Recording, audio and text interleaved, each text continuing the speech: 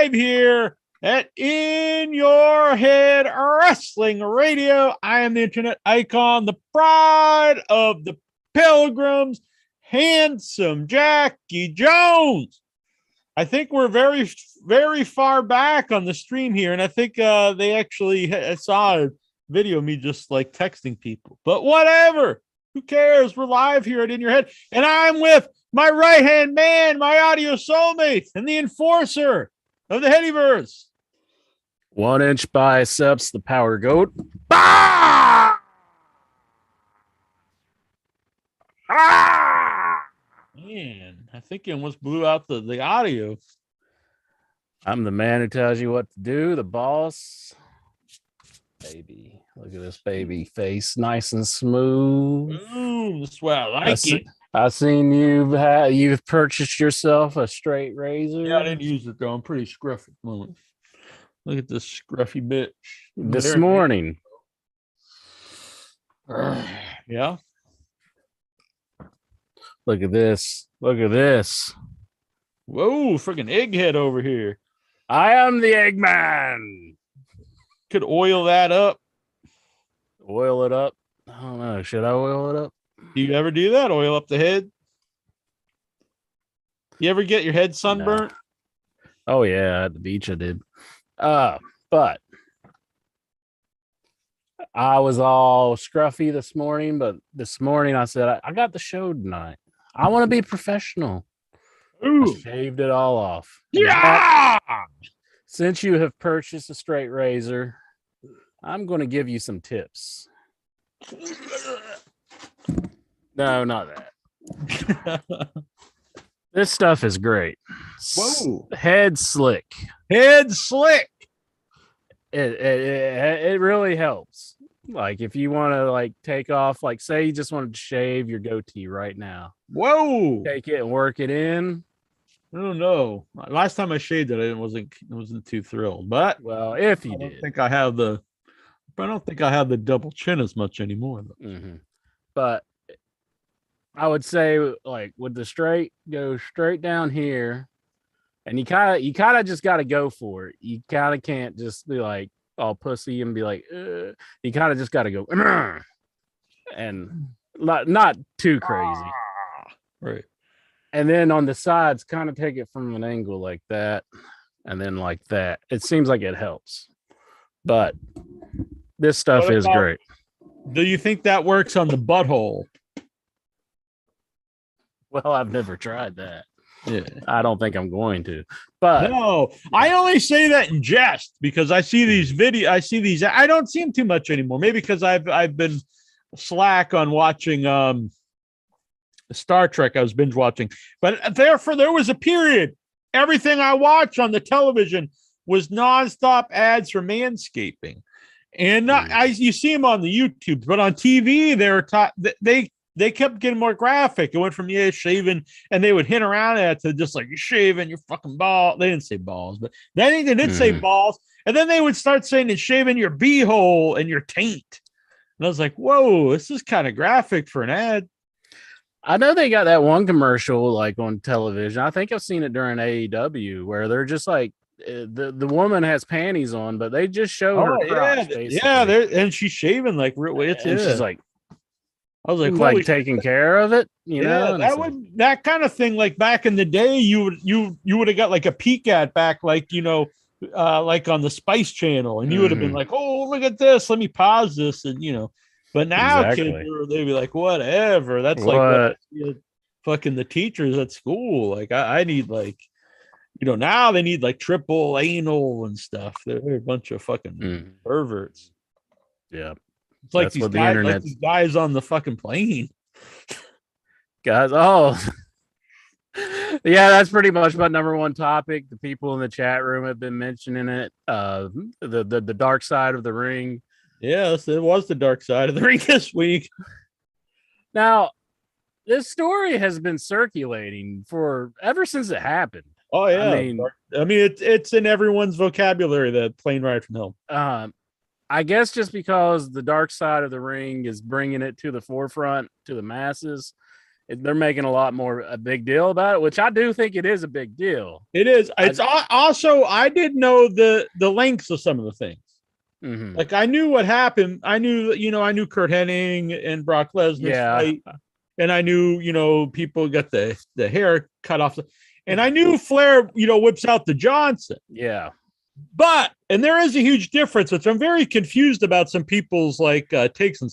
There's a huge difference between taking out your penis, and I'm going to get into that in a minute too, is like the idea that it's insane that someone would be offended by this. Like I don't know how people can't understand why someone would be offended by this, but there's a huge difference between that and like forcing someone into a room and having them rub your penis. Mm. Vince Rudo in the chat room here, he says, time for Ensure to defend Flair. And I'm just going to say, you're absolutely wrong on that. I've always thought Ric Flair was a creep. Right. But, I mean, on television, there's nobody better. I mean, he is a very entertaining person to watch. But I've always thought he was a creep outside of the ring. I mean, for one, he doesn't even acknowledge people are around him. That's one. My personal experience, that was one. So, but that was, I mean, it's basically sexual assault. I mean, in this thing, these things happen in just straight up is all the time. And I mean, I've never thought it was acceptable, but it was just some of these stories that went around. Now, my version of the story that I remember, I could be construing it with other versions of Ric Flair doing craziness, but I thought he took his penis out and tapped somebody on the head with it. Was that another story? I think that's another story. So this is another instance. Yeah, because even on this one, because people are saying they got some stuff wrong because Vince McMahon actually wasn't on the flight. Yeah. And then people are saying, well, they're getting him mixed up with. Yeah, but apparently a lot of people are saying he really wasn't. And that could be the case. Yeah, they said it on the show that he was, but people are saying he wasn't. They're swearing that he wasn't. And the thing is, people said he might not have been, but they're getting these mixed up because there were so many flights, overseas flights, that all a lot of these same stories happen. There's that one that it's not even just a plane ride from hell. That this is so common that you started mixing up stories. Yeah, exactly. Well, I know there's that one where Kurt Angle and Vince are like squaring off. Yeah, because they're saying that was also an overseas flight, but a different flight. Okay, so that was a different one altogether. And then Undertaker, he choked out Angle or something or he took up for Vince. I just remember that was because he woke up from being asleep. So this particular one, he basically backed her into the room where they get all the drinks and everything, and he was basically just and he basically forced her to touch him, I guess. Yeah, and they according to her, and she's according to the story, and she seemed, I'll be honest, she seemed very believable, very sympathetic. Seemed like a honestly good person. She didn't just come out of the blue and start saying this. She was saying it, a long time ago. It's in the papers. Mm-hmm. So I tend to believe even most of the people said it happened. It's just some people decided he's saying it didn't happen. Isn't there a one of those animated series where they they took Ric Flair coming out with no clothes on but the robe? I mean, this story's been it's it's very it is weird that they even made that, and they took it off the network. It was still on the network, and they took it. That's very telling. I'll be honest, that makes you look even worse to take it off now, because it's like you're like, yeah, we made this to be as a comedy because we thought it was hilarious. Oh, wait a minute, no, it's not funny anymore. Let's take it down. So, and I mean, he's so famous for this situation where he puts on the robe and he walks around without his clothes on. Is it really that far out from the stretch of the imagination that he does other inappropriate things? He's already showing everything he's got to the world. I mean, so I believe her. I mean, I have no problems believing her. No, I don't either. And I don't really understand. I think it's funny taking your dong out, but if someone was offended by that, I'm not like insane. I'm not gonna say what. How dare you be? What are you, a snowflake? How dare you be offended by that? And then there's just a huge leap between that and having someone forcing someone to touch your penis. That's just straight sexual assault. And I would say having your dong out at all is sexual assault. It's not good, but there still is like levels. Like backing the person into the corner and all that. Now that's definitely crosses the lines of sexual assault. People that are like defending this is I don't know. It's very, very odd take to me. And Dreamer came off like a total low life on this. I don't know. He had some personal vendetta against this woman. He's like so pissed off at her. That whole end where he's like, and everyone's offended by everything. They'll be offended by this hair. And it's like, dude, you're comparing to like a stupid haircut to someone being sexually assaulted. Like they're both equally things that is silly to be offended about. Like there's nothing in his mind that would think, oh yeah, this is probably not a good thing to do to this woman. Well, based on his story on what he was saying, I think he's of the opinion that Ric Flair didn't do it. Was how he was making it sound, and I think he thought he was taking up for his friend. I think Flair did it. I mean, I don't think there's any question to it. I think Dreamer's just a big fanboy. He's like, I was on a plane with Flair. So you don't think they talk or anything, or just maybe? But was he on the plane? Yeah, he was. I think he was on the plane. Yeah. Well, I mean, Tommy's done some creepy things himself. I mean, I thought he came off the worst in the show because he's literally there talking himself. I mean, so the stuff Flair did is awful, but he wasn't there to say his side. So it's like, well, even though I believe her, like, but Tommy Dreamer's there and he's there right now talking. And that was just straight up victim shaming. And I know people say I'm a snowflake and a lib and all these things, but. Well, I mean, Tommy's done some things in the past where, the whole Francine pile driver thing. I don't know. I guess she was down with that. I don't know. Yeah, that's part of the show, though. You know what I mean? Yeah. And then the storyline about, he can take them both on. And then his descriptions of like, that's Beyond the Mat, where he's talking about like the end of a wrestling match is like climaxing and sex. I mean, I'm just saying this is creepy things that he has exhibited to the audience to kind of make me think he's a little bit of a creep, I mean, I know we've had some creepy stuff on the show as well, but I've always kind of thought Tommy's a little sleazy in a sense.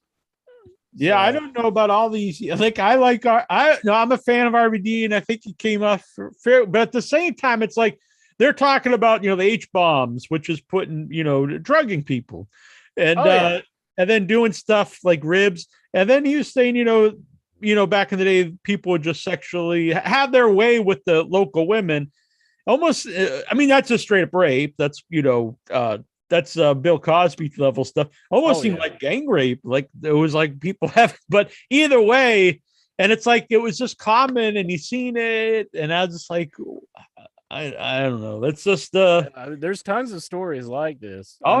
But Medusa's coming out. She's putting out a book and saying that I think she's dedicating it to people of the things that's happened to. I saw Missy Hyatt on Twitter was saying that was like the culture, and she wasn't defending it. She was saying the seven, when she was in wrestling, that was the culture. People would H-bomb the women and do whatever they want to them. Yeah.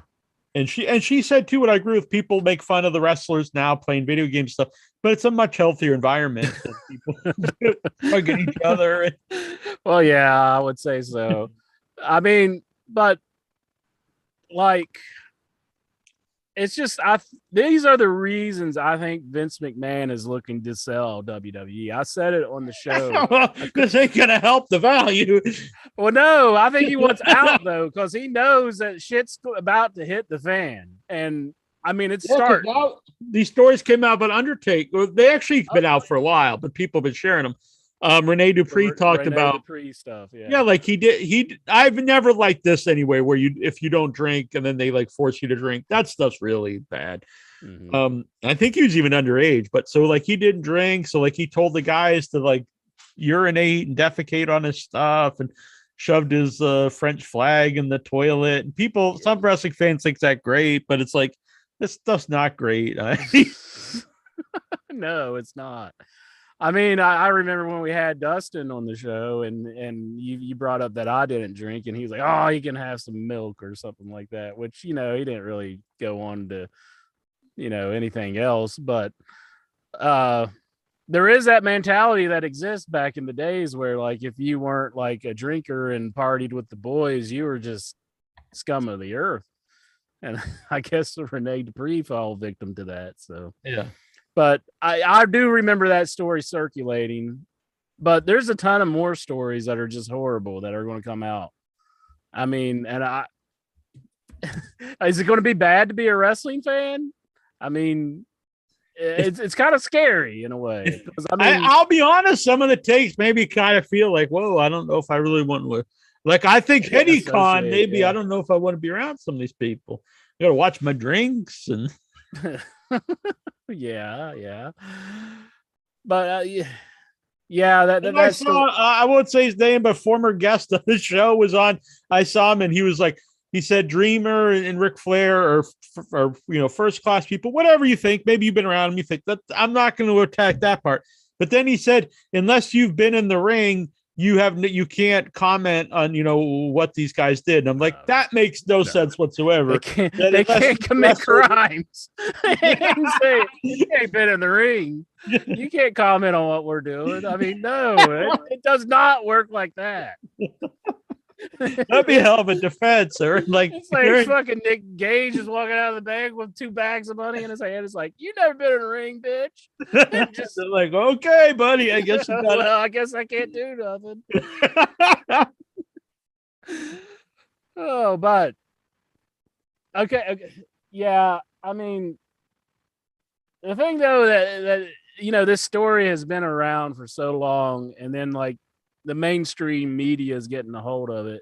And it's like, a lot of wrestling stuff just flies under the radar, Yeah, I guess so. I guess a lot of it was just like people kind of like writing it off as like, oh, that's just that wrestling bullshit. Whatever. Yeah, and some of the times you think stuff's exaggerated. But imagine, like, I honestly, when I hear I knew the Flair stuff to a degree, but I didn't know it to that degree. So when I hear that, I'm like, oh, that's definitely over the line stuff. But imagine if you hadn't heard that stuff at all. And so this is the first, you just know Ric Flair, from TV ads and stuff. You think, hey, that guy's funny. Then you hear that for the first time. I mean, you're going to be like, whoa, what's. Yeah. Because I thought it's bad enough now, but if you'd never heard it at all, you're going to be like, whoa, what the hell is this? Jonathan Jackson in the chat room, he brings up Nick Gage never sexually assaulted anyone. Yeah, as far as we know, he is not. And then Vince Russo says that we know of. Right. But yeah. So yeah, I guess just where everybody's getting wind of all these stories, but I hate to say it, but it is kind of like old news to me. And I did think, like, what about all these wrestlers like drugging the women? Because RVD was talking about that, I mean, that's like horrendous, Oh yeah, it's just and they say it just like it's like nothing. Yeah, Tony Atlas, he was saying on Dan Marotti's show about how somebody would drug a woman and then he would do things to her that would like ruin her, and then he said, I'm not going to say any names, and then he went woo. So I mean, he basically said who it was once he did that. But Dan, they're having a big falling out with each other. Right. So Tony and Dan are fighting back and forth with each other. But I thought Cornette he went over this stuff, and I was like, man, I don't know if I want to hear his take, but I agreed with him. He's like, this stuff is, he said that back in the night he never wanted to fly with those guys because he said they were all assholes. And wasn't he kind of saying though that Flair wouldn't have done anything? Like he didn't say it that way. He said in Flair's mind, he didn't even say it didn't happen. He said he would say in Flair's mind, he would think that Flair did. There was no intent there, which I understand what he's saying, but that doesn't agree with that.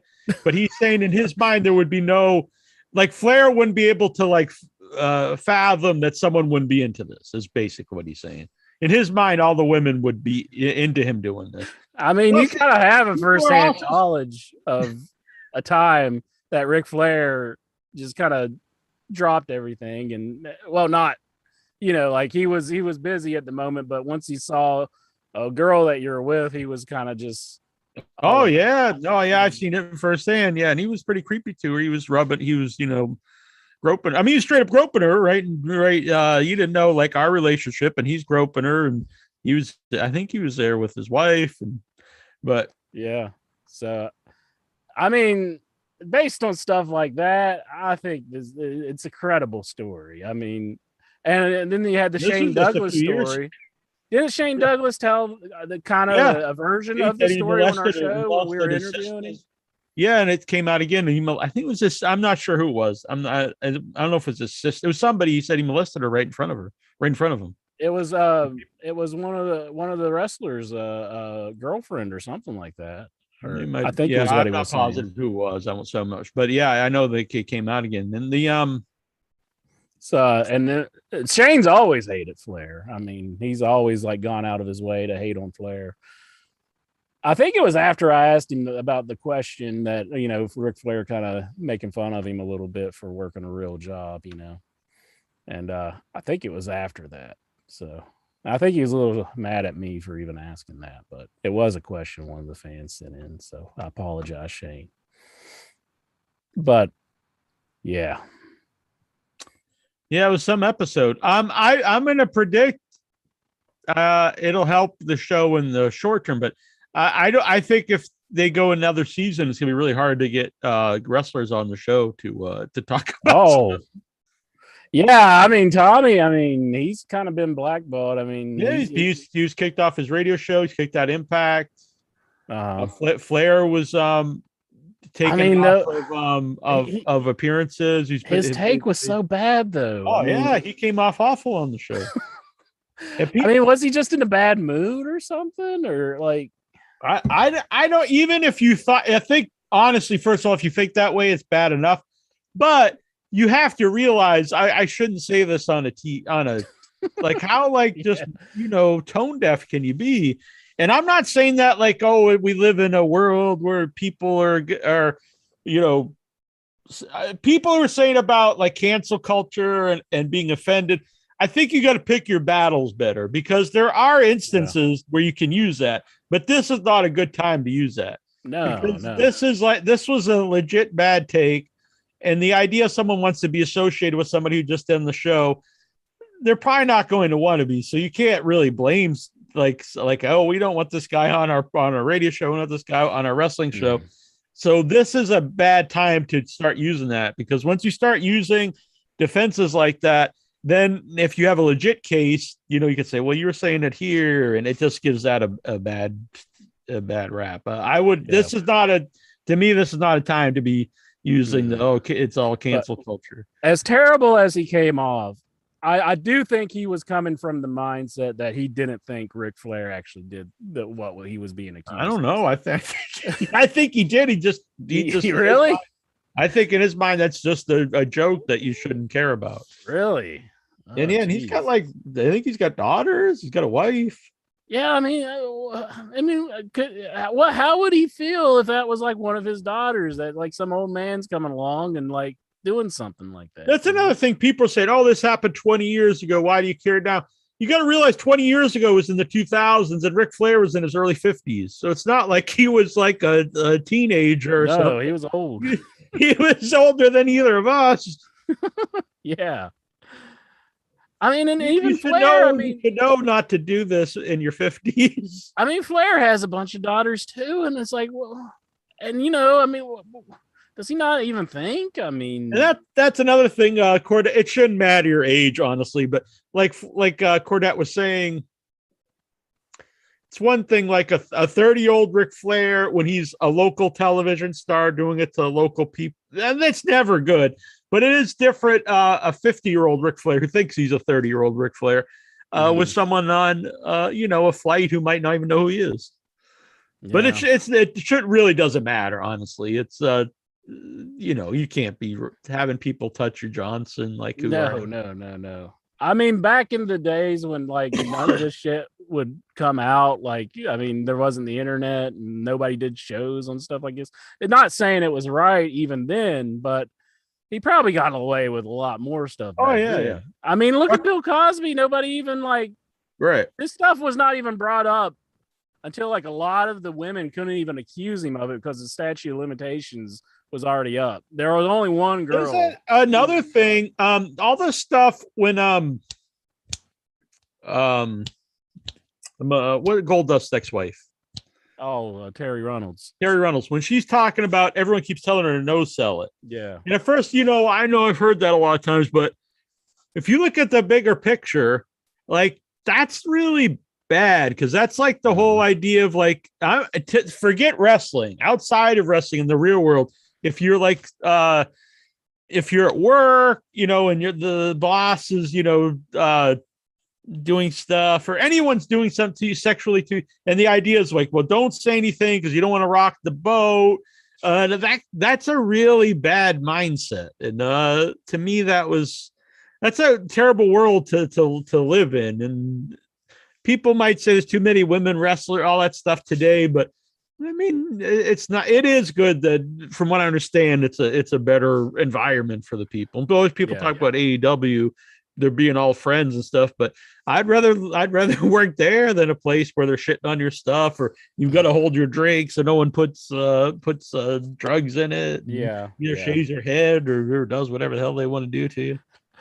And I'm sorry, but I do find it a funny story about Michael Hayes getting his ponytail cut off. I'm not a Michael Hayes fan. Right. Well, at the end of the day, is it wrong? Yes, it is wrong for Michael Hayes. But all this stuff's different levels. Like that's not like a criminal behavior, really. I can't help but to laugh. I think it's funny that X-Pac was pissed because he was burying him in all the book. I would think Michael Hayes would be like such a stooge. He would know not to bury X-Pac though. Like I heard because I listened to everyone's take on the show, and I was listening to Meltzer. I think it was Meltzer, and he was like saying, like, I'm pretty sure it was Meltzer. Like he was like, Michael Hayes must be really valuable to the company because look at all the stuff he's done, and he's a guy that they never fire. Like, do you think he is just the greatest mind in wrestling, like I claim, or does he just have something really bad on the McMahon so they can never fire him? I mean, okay, he's the situation with Mark Henry was awful. Singing at Stephanie's wedding, wasn't he singing Freebird at Stephanie and Triple H's wedding? I think, and he was even like on his flight to get the hair cut off, he went up and punched JBL on his head, like where he was cut, to reopen the cut. Oh yeah, I forgot. Like, why would you do that? He's like this old man, and he's going up and punching. He was probably like 30 at the time, or 35. This giant dude. It's like, well, yeah. What was he thinking with that? Why did he do that? I don't know. Oh my goodness. Anastasio Theodosius, or however you say his name. Number one, good for X-Pac. He likes that X-Pac cut off the man's ponytail. But wouldn't you think X-Pac had like a lot of friends that were like higher up? I mean, maybe Triple H wasn't as high at that time, but like, he's kind of a known person. But oh yeah.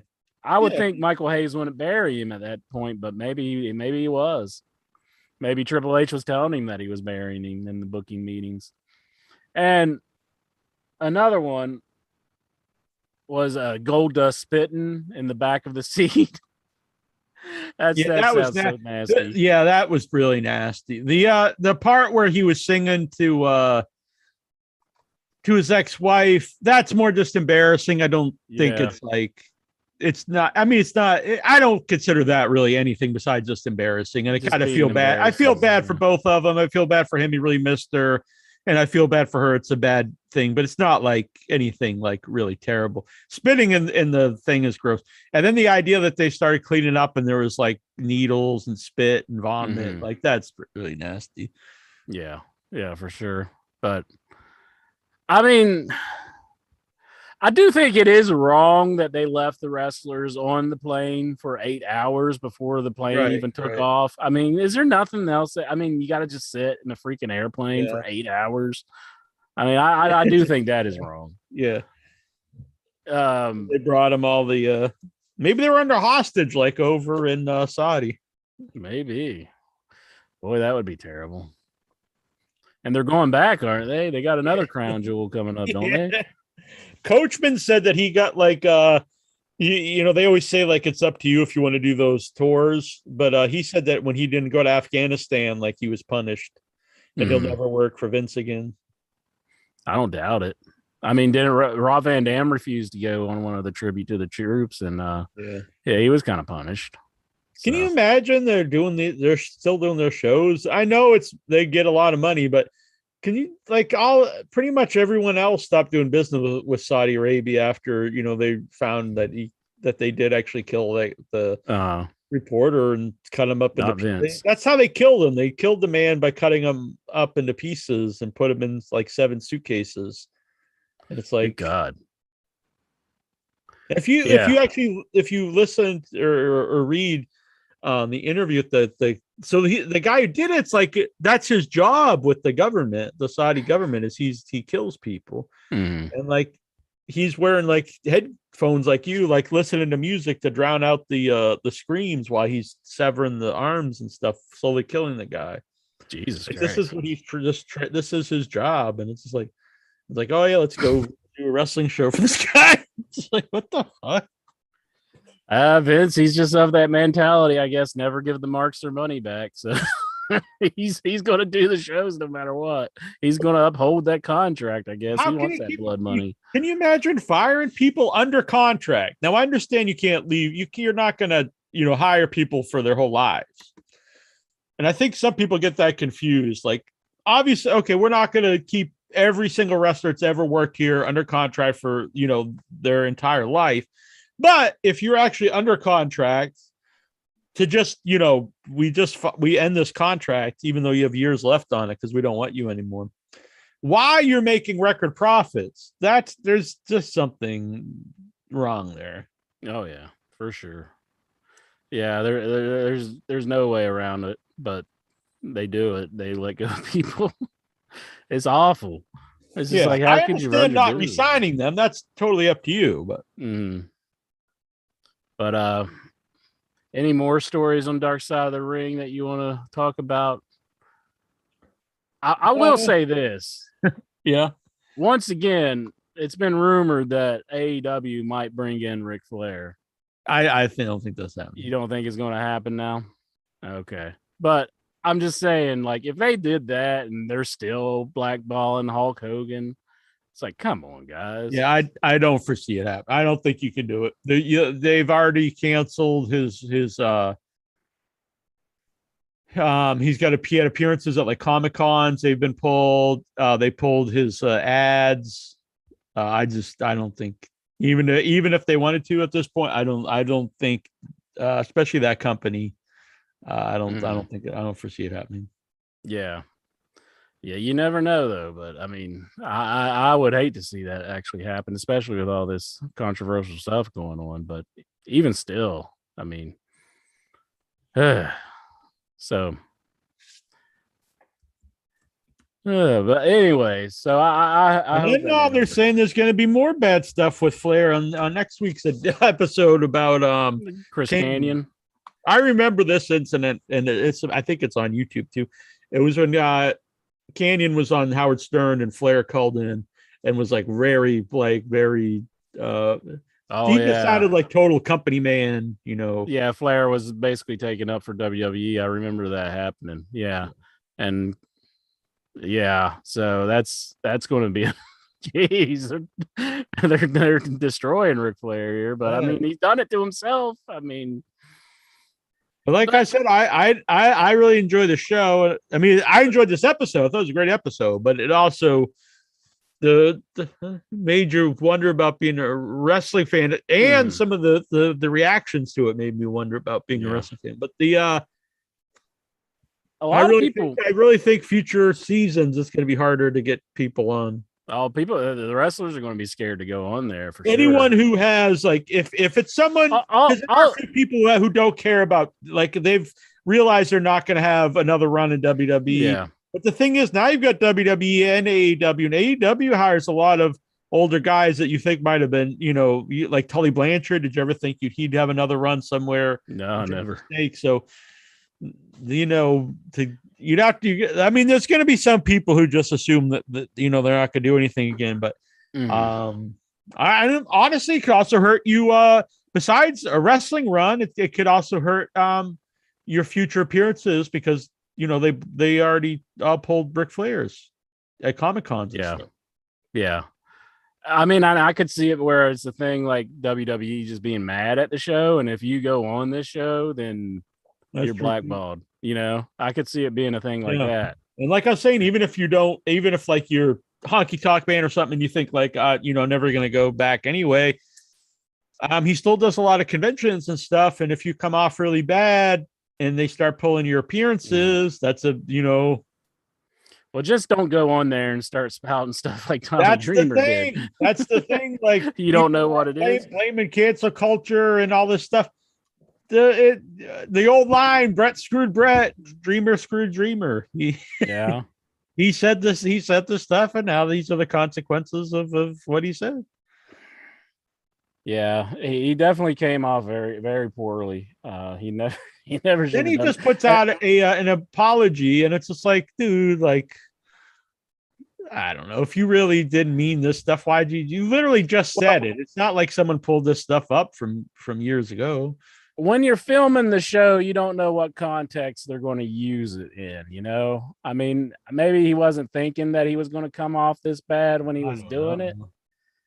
But I mean, I don't know. It's worse. It's just like this. These were, I think we got his real thoughts, and that's him. But I've also heard that the most shocking part of the thing, I thought.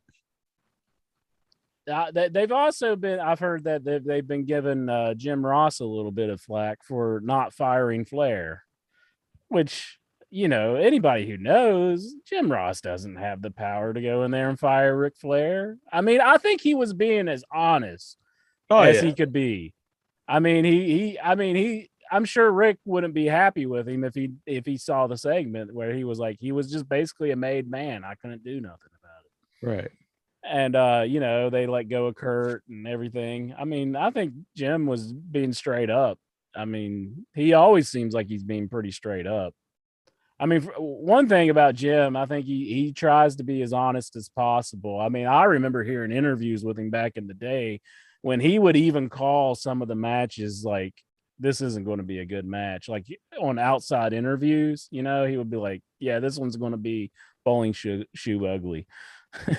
but I don't see how anybody could give him flack for, because it's Vince McMahon who's ultimately making the decisions for any of these things. And so don't give Jim Ross a bad time. I mean, wasn't Tony Schiavone saying something? And I think he was a little mixed up on the story. Like his paragraph was like, I think he was saying Dustin was doing stuff that he wasn't doing. And I'm not really sure. It was a weird... lot of them are confusing. All apparently, like I said, there's multiple fights for all these crazy things.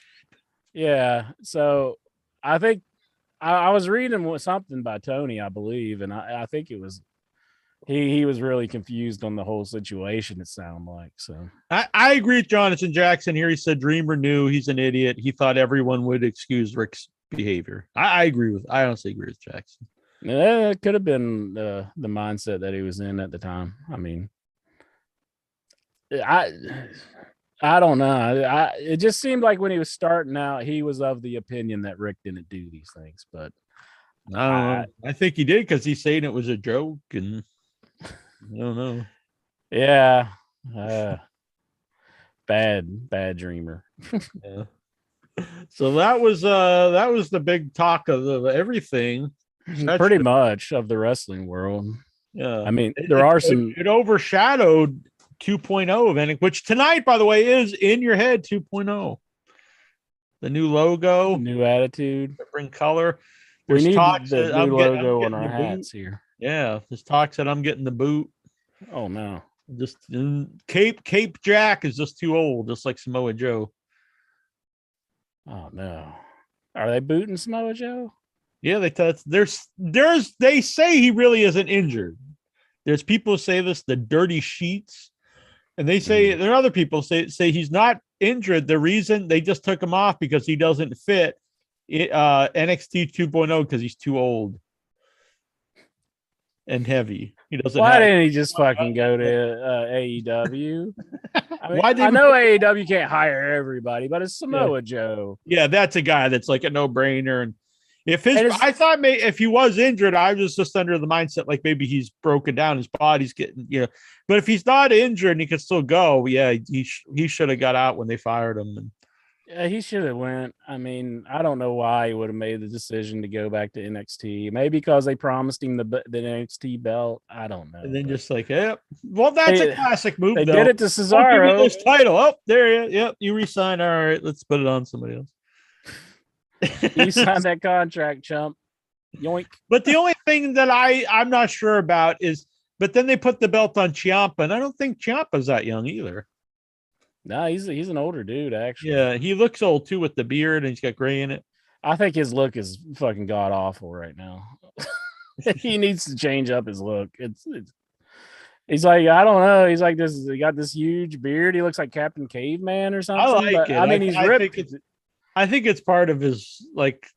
I think it sets him apart. He's like this. He's kind of like he's like Edge. He's like this grizzled old man. Edge. No. He's like the guy. They just say he's blind, and he could be like the guy from Don't Breathe. This old blind grizzled man who beats everybody up. Okay. That'd be interesting. Yeah. I don't know. I like him, but to me, like he's never gonna have a run on the main now it is the main shows again, I guess, since they're saying that this is developmental. I don't foresee him ever having a run on the main shows. Mm-hmm. Probably not. Does he even want it though? He said he'd rather retire. Yeah. Which honestly, I don't know how I feel about that. Like when NXT was its own brand, but now they're saying it's developmental, it's really not important again. To have the mindset like I just want to retire here, I don't think that's a great like. Did he not get the memo that Vince McMahon's taking over for NXT? I mean, was this before he knew that? I mean, because I don't think you want to be on NXT right now. I mean, because it's not going to be the NXT that everybody knows. It's going to be watered down. I watched a couple clips because I was interested to see Rick Steiner's son. Who they call like Ben Breaker or Braun Breaker, which I don't know their obsession with the Braun name. In my opinion, they're probably just calling another guy Braun as like a little dig to Braun Strowman because they're petty and like to make people feel bad. But like he looks just like Rick Steiner. He moves like Rick Steiner. He wears the same, gear as Rick Steiner, but they don't say he's Rick Steiner. Just say it's Rick Steiner Jr. And they've been told they can't mention like that he's related. And my question is why? There's no benefit to that. Yeah. I don't get it. I mean, and Braun Breaker is not a good name. No. I mean, Brian Pillman Jr., I mean, he's had a buzz about him just because he is Brian Pillman's son. I mean, they've really turned the boat on Pillman because I think they were missing stuff I thought all along, because I actually thought he could be a big star. And then when they had the buzz from Dark Side of the Ring, to continue having him in the team, and I don't mind the team so much, but the name and the gimmick with the team.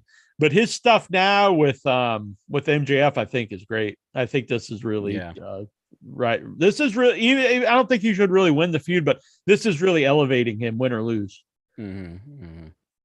Yeah, I'm curious to see where they'll go with all that. So, and they're really going all out with the. This is like the old ECW style, like promos by MJF. This is good stuff.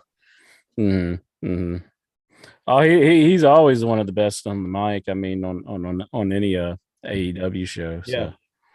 And I actually liked his feud with Jericho. I think I some people didn't like it. I liked it, but I am happy to see him in something new and fresh. Mm-hmm. Mhm. And he's the bigger star in this feud. Where the other one, he's like the guy against the veteran. This time he's the established guy and bringing up someone else, which is interesting. Well, Jack, I know he's your favorite announcer on Rampage, but he's got the axe. Mark Henry, he's been replaced by Ricky Starks. Yeah, I'm happy about the first part. Nothing. I mean, I'm sure he's a nice guy, but he's just not cut out to be a commentator. Mm-hmm. I would have just took this chance. Okay, let's go back to 3-man. 4-man doesn't work because it's too many people. The fourth guy doesn't really get to talk, and then replace him with another guy, and then replace him with a full-time wrestler, like an active guy. Yeah, and it's not even an older guy like Jericho, which I don't think is smart either. But this really out of place. I don't think it makes. I don't understand it. I don't know why they need to have like 4 or 5 people on the booth. I mean, yeah, because every once in a while they'll add another guy, which is fine. I don't mind that. But when you add another guy like a guest commentator, when you already have 4, then you have 5 people. It's way too many. It's already too many 4. I think 3's like too much at the times, you know? Yeah, I think it can work with this. I think it works on Dynamite because I think Excalibur is it's cool to have the 2 veterans, and then Excalibur does bring us something different. Mm-hmm. So I think Tony goes well together. He does a lot of the interviews in the ring a lot of times. So. Yeah, so that works. But there have been a lot of times where 3 is too many. 2 is probably ideal, but 3 can work. But 4 is definitely just I don't think it's ever worked. 3 has worked. Like I think it works on Dynamite, and it did work in WCW when they would like add Tenay. Yeah, that's similar to the Excalibur kind of deal where he's the younger guy, even though Tenay wasn't like young, but he knew the younger guys. You know. Mm-hmm. Vince Russo back on the Braun Breaker thing. He says they couldn't trademark the Steiner name. That's why WWE didn't go with it. Yeah, they're saying that. I don't know how the validity of that, and why can't they? Can't they just say, "Hey, Rick, don't you want your son to do well?" And be like, "Yeah, that'd be cool. All right, let's get the name. Get over the barrel, Rick. We own your name now." I would assume most guys would probably want to help out their son. So is this the new direction? They're just going to sign all the children. Like we don't want any indie wrestlers, but we just want all the children because they all the new signees are just all wrestling kids. Vince is like the new like Freddy Krueger of the wrestling business. He's just like, I want all. Remember the old children. Everyone was fixated on the bone from the old Raw script, but there was, remember, another group. It was like the bastard sons of Vince. Mm-hmm. Remember the old Raw script we read? Maybe someone found that and they're like, "This is good shit, pal." Maybe. I saw Steven Regal's son, and I love Steven Regal, but William Regal, his son, he looks like I don't know, doesn't look too impressive. Not too hot. I haven't seen him. What show was he on? I just saw a still picture of him. So I mean, that's not a best. It's not a great maybe he's fantastic, but someone said he looked like one of the, and he did. He looks like one of the guys from Monty Python. Oh, jeez. Trying to find the picture. Someone can help me send me the picture. I saw it was on the group, but I'm not sure where it is now. Mike Whitcomb, he says he looks about 12. That's what he says. No, I thought he looks like an old man, actually. Oh, I think he was talking about Mysterio's kid. Okay. Oh, yeah. I can't get into him. He's definitely got Dominic. Yeah, he should have a match. He's not ready to be on a big show. He looks like such a bum. I actually am not someone who's like obsessed with big guys. It's more about how they come off. Like Darby Allin's very small, but I enjoy matches and he looks cool. Dominic is a lot bigger than him, but he looks like such a little kid. Like it does. They also have him wrestle Ray's style. Like, why can't they let him try to do his own thing? I mean, because he's much bigger than his father to begin with. I mean, he's taller, way taller. Yeah. I mean, he could probably do other things than be like a high flyer. So, yeah, I think he should be masked. I think it would make sense because he really looks like a kid. So if you had the mask, you wouldn't know. It's kind of the opposite of when you had. Well, it always helped Ray because he looked like such a little kid, especially when he's small. And they would have him masked, and then you wouldn't think about that. And also, it helped older wrestlers who are masked, because then you don't know if they're older or not. Vince Rudo says he tagged you in a post. I guess he has the picture for you on your Facebook. So, thank you, my good friend. Look at this guy. Kind of looks like Bob Odenkirk or something. He doesn't really strike fear in me. No. Looks like an old drunk or something. This looks like some guy I'd be like in a pub. Oh, well. Who knows? Maybe he's great, but I haven't seen him. I haven't seen him either. So I don't want to bash him too much.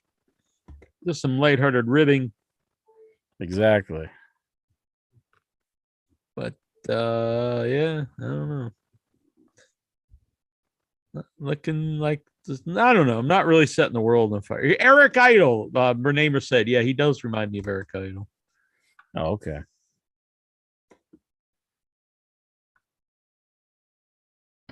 Kids Authority says, "Who is that goof?" It's William Regal's son. That's who we just showed. So there you go. Yeah. El Hijo del Regal. Geraldine said Tommaso looks like he's 50. He does. He looks like old. I kind of think it works for him. Well, my light's just dim. Uh-oh. Last night I was down here sending files from my laptop to my computer, and something was running around over here. And I was like, whoop, it's time to get out of here. But I don't see anything at the moment. It's scared of the power of Jack, you know? Yeah, last night I was just nasty meal. Mm-hmm. Now you're Jack. It doesn't. Yeah, sorry for the delay. Actually, earlier that was my fault. It was not Inchers. Incher was here on time.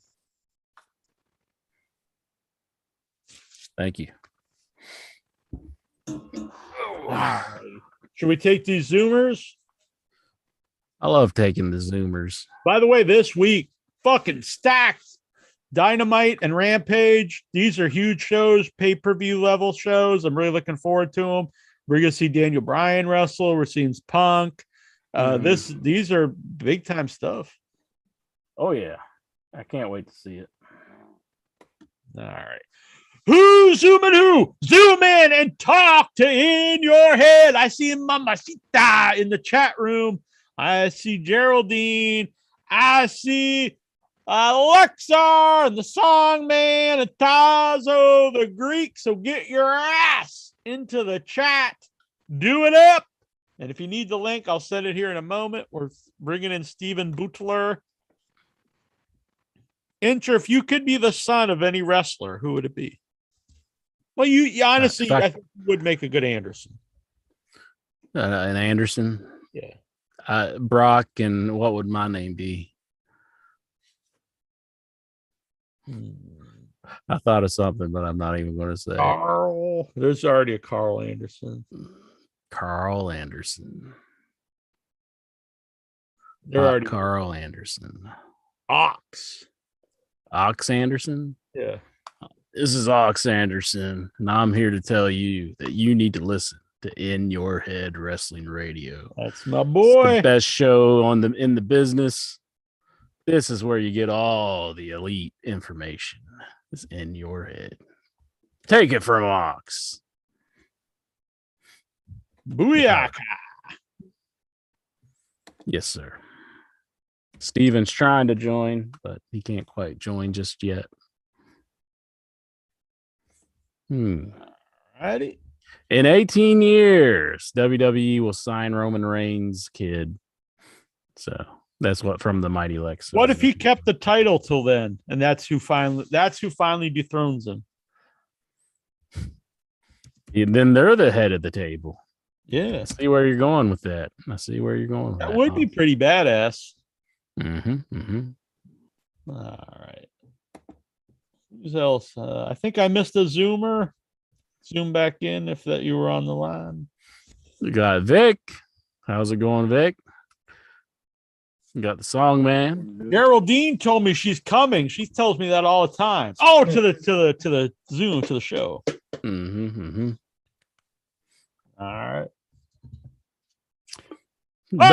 Don't make Tommy Dreamer call in and defend your comments here on the show. Song man, do I need to clean up? I don't know. All kidding aside, there's been jokes people can know that I've stopped doing on the show, not because I'm afraid or anything like that, but it's really because people take a lot of that stuff seriously in a weird way, not what you're thinking. In a weird way, they're like, oh, he really hates these different, and nothing I ever said was hateful. I was joking around, but people take stuff in a weird direction. So it's weird times. Weird times indeed. I like Vic's shirt. He's got us on the shirt. Yeah, look at that. Bam. We need Jack's to get got his branding iron. The 1.0 memorial shirt. That's right. We're gonna have the new 2.0. Soon we are gonna ban any talk of in your head. You have to always say in your head 2.0. We're gonna make Vic dye his hair black. Oh, really? He's gonna have to have a young look for the show. Because I'm too old. Because I'm too old to be on the show, right? Yeah, me and Inch are gonna wear toupees. I can see Vic right now going to his mailbox and he's just like, oh, hey, look, Jack sent me something. And he opens it up and it's like, just for men. He's like, just a subtle little hint. That would be fun though if we wore if anyone out there sells toupees, if you could send me an intro one, we'd wear them just for a show. That'd be fun. They can be real shitty, like clean though, you know what I'm saying, but they don't have to be like high quality. They can be real shitty and you just get one with shit covered all over. That's wrestling for you. Mighty Lexar. There's the man who was trying to spoil my AEW viewing. He was like, look at all these videos. It's like, no videos, Lexar. I'm going to watch it later. He didn't mean anything bad. So he was. I don't think he did. And plus, it was so far away. It's like I really couldn't make out anything anyhow. You're in the nosebleed seats, Lexar. Did your nose bleed? No. Okay. I'm with you, Lexar. Any seat in town's a good time. Don't let your seat shame you. Oh, wasn't you the one all bragging about? Oh, I'm front row for the pay-per-view. Yeah, but I mean, I realized that everyone could be as cool as me. What do you think about that, Lex? Everyone can be a big shot, you know. You're in the nosebleed seat. There I am again. You have a good time no matter where you are. In fact, I will say this: I think I enjoy wrestling better in the mezzanine. As opposed to the floor seats, unless you're front row. If you're third or fourth row in the floor, you can't see shit because everybody's standing up and you're not at an angle. Fuck that. You ain't gonna enjoy yourself. You got boom. You don't need to worry. You're a little higher than everybody. It's got an angle. You can see it good. You got to be tall if you're going to be in like the third or fourth row. Right. You got to be Geraldine. She's a tall lady. Oh, is she? Yep. How tall are you? I am 5'10". No. Okay, 5'10". That's taller than me. Yeah, I'm short, man. I can walk under like a tunnel. Oh, really? Like a Smurf going through a tree or something. Like, right.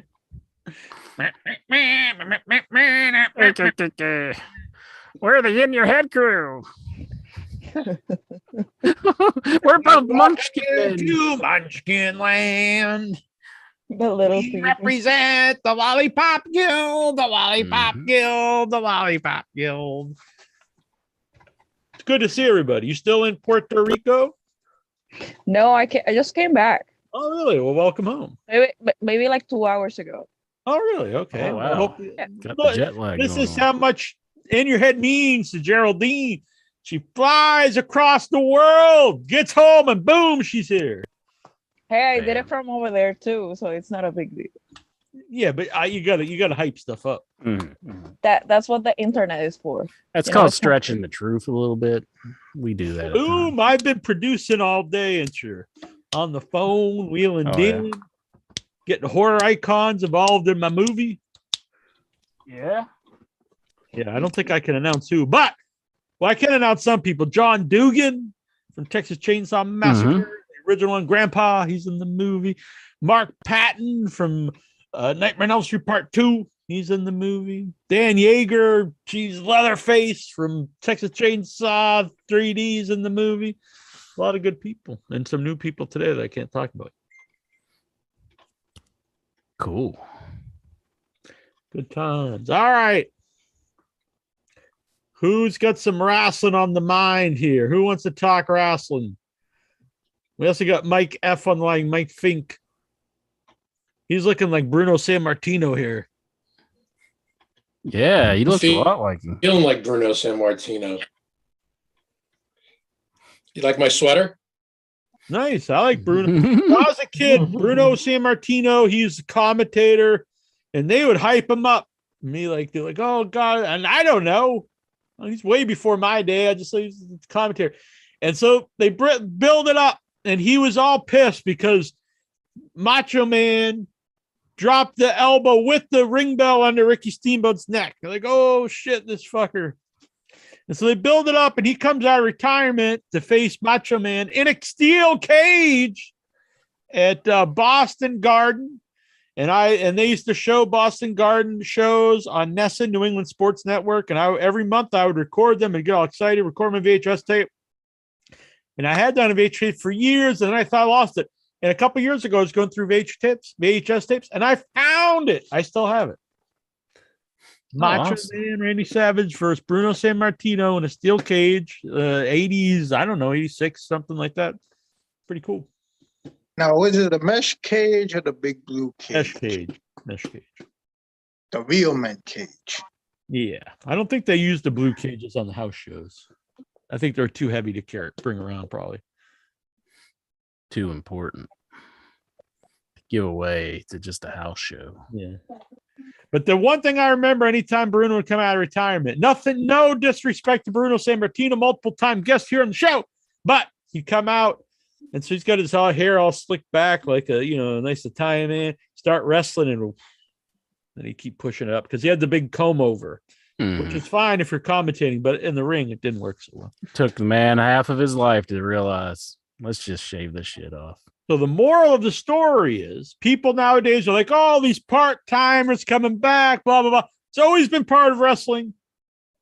When I was a kid, Bruno Sammartino came out of retirement. He might have been before my day, but they built them up like, holy shit, this must be somebody. And then all the older fans are like, holy shit, Bruno's coming back to fight this young punk, Randy Savage. I'm going to watch that. I remember they made a big deal, and Jimmy Snuka came back. All these guys would come back. It's always been part of wrestling. It worked then. It could work now. The problem is when they started to bring attention to it and started calling them part-timers, that was so idiotic because then that you told your fans that to not like people if they're not there full time. So you actually ruin something that is beneficial to your company. It's beneficial to bring back a big name every once in a while. And then you told the fans that they should boo these people. So it was very stupid. Bad decision. So there you go. All right. Geraldine, what's on your mind, Mamacita? I was just trying to catch up with all the wrestling because I missed the Dynamite from last week, but I couldn't find the highlights. Oh, really? It was a good show. I don't know. I missed it. There. Yeah, Lexar was there. Oh, really? Yeah. How was it? It was great. It had a fun time. Maybe the best wrestling shows I ever been to. I'll be perfectly honest. The AEW shows that I've been to live, the audience, it's so great atmosphere. You can really feel it. Everyone's into it. It's honestly, I would agree. It's the best wrestling shows. Was you close or was you just like far away? According to my photos that I sent to Jack, hang on, I'll show you. Yeah, Lexar's got some highlights. Good time. Jonathan Jackson with the hell of a mask. He is supporting Slasher Man, and Slasher Man has some new designs out there. Go check it out, slasherman.com. I'm John Draker, and welcome to IYH 2.0. 2.0. Wow. 2.0. So what do you think? Should I start wearing a toupee? This is how far Oh. Lexar was. Shit. Look at it. Look, I will they look like ants. I will not seat shame Lexar. I say you have a good time no matter where you're seated. Look, they're ants. Who's even in It- that ring, It Lexar? doesn't matter if he was far. If he had a good time, that's what it Exactly. I was WrestleMania 14 when Steve Austin won the title, and I was way up as far as back as you could go. It didn't matter. It's Steve Austin out there, and he's wrestling, and Mike Tyson punches out HBK, and I had a good time. Doesn't matter. You didn't take any photos? No, that was pre actually then you That weren't was even allowed to take photos. That was before cell phone. Yeah, there was no unless you're Paul E. Dangerously, you didn't have stuff, and you weren't allowed to bring a camera. Then you would have got kicked out of the arena if you brought a camera. What a disposable camera. No, you weren't allowed to take photos. That honestly, not till that long ago were you allowed to take photos.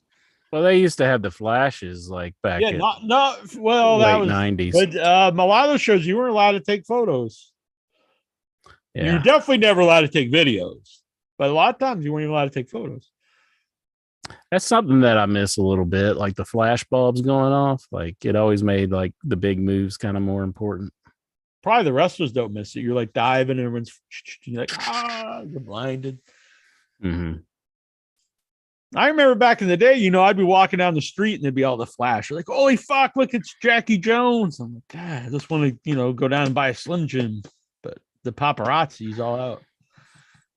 No. Yeah.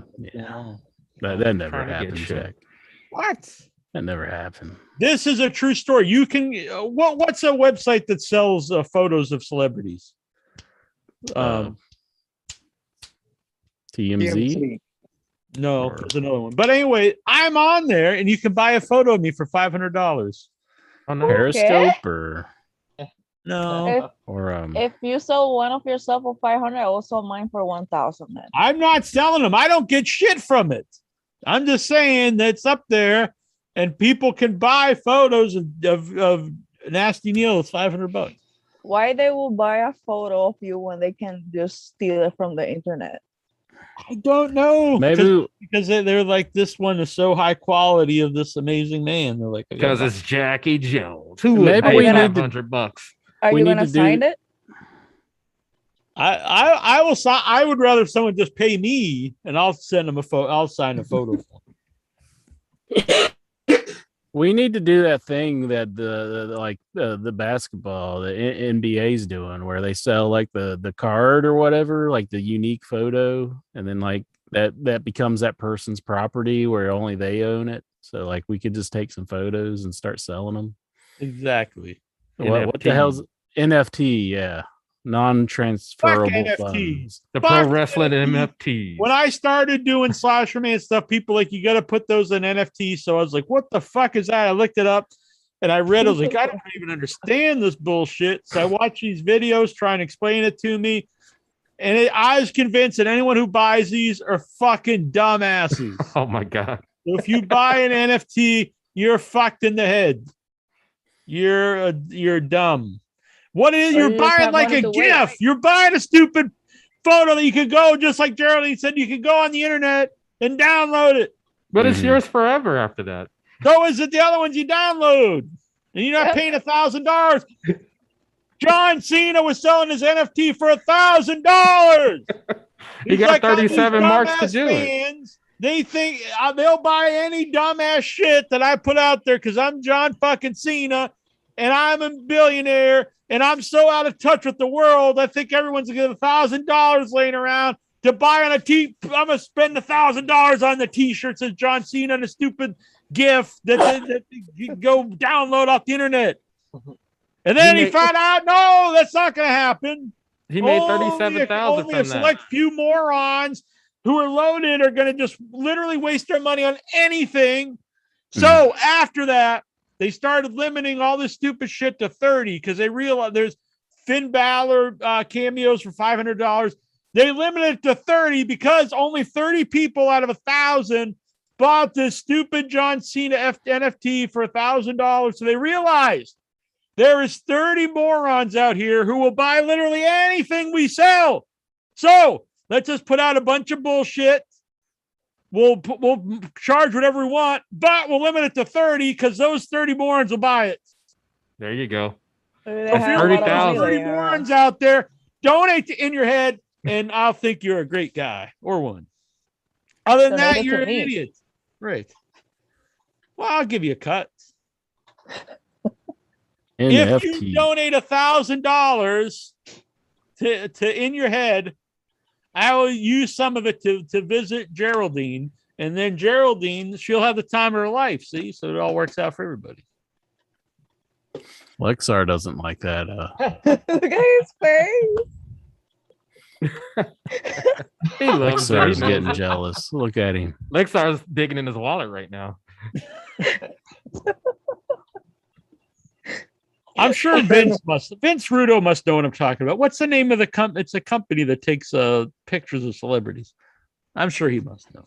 I'm saving my money for tomorrow. I already bought tickets for Grand Slam. So Really? Is it like Newswire or something like that? Or No. I It's can't something think Ticketmaster. Getty Images. Getty Images.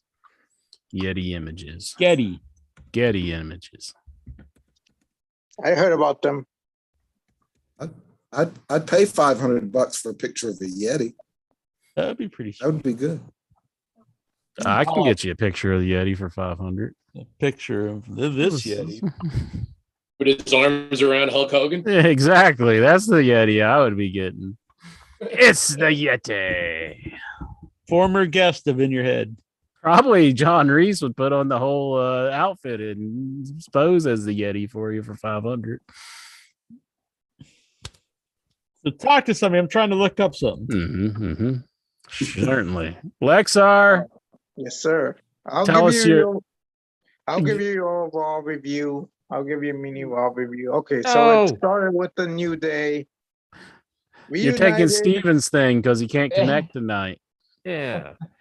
Yeah. So he and the New Day reunited. They talk about the WWE Championship win, and they also pay tribute to Bodie Lee. And then they go on with their 6-man tag team match with New Day against the Bloodline, Roman Reigns and the Usos. So that got interrupted by Bobby Lashley beating up everybody. But Roman Reigns did defeat Xavier Woods, pinning him. So the Bloodline Oh, won. my. But then Lashley speared Roman. They had like the draft in it, so they're like switching up everybody. And I was Oh, the wondering, draft- they haven't had the draft yet. I It's thought it in was supposed to be October. this week. No, it's in Oh. October. Well, 2 I know they weeks. got 2 weeks. Okay. I know they got Big E like on SmackDown, and like he's got the Raw belt. So it's like, how's he got the Raw belt and Roman Reigns has got the SmackDown belt? Like they're gonna have to switch Big E somewhere or Roman Reigns somewhere. Who are they gonna switch? They're all going to NXT. That's what's That's gonna why happen. it's 2.0. Yep. For 2 Okay. champions. Or 3. Whatever. You got like I- the I think NXT that- shirt on there. You got like the same colors and everything. Drawn Draker. Yeah. Drawn Draker. You better copyright that before WWE does. Already taken care of. Okay, good. I don't want them copyrighting your name and saying they own it and charging you millions. Well, no, they own my real name. That's why I have to change it to this. Oh, Songman, you been in any live wrestling or anything? What's your takes on all this? Well, after 2 years, I was back this past Sunday at Beyond Wrestling. Oh yeah, Yeah, that was a hell of a night down at the beach area. I had a blast. I there. seen the pictures. Oh, yeah, thank you. Yeah, that he's was a hell posting of the pics. a night. Who was there? Who was the main eventer? Well, we had former NXT UK star Killer Kelly May was the big name that came for the main event and everything. Oh. Two of the big familiar names I would say were her and Tina Santota. I've not seen in 9 years, and she came over to me for a big surprise before she left. So that was a hell of a night. So we'll see what happens next for the independence thing. I've not even been to a WWE one in 15 years for Raw. Yeah, it's been a while for me too. I think a SmackDown house show is going to be up in Charleston pretty soon, but I don't know. I don't know if I'm going to try to venture out to that or not. But So yeah, anyway, after that, it'll be a triple threat match between Roman Reigns, Big E, and Lashley. So I that seen was the triple threat main event. I seen Steven in the chat room putting over Raw, saying it was like a good show this week. Yeah. Is that true? Thumbs up from Lexar. Vic, did you watch Raw? Thumbs up? I watched parts of it. Oh, And okay. Well, I I'm mean, with they were they're stacking the show because they know AEW has a pretty good chance of beating them this week if they don't. Oh, yeah. I mean, Yeah. that's why I think. Yeah. They've I've been said it beating them the before. last few weeks, so Well, I've said it The key before and I'll demo. say it again. There's no match set for what the pay-per-view is called. That's what I've said thousands of times. There's no extreme Mhm. moves said mhm. for pay-per-view. I don't understand this at all. Yeah. And what it's is the lame. key match? I can't think of it either. So yeah, Roman you're right Reigns about it. versus the Demon. Finn Balor. Extreme Yeah. moves match for the Think Finn Universal Balor's going to title. win the title? No. No. I highly doubt it. Is Don't it going to think be so. Roman Reigns versus Brock Lesnar at the Blood Money show? Mhm. Yeah. Crown Jewel. Crown Jewel. Loser gets beheaded. Or whatever it is. Oh my. I watched Raw. It wasn't that bad. You were big on it, Geraldine? I didn't like kind of that segment that with Charlotte Flair that she pretty much destroyed Alexa Bliss. Mm-hmm. I don't think it was even Charlotte Flair. It looked more like Carmella all grown up.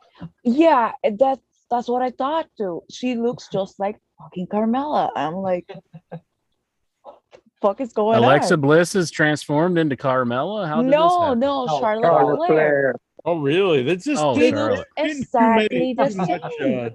too much plastic surgery. Like same Mhm. hair, same makeup, same clothes, same everything. Huh. She's trying to get away from the Flair look. Yeah, maybe because are they dropping the Flair from her name, or are they going to just call her Charlotte? Like, Yeah. Probably. what are they going to do there? I wasn't paying attention, but do you think they're gonna ban her from the Wolves? Do you think after what we Oh, learned? probably. They'll probably change her ring entrance and everything. That's so stupid. Just leave it like that. There you go. Look, Bam. you can get the small one for $175, Oh. the medium for $375, or the large photo for $490. How big is the large? 2,663 by 4,288 pixels. What a steal. But that is an old picture. That's not even you right now. Well, it's Yeah. from 2013, 8 years ago. Mm-hmm. That is too old. That's not even 5. Well, I'll send you a new picture for only $300. If it has the pickle in it. Pickle, all right. You would Like have an pickle. actual pickle, or Yeah, an actual. okay. Oh my god.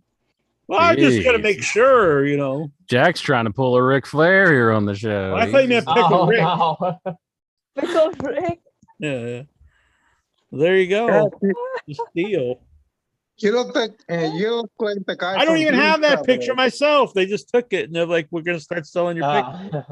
How is that right? Hey, Uh-oh. Steven.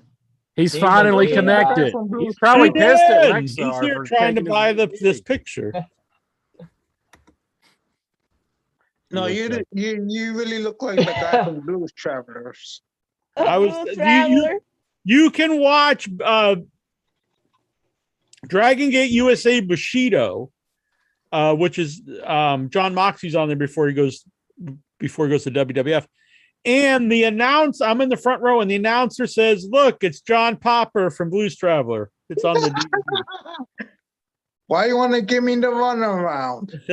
Run around. Here's also another picture of me for $500. Look at this one, Incher. Well, Let's see, see. you can see my arm over here. That's a good one. Yeah. I'll sign this photo. You got Kane Hodder, Tyler Main, Brian Steele, Derek Mears, and my arm. 500 bucks. The first gonna guy start in the selling my end looked like pictures. Dexter Loomis. What if there's like a news story on you and that's the photo they use? His arm is featured. They just zoom in on your arm. That's fucked up. I would like to hear Jack sing run around. Once $500. upon a midnight cleary. I forget how that song goes, but oh yeah, why you want to give me the run around? I can tell by the way. Something. I know the hook brings you back. I ain't telling you no lies. Come on, Jack. Let's get a copyright ban. Okay, this is what I'm going to say about karaoke. So years ago, I was a big fan of doing karaoke, and I was at a Boston Underground Film Festival, and I sang Monster Mash. I'm not joking. Everyone loved it. There's clips of it on Instagram, not by me, but other people. I thought it was so good, and I thought I was like, fucking nailed this, great. The next year, go back. They're like, do Monster Mash again. I do it. And I'm thinking, God damn, this sucks. Last time I was so good. I end. Same reaction from the crowd. They all love it. Say it's great. The difference, the year before, I was fucking blitzed. The second year, I'm sober, no longer drinking, but the rest of the crowd's still drinking.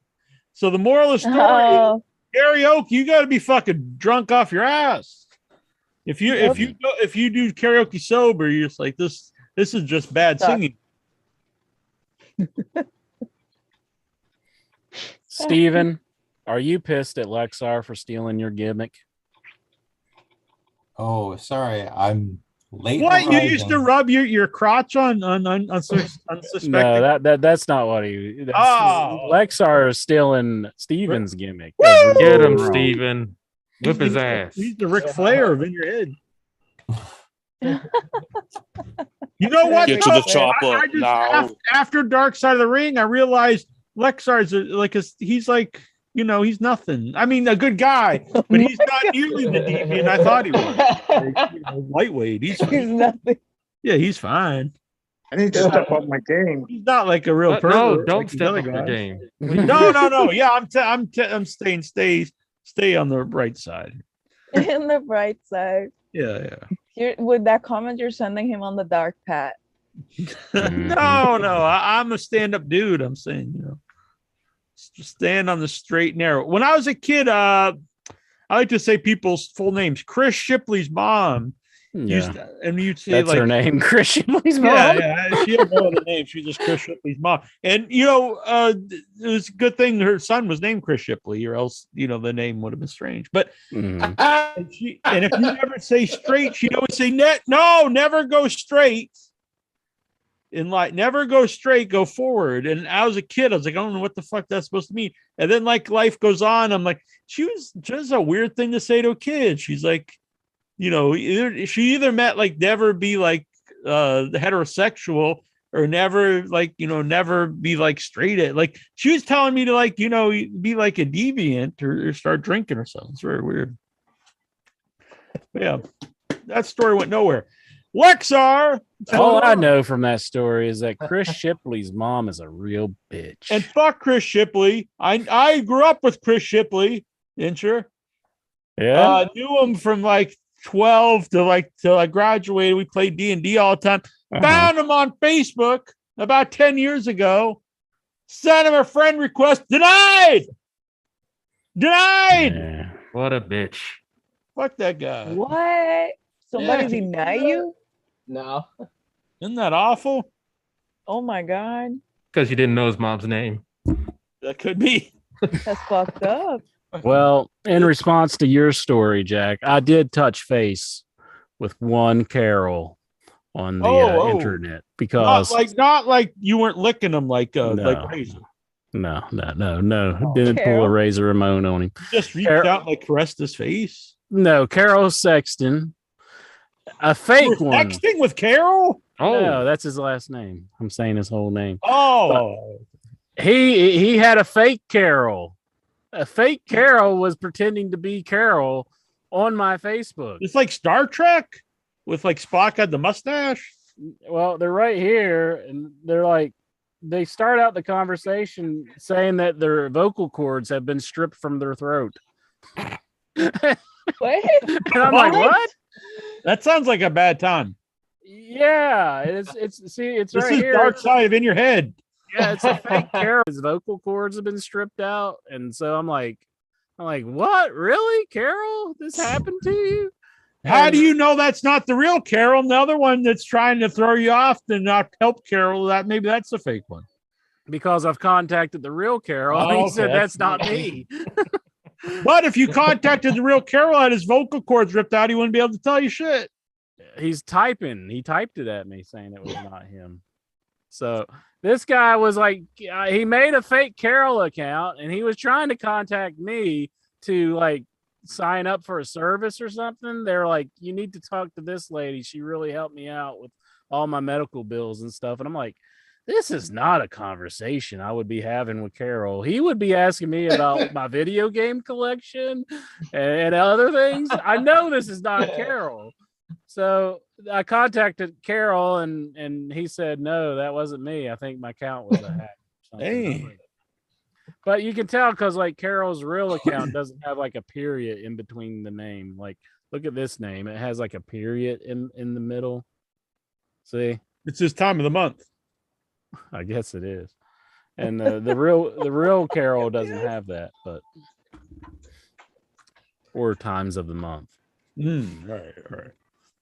I So- do. So somebody was doing some scandalous stuff on Facebook trying to pretend to be Carol, but Out there stripping out vocal cords. What the hell? that's what they said. Like what they said, it's like glad to hear from you. I'm pretty good and so happy. I am using a text line since I have been battling with a throat. That's all it said. Battling with throat. Battling with throat. I had a throat surgery recently, and the outer layer of my throat vocal cords were removed. There it is. Right there. Yeah, you gotta, be gentle in the throat there. And I was like, Completely damn, legit. that sucks for Carol. And I'm like, this. And then they go on to be like, telling me to like get 200 grand from this person, and I need to sign up for a service. And I'm Yeah. like, no, this is not Carol. Yeah. So I told him, I was like, oh, I'm good.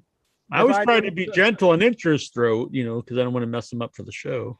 Oh, But my response What? to them when they told me to sign up for the service to get like a bunch of money, I was like, "Oh, I'm good. If I need something, I just steal it. You know me. Just So Because I you're knew- telling the truth.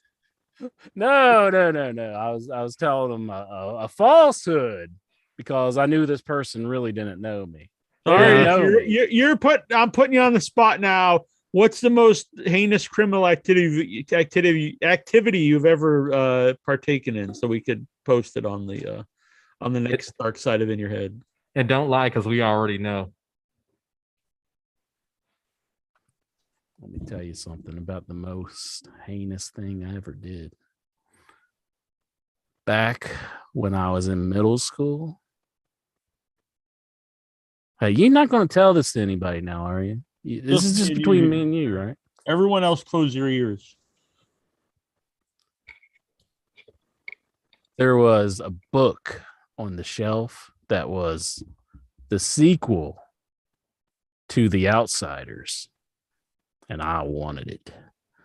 And so when the teacher wasn't looking, I pocket that bad boy. This is now, or that was in, this is now. It was all mine. Yeah. Yeah, What are you so doing? I'd like to report What a robbery. Hey, stop it. No. West You're the Virginia. one who's always walking on the train tracks. Damn it. Don't be calling up the cops on me. I'll call you back later. Yeah, that's what I thought. I haven't mentioned this anywhere. It's a true story. Last night I'm walking. That's Yeah, in you the can- story. No, I'm walking, and my phone you have in your back pocket, and it dials whatever. And so it dialed something. I took it out, and I hung up. As I hung up, I noticed it said 911. That's serious. And then they called me back, the sandwich police. I was like, oh fuck. So I answered it. And you're like, this is, emergency, whatever, blah, blah, blah. And I was like, oh, it's just dialed in my. And so they had to take my name and my address and like my age, my birth date and where I was exactly. And I was like, oh my God, your butt was trying to do you in. It wanted to report you. It was like, this motherfucker walking on the railroad tracks. Let's report him. You can see it on here. It says 911 emergency, and then sandwich police calls me back. That's when you hang up and say, well, no, you don't hang up. You just say, you'll never find the bodies. Then you hang up. And then they told me, if this ever happens again, sir, just stay on the line when you accidentally dial the number. And I was like, oh. All numbers to dial. Side of Steven right now after I don't even know how joining. that would have happened. It's weird. What? We probably know the dark side of Steven right now. He's already asleep. Mm-hmm. The dark side of Steven. Yeah, why couldn't you connect earlier? What were you doing, huh? Yeah. There's a Were you ripping out Carol's vocal cords?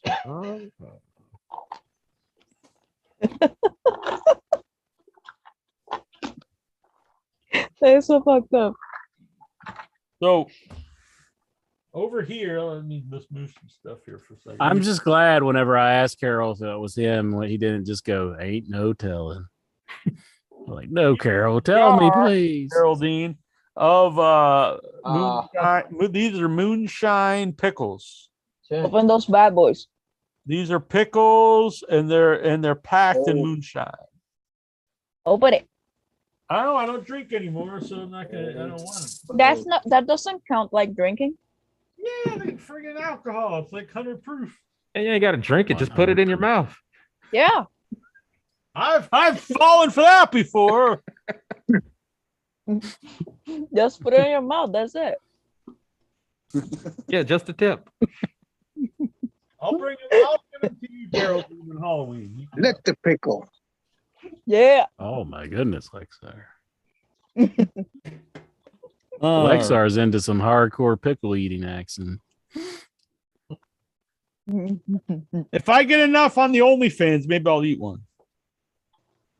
Come on. We gotta get the big bucks. Bring in the pesos. Next week I will eat one. All right. What if we eat one like a Lady and the Tramp? We'll each start at one end. Yeah, totally. Lexar, will you buy that video? Probably not. Unless it's for free on YouTube. That's not buying shit. He says Would you buy that only if it's free? Way buying it? He says he'll buy it if you're both naked. All right. Yeah. All right. Who else has a wrestling topic? Steven Geraldine was saying Raw was good. Interesting. He was throwing babies in the air. He loved it. I never watched it actually. Lexar, he said it was the talk of the town. He was telling his mom about it. And you probably watched Dancing with the Stars with the Miz on it. Oh yeah. Let's see the Miz Dancing with the Stars. That's some good stuff. Was that on Monday night? Yeah. Oh. It's that time. But it's 2 hours Dancing with the Stars and stuff. But I hear the Miz did good. And I saw like a clip of the Miz dancing. He looked fantastic. Oh wow. Did you jerk off to it? No. Oh. I just wondered. But the Miz's trainer there. What kind of dance was he doing? Is he doing the twist? Oh, dancing. I don't know. You're the one who knows about this show, and then you get offended when I ask what kind of dance he's doing. I watch Raw. You just said you were watching it. And he was a dancing. Clip that's put online. I watched a clip. That's it. Did he do the Lexar?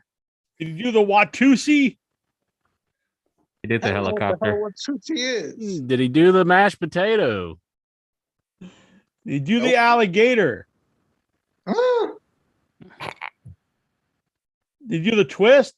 Did Let's he? twist again, like we did last summer. Instead of Phantom said he did a chopper and a Pepsi twist. The Pepsi twist. You think you could do the helicopter intro? Do you think you could twist the wang around and do like a circle? It I don't probably would. It'd be like, I don't know, maybe like a windmill or something. Yeah. Whoa, Jesus, that's big time. It'd be like the air turbine. You think you could? You I think I could power a whole city. if you did the helicopter with your wang enough, could it lift you off the air? And you just start flying around? That's a superpower. Yeah. Doesn't never mind. I just imagine Arnold Schwarzenegger looking and going, "Get to the chopper." Forget it. Forget it. Not a tumor. All right. So what? Yeah. What happened on this Raw? You already talk about it, and did I not pay attention? We kind of going on. I kept That it man up. was Like, Shayna- Highly recommended Monday Night Raw. Shayna Blazer versus Nia Jax. Yep. Nia Jax was pretty good. Really? It doesn't sound like a. Oh, too short, actually. Yeah, it was too Oh, short. they but are. I thought they were buddies. They split up. no, Yeah, not yeah, anymore, dude. usually. That was good. Yeah. That You know, was there's pretty one good. thing I want to bring out about this, but I'm just hoping it's not true. But I've not seen any updates, but I'm begging for God after what happened with Nia. I'm hoping this is not a sign for her to go to NXT. But hey, Raquel Gonzalez for two beasts to go at it. Because if this is only what Vince is going to think about to beat her. You know what time it is. it's NXT 2.0 time. I'm Drawn Draker. Boom. What would Drawn you? Draker. Oh, look at that! Damn. God damn. God damn almighty. Look Oh, at that. He's really wild and young tonight. Wow, old as you. Hey, Oh my God, I forgot about that song. We are wild and young. I Damn. don't know the lyrics to this song, so I'm just gonna make some shit on the phone. Damn. That's friggin'. I'm not song man. I can't do it. well, yours is better than the show from tonight or 2 weeks. This is better than those. There you go. There you In go. your head 2.0. So when I saw the clips, all right, the logo, whatever you think of it, but just like we saw there, I only watch one match. They have the whole place is lit up very bright, and they got that NXT logo. Not only it's not just stationary, it's all fucking going black, like you're having some kind of fit or something. It's like boo, like it's very distracting. Like you're trying to watch the match, and it's like boo, boo, bright blues and pinks and green. It's like NXT. Do you really need a logo that's just in constant movement while you're trying to watch a match? Yes. Crazy. yes. How No. else will you sell the NFT? Back in the day, they people when they started putting the spotlight on the crowd, people were like, "Whoa, Nelly!" Back in my day, you blacked out the crowd and the spotlight was in the ring because those were what you're supposed to have your eyes on, the wrestlers, not the crowd and people having signs. And now it's kind of everyone does they show the crowd. But this is going way out there. It's like you just distractions when the match is supposed to be what you're watching. Yeah. I don't need to see it. I get it. Yeah, it's NXT is a lot of colors, but you don't need to see it all the time. Drives me crazy. Back in the early 2000s, the set of the arena said that they have the graphic of the show, and it just moves around too. Yeah, it's too much. Too much. This is even worse than 1995's gimmick year. I just want to see matches. I want to see wrestling. I like that there Wrestling in that wrestling. there ring. Nobody What if they- wrestles on the wrestling shows. It's all about the logos, baby. What if AEW Rappers started like doing here, this? Bruno San Martino, just a guy with a hairy chest, got some black tights and boots, and he just comes on with locks I'm up. good. I got a hairy chin. Am I supposed to shave this? Yep. All right. Fucking manscaping here. I'm a Yeah. hairy man. Everything. Yeah. Everything. Everything. Everything. Yeah, from the Everything. beehole in the tank. Good thing you bought that straight razor, Jack. Yeah, that's Yeah. I'm gonna be all covered in scars. Yeah. Well, there was use one the head question for- I had for NXT. But don't shave like the guy on Hellraiser too. You gotta shave. Skinless Frank. hmm All right. What'd All you say right. in 2002? Well, I have How one about the question. Fink? Mike Fink. He's a good man. I like this guy. He's going places. Future superstar. What's going on? We haven't heard from him for a while. Yeah, I've been here and there.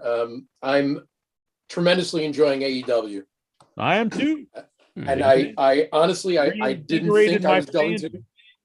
From the beginning, I really didn't think I was going to, because I'd become kind of jaded in my old age, but it has just been really, really entertaining. And I'm happy to hear that, because I was in the same boat. I was kind of like, man, I don't know. I don't follow wrestling like I used to watch it religiously. And then AEW really reinvigorated my wrestling fan. I don't know what it is. They're doing a lot of things right, and I can't really pinpoint, if there's some kind of connecting underlying logic that they're following. Feel connected to the show. You want it to do well. I Hey think guys, that's part of it. I have to go, but Well, good night, Bye-bye. Geraldine. Bye. Take Yeah. it easy. All right. I'll Hey, wild and young. Yeah, Good to I see think you. I will say this though. I'm a little bit concerned with. I'm looking forward to the shows this week tremendously, but that they're hot shotting this a bit. It's going to be really hard to keep up this pace of such good content on free TV. I'm here for the long term. I'm going to keep watching. I've enjoyed it, Yeah, like I me said, too. tremendously. But I think part of it is that they do 4 pay-per-views a year. So you probably every once in a while they're going to have these big specials on free TV. If they were, and that's a totally valid point. Yeah. I just, I've seen a couple times after a couple of the shows that weren't great. I've seen some feedback from people online kind of being disappointed and overly critical. And it's not going to be, oh yeah, because even back in the day, like, everyone talks about the Attitude Era and the Monday Night Wars. There was lots of bad stuff on those shows, and there was weeks that weren't great. So, never are you going to get nonstop, 100% great shows from top to bottom every single week. I mean, that last pay-per-view I thought was absolutely phenomenal. Yeah, I off agree. the charts. I mean, I can't remember one that I've seen in years that I enjoyed that much. I mean, I was even glad to see the Big Show on there just because I needed a break. Yeah, that was good placement of the match. Perfect, exactly. Yeah. It was like, okay, I know what this is going to be. We all know what's going to happen here, and just let it go, because I needed a breather, because I mean it was just one thing after the other, and no, I think it's great, and it's done so much for the business. I mean, even Impact has gotten better from the rub, right? And so that it's been good for everybody, and I really do hope it continues, because me too. I mean, I'm actually a really big fan of AEW Dark. I need to start watching that once in a while. I haven't watched a lot of it. So. Well, I mean, it reminds me of, the like Saturday Night or quote unquote, well, the jobber matches, even like from, back in the day, before there was a Raw and everything like that. But they're not like, Frankie Williams jobbers, who are like, I mean, there are guys who are, the matches are competitive. You know who's going to win, but they put on a good show. And I see they just moved. It looks like, I think they moved back. Yep, that's it. They just moved back to, I think where Impact was filming. Yeah, for the studio. Dark. Yeah. And that looks pretty good. So, I'm looking forward. I like watching some of these lower tier guys, I find, really, really entertaining to watch. I mean, I could watch Angelico all day. And there's a lot of guys like that too. So yeah, I mean, there's something about his entrance when he's kind of. Oh, it's hysterical. The time he came out with Private Party behind him and they were all dancing to his song, I almost pissed myself. I'm not kidding you. I was just, I'm sure it's on YouTube someplace, but yeah, it was just so funny with the two of them behind him doing their dance and everything as they went to the ring.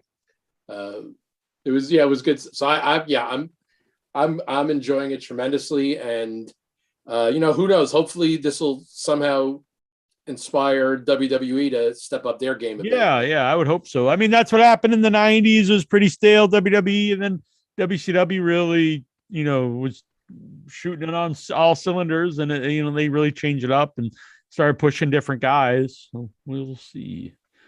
That's what NXT 2.0 is all about. It's going to be the new boom period. Yeah, that's what I'm passing on that one. Lexar, are you a big NXT 2.0, Mark? Big fan? Yeah, but it reminds me of the Wheel of Fortune wheel exploded and it just splattered all over Mexico. I don't know. Is that really like big praise? Like this wrestling show reminds me of the Wheel of Fortune. It's way too multicolored. Do you think Pat Sajak would be a good commentator? He was a big failure as a talk show host. One of the biggest failures of all time. Well, it's more like Nickelodeon Studios. That's what it's more of. There you go. You think they should start sliming people like the losers get slimed? Yeah. That would be good. Yeah, that'd be pretty good. Have Doug Summers call the action. So Lexar, when you were at the show, what was the highlight? What would you say was the biggest moment? There's plenty of highlights. There was a match. It was filmed at dark. Joey Janela takes on Sonny Kiss. Oh, really? It was all the rage. Yeah, they had a really good match. Kiss is really over live. I think he's someone they should push a little more. He's got a lot of charisma. Mm-hmm. Yeah, I also like Janela. I know that he gets some hate online, but I like him. He got one of the biggest pop because he's from Jersey. He's over too. So. He has a pretty big following even before AEW. I really like the Adam Cole and Kazarian match. Adam Cole's a big star. He's got the cool factor. He's, to me, besides being a smaller guy, which I don't think is really that important anymore, besides that, he's got all the tools. Great in-ring, a lot of charisma, has a good look, great promo. I think he can build the company around him. Yeah, the crowd booed the hell out of MJF, though. Oh, great heel. Best heel in the business, I would say. One of the few heels that can still get heat. What you saying, Songman? Yeah, I'm saying I'm really looking forward to the Brian Pillman storyline. Yeah, that was really a big one for me. Yeah. I'm just so glad Melanie's not in the picture. I wish she is right now after what we saw her in the worst decade. That was some hardcore stuff there by MJF. Maybe they'll work her into the picture. You never know. You never know. All righty. Let's see here. What this isn't very nice. Lexar called me a slut in Facebook. He did. They call me a bitch, so why not? That's now don't be being a snitch here. I would like to know who else you call a bitch to the Headyverse besides myself and Incher all the time. He's my bitch. Incher's my top bitch. Or bottom bitch, I think is the term. Bottom bitch. Bottom bitch, yeah. That's not an insult. I think it is, isn't it? No, bottom. Look, I'm gonna look up the definition of bottom bitch, and after that, you're gonna love it. Yeah, it's from Webster's Dictionary. Canceled. Jonathan Jackson says canceled. Jonathan Jackson lost his head. What happened? I'm just crouching. Bottom bitch. A bottom girl, a bottom woman, or bottom bitch sits atop the hierarchy of the prostitutes working for a particular pimp. See, so I'm your pimp and you're my top bitch. You know, a bottom girl is usually the prostitute who has been with the pimp the longest. This works and consistently makes the most money. I don't make any money. Yeah, you make it for you. You know, it's like you got to look at it. You know, you're a big draw for in your head. So you make, you know, being the bottom girl gives the prostitute status the power over the other women working for the pimp. So you've got a higher status amongst the rest of the bitches. However, the bottom girl also bears many responsibilities. So you got a lot of responsibilities here too, ain't you? And it was described the bottom girl's duties as working the track in her pimp's stead, running interference for and collecting money for the pimp's other prostitutes, and looking after the pimp's affairs. The pimp was out of town, incarcerated, or otherwise unavailable. So, like, you know, the weeks I couldn't be here, my bottom bitch stood up and took over the show. All I gotta say is, where is my Clarence Horley when I need him? Ooh. True romance, Jack. Oh, okay. True romance. Similarly, the PIP training manual explains the bottom girl's obligations may include handling finances and training the recruiting of other prostitutes. The training manual. Yes, bottom girls may also. I want to see the pimp that's like reading the training manual. He's sitting there with like a big hat with the feathers sticking out. And bottom girls may also instruct and advise new pimps on the ways of the prostitution business. See, this is like when you were trying to explain how to do podcasts to Marks. The Pimp Game, a published instructional guide for pimps, compares the bottom girl to a coach in the NBA. So you're like a coach. Like a player coach. Yeah. Knows the ins and outs of the game and explains that, like the NBA coach, she is the least paid on the. Well, we don't have to worry about that. But to the one you're just skirting over that part. Yeah, but you worked the hardest. You're the hardest worker. Damn it! I want my pay to be higher. That's why everybody needs to consider all the fun they'll have with the signed OIB fork. Only $46 if you super chat it right now. The signed OIB fork. The bottom. Think about it. You could like eat your Chinese food with this fork. Yeah, I know you could use chopsticks. Or you could put it on display, or you could people's forehead with it. Mm-hmm. What if I drew my own blood with this fork? Would it make it worth more? Maybe they could, if it's got DNA on it, they might be able to clone you. If people donate money, I'll send them bodily fluids that they can use to clone me.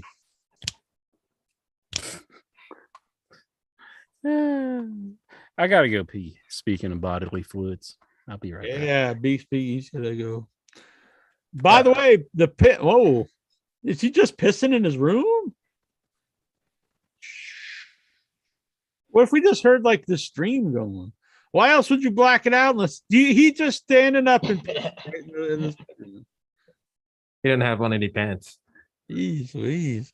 The last sentence, the bottom bitch also has the most interaction with her pimps prostitutes, giving them pep talks and keeping them in the game.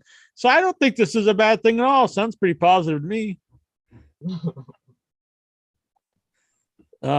And here's a couple other ones. The one girl the pimp reserves for himself or the player's favorite girl. So, you know, it's the same thing as an audio soulmate. Exactly. Yeah. So I think it's a nice term. All right, let's get here.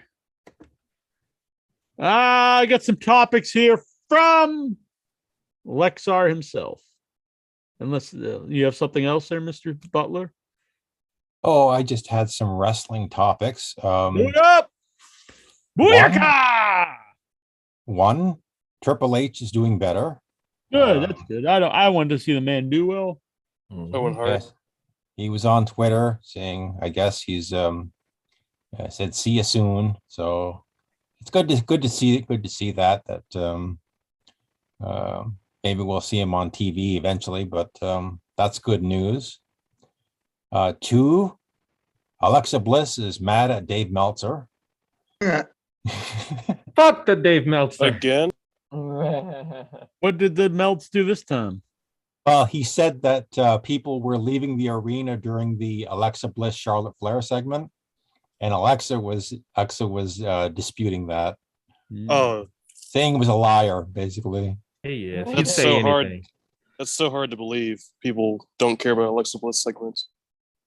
I think Actually, that was a good segment. The arena when it was coming on, they're like, "Holy shit!" The people in the streets were like, "We gotta get in here."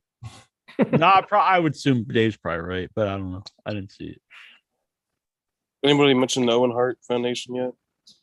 No, this is very cool. Owen Hart Foundation working with AEW. Sounds nice. Yeah, he's going to be in the video game. Very excited about this. Some really crazy fans were losing their shit over it.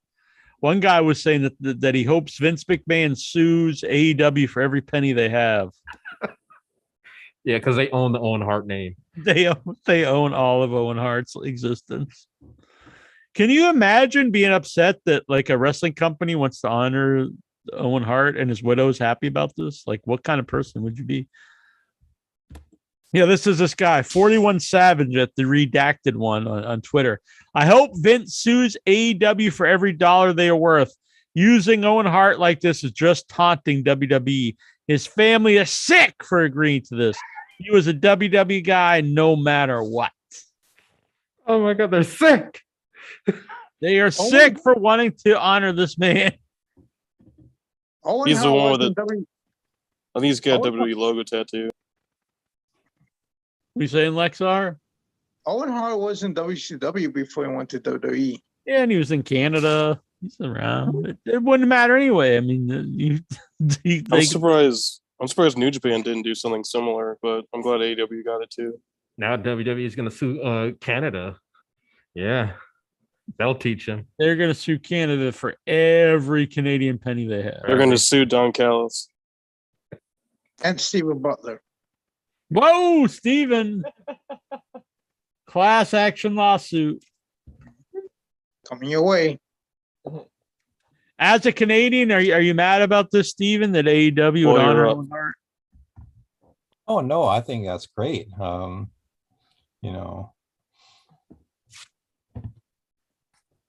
Yeah, I mean, I think anyone with sense would agree. Yeah. And number 3, I think there was a third one I was going to bring up. Now, of course, it just blanked my mind. That happened. Oh, Becky wants to fight. Becky Lynch was on Twitter saying she wants to take on Edge's wife, Beth Phoenix. And so I just got this impression: are they going to do a husband and wife versus husband and wife feud? Please no. No. Yeah, exactly. I don't want to see that. Please no. No. It didn't work with Baron Corbin. Yeah, it didn't work with Baron Corbin and no. What's Baron Corbin as a wife? Yeah, who is Baron Corbin married to? Lacey Evans. But it's not. They're not really husband and wife. But what? Okay, I was gonna say really? They're really married? No. News to me. No. Yeah. I never were they even together on the show? Like is it like on air? Yeah, I don't remember that. They were a team against Seth Rollins and Becky Lynch a couple years ago. Yeah, but they weren't married because I don't remember this. Yeah, I'm I not never saying know it that. didn't happen. I was there for during that really terrible. During that really terrible. That's a repressed memory. Yeah. Did it really happen? I do. Making this up. I'm not making it up, but it's real. No, he's not making it up, but they weren't dating on the show. No, they weren't. No. No. And speaking of real, I was not even aware of this when I saw it today. What are your thoughts? I think it's the 5th of October. Undertaker has a Netflix film with New Day. Man, I'm glad Taker's got a Netflix movie, but they should have done something with Wyatt family years ago. They missed the boat on having a Sting Undertaker match and having a Wyatt family movie. There, I said it. I mean, I'll be honest, I have no interest at all in this, but it's cool if people are into it. I expect it to be awful, but I At mean, lea- I don't know. I'm not. at least- I'm not the audience for this. I guess. At least it's an easy payday. At least I mean, I don't. they're give doing a some shit. things. I ain't making it. I ain't paying me, but good for him, I guess. So what happens? Yeah, him does, and New Day.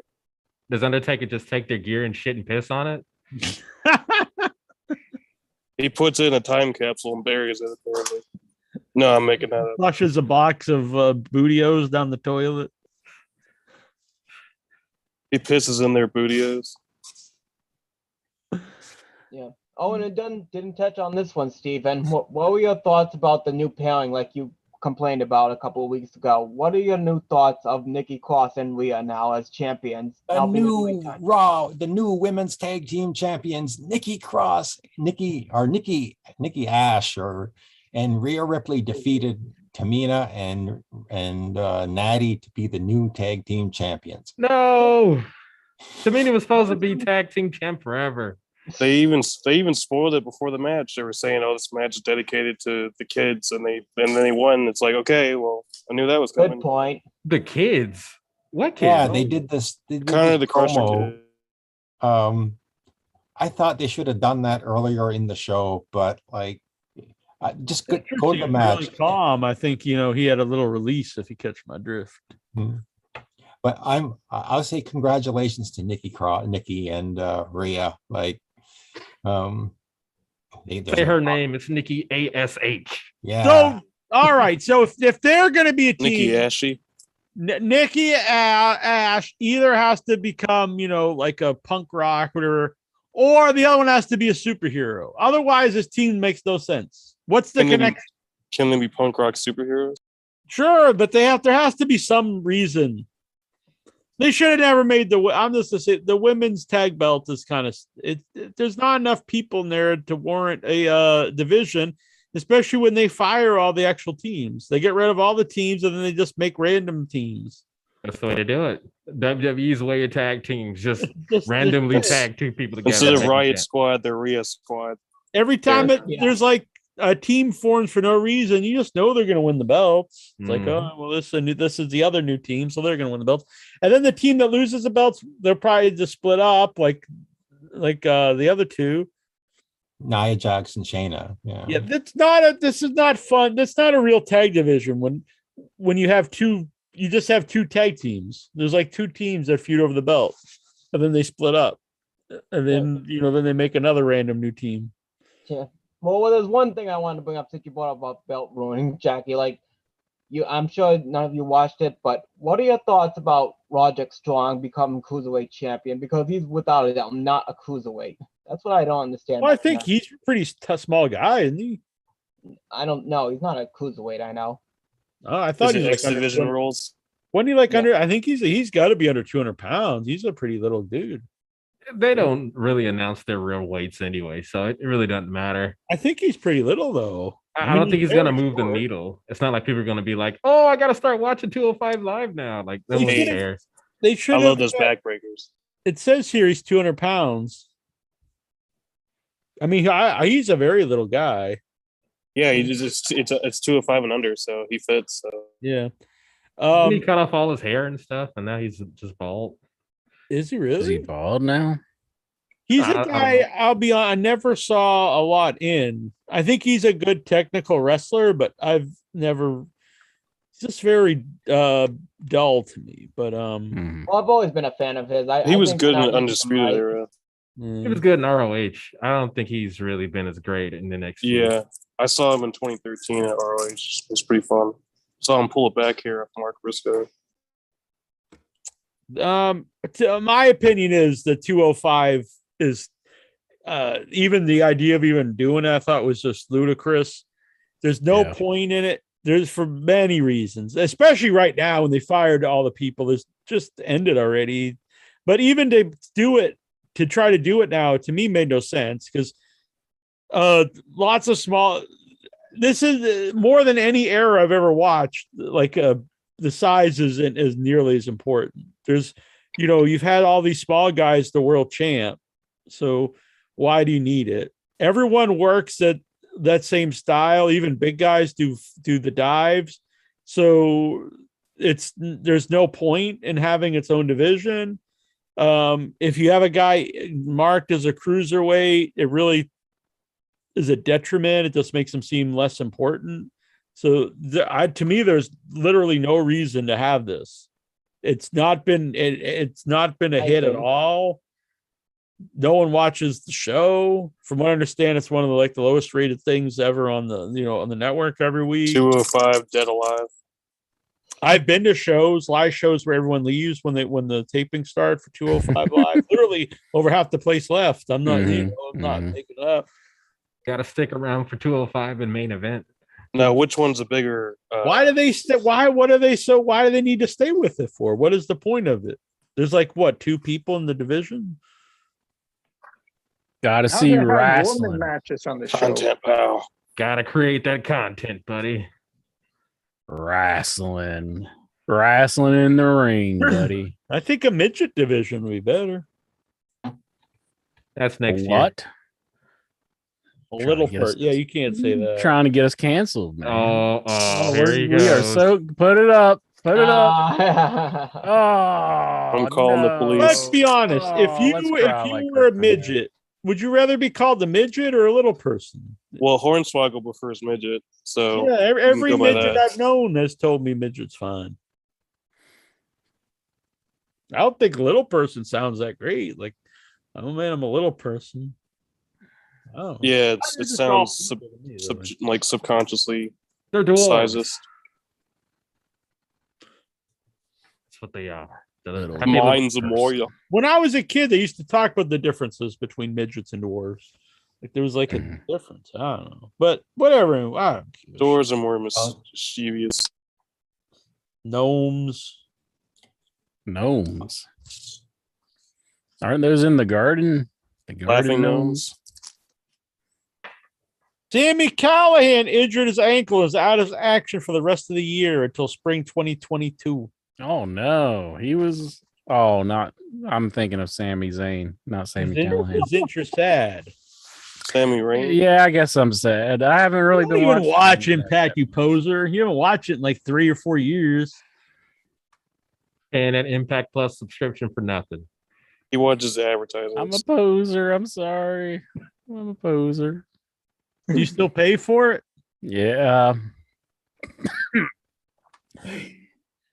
I just signed up for Apple Arcade because they released a Castlevania game, and I was thinking maybe I should cancel the Impact Plus to pay for the Apple Arcade. Sami Callihan needed your support, and you're going to quit on him now. Is it a new Castlevania? Yeah, it's I don't know how long I'm going to stick with it because it's something where you got to just get good weapons and stuff, and it's kind of a thing that you just got to play daily. There's no story. It doesn't seem like it's just I almost think it might have been one of those pay as you play games or something, but they converted it to what quarters into your phone. Nah, they used to. A lot of games take credit cards now, and you gotta pay to get special items and stuff. Quarters are boomer currency. Yeah, it is. We're all boomers, I think. We're just considered boomers now. It's not baby boomers. It's just everybody's boomers. They don't know you pay in Generation Bitcoin? X. No, I never mess with Bitcoin. Can you get an NFT of Castlevania McGee? Well, apparently the Miko is going to be doing NFTs. Who? So it's it's the Intellivision Amico, Jack. It's the new system that everybody likes to rag on. You should buy some Castlevania NFTs. I mean, technically, every digital game you've bought is an NFT anyway. So yeah, isn't it? That's a good point, JJ. Mm-hmm. I really don't understand NFTs that well, but I guess they are, aren't they? Yeah. I pitched the idea to do a feature-length movie that's an NFT. It's just a 9-minute animated. It's just legal money laundering. So don't quote me on that. Legal money laundering. Yeah, because then you can say it's a collector's item. I'm selling this for 10 million, then magically, boom. Yeah. That's how you meet the big man. I do think it's supposed to be like a unique item, isn't it? Like there's like Yeah, but like you can make multiples of it. Yeah, but like it's not like it's one of a kind. I don't really understand. So like that John Cena NFT, it's the logo that's on the shirt. You own the rights to it. I think the code or whatever.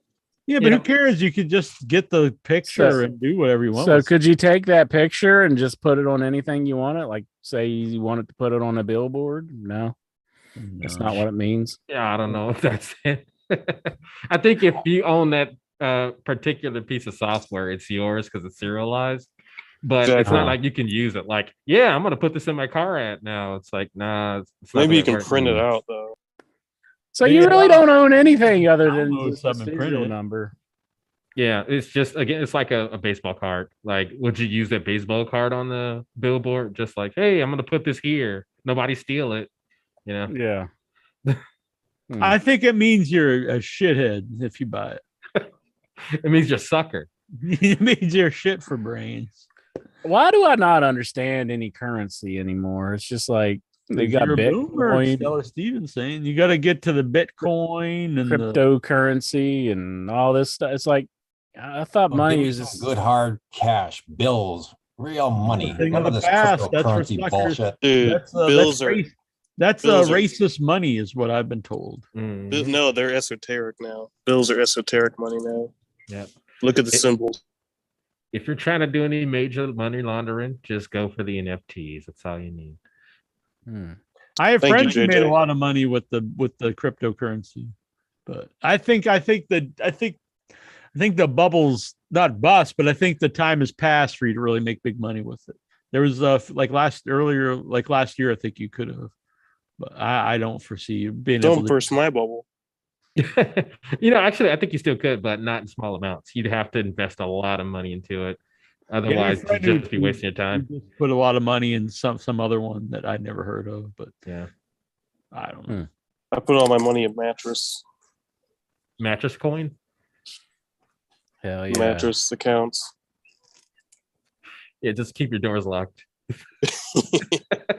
Heavily armed. Look at Lexar. He's listening. He's gonna come over to Steven's house and look at his mattress. Like John McAfee. Let's see. AEE is looking to have it must be AEW is looking to have Grand Slam, a yearly event. Are you intrigued? Sure, why not? Did you see that thing about Owen Hart? Like that they're gonna yeah, we talked about it while you were jerking off. I wasn't jerking it. He had a really long piss. Well, I did go and take a leak and I had to clean up some stuff. So yeah, you're semen. No, someone else's. Whoa. It was the wee pads my cat used. Oh, I thought you really did just go piss in the corner, didn't you? I just pissed on a wee pad. I was like, well, I guess I better clean it up now. At least you cleaned it up. I thought it was a potted plant this time. No. What's that hanging behind you? Not the Mothman, but it looks like a sack. Bag. It's just a bag. It's it's my bag for my laptop. Oh, okay. And my fanny packs underneath it. For his files. All his NFTs are in there. Yeah. His crypto hard drives. Intra's dressed like an accountant or something today. All right. What's in there, buddy? This is riveting. I would say it's riveting for the podcast listeners, but I haven't updated it in like a year. All of his Tim Burton torrents. I'll have to start updating it, but no one's helping out. Bunch of fucking losers. All of his torrented Castlevania games are on there. Exactly. I will say Mike Fink has helped. Mike Fink donates $10 a month to the website. Good man. Let's see. Questions from the Headyverse from what's this guy? Alexa. Are you upset about Nick Cannon is booing the ladies of the real out of their time? What the fuck does any of this? Is that English? Who are these? Who? Do what? He's booing the ladies of the real. It's a daytime talk show. Like, sir, what do you do with your life? I mean, really. Just talk shows. Yeah. He watches trash shows. Usually, Wrestling and talk shows. Usually, I just watch those talk shows to look at the woman in the audience. You He's a Mariah Carey sympathizer. Yeah, I was gonna say, you don't Speaking think of Nick Mariah Cannon's gonna Carey, have that's good part of the next question. All right. What? Oh, why'd you bring it my up? goodness. Did Mariah Carey do the right thing by divorcing Nick Cannon? Damn right. Who is Nick Cannon? I don't even know who this is. It's the guy in You never seen Drumline. Wild and Out? Who? You ever seen Drumline? Or... Drumline? Let me think. Of the Nickelodeon? movie. Well, I think America's Got Talent? America's Got Talent. He was the host for he it. for a while. somehow convinced Mariah Carey to marry him, have kids, and then he probably got a nice He's a nice settlement. when they guy. got He might be a divorced. nice guy and a He's great lover, but I don't know who the fuck he is. He's a melanin supremacist. I won't go any further into that. And he Yeah, has a daytime talk show too coming next week. So He the guy who sang a red right hand. who? No. Yeah, that's him. Yeah. That's No, something, no. Cannon, isn't it? Oh, what is that guy's name? He's the most mediocre rapper of all time. You're thinking of the song that was on Hellboy, but I can't think of that guy's name. Red right hand. No, that's not Nick Cannon. I gotta look up. It's somebody DJ in Curly Bear. he's a band. He's got a pretty great That's Nick smile. I'll say Cave. that. Nick Cave and the Bad Seeds. Mm-hmm. Yeah, that's a different guy. That guy's cool. I don't know who the fuck Nick Cannon is. Fuck Nick Cannon. That's such a boomer thing to say. Yeah.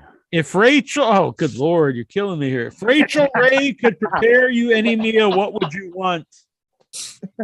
Steak and gravy. A bowl of Cheerios. Bowl of Cheerios. Come on.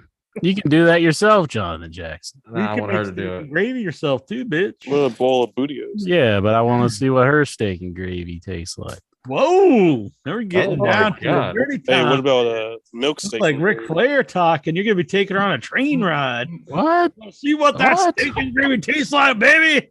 We're talking about a Oh. chef preparing a meal. Why is your mind going to this? My goodness. Biscuits and gravy. Maybe a man. Man, what's the most uncomfortable time Jack has had in the doctor's office? Not so much in the doctor's office, but The colon search. I've never had a cold, but I had cold surgery. But that's surgery. I had a lot of uncomfortable times in the hospital when I had surgery and recovery, but not so much in the doctor's office. It was weird after I had surgery, and then the doctor told me I could not receive sodomy. That was an actual thing the doctor told me. You lie. You're That's just awkward. making that up. I don't- You're just trying to. You're trying to say I'm exempt by the doctor, and sure you can't do it. No, it was when I had 14 inches of colon removed, so I had my colon was not connected I'm going to need that in to writing. my rectum, and I had a colostomy bag, so I could not receive the sodomy because it could open up the and then it'd be bad times apparently. But it's a very strange thing. I've never, that's just It's not fun sodomizing bad. That's more Say that. detail than I ever wanted to hear. yeah. I mean, it doesn't have to be, with a guy. It could maybe he thought like I'm into pegging or something. I don't know. Was the doctor can't licking his peg a lips at the time? What was that? I said, was the doctor licking his lips at the time? But Rubbing his hands. he never told me after I had the reversal surgery if it's now if I can just go to sodomy town now. I don't know. I just Sodom play and it Gomorrah. safe.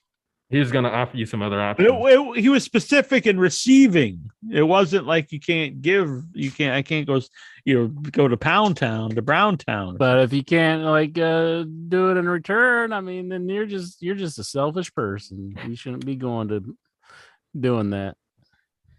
You couldn't be a bottom, is what he said. Exactly. Bottom bitch. I mean, there's other forums or like, we don't need to go into this. Why does almost every arena in North America has to be called the Civic Center? That's interesting. I like that better than places like named after like the Slim Jim Arena and like, it's like some The bank, talking bank. stick venue. It's not.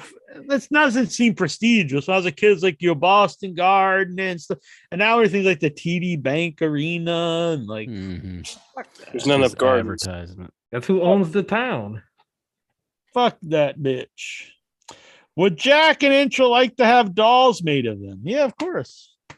Sure. Voodoo dolls. Yeah, I'd blow up dolls. Oh. So you can wrestle Kenny Omega. Just don't put an orifice in the backside for Jack, because that's no. He had surgery back Not there. allowed. He's not And no allowed. Gotta make it button. lifelike, so you need one for inches. What would you be? Make it Brian Knob quote size. of Yeah, them? big and loose. What would you do if Make I like did- a if we did horn put out too six that just dolls, comes six out and goes. dolls? "Brrr." Would you tell your parents if we release 6 dolls of you? No. I think I would have to file a lawsuit as well. I'd be like, I'd never said. Why? Wait, didn't you already have one when you were with Jason Mitten?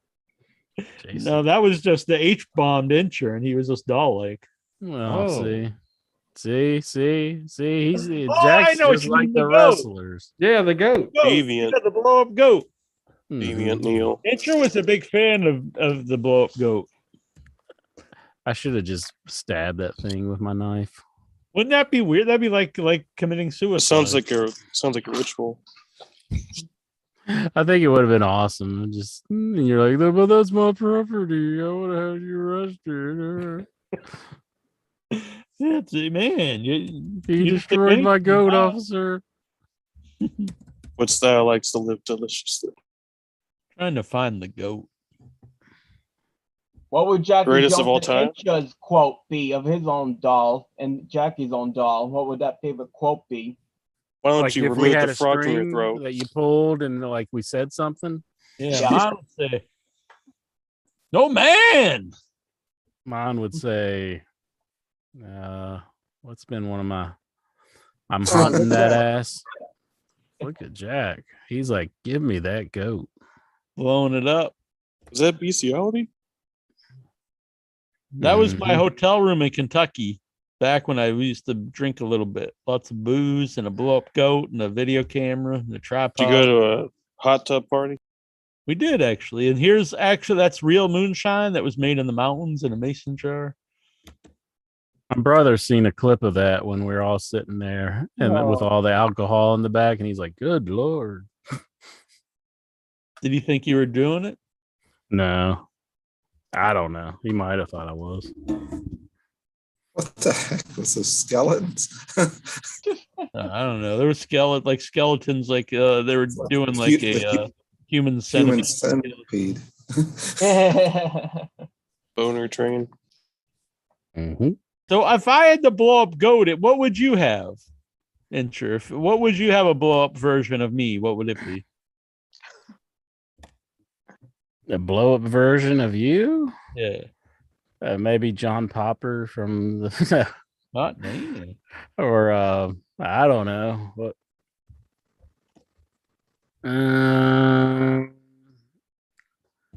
What'd you used to say? You're like your heritage, Is he like Armenian? a pilgrim or something. Pride of the Pilgrims. Pride of a pilgrim. So you would be like a pilgrim that's blown up. I got you. I get you. Pilgrim Paradise. Oh yeah. But now, when back then I had all that alcohol Incher. Now this is what my hotel room looks like when I'm places. It's unsweetened seltzer and carrot sticks. Wow. Look at that wild man there. Yeah, I'm a fucking He bored is bitch now.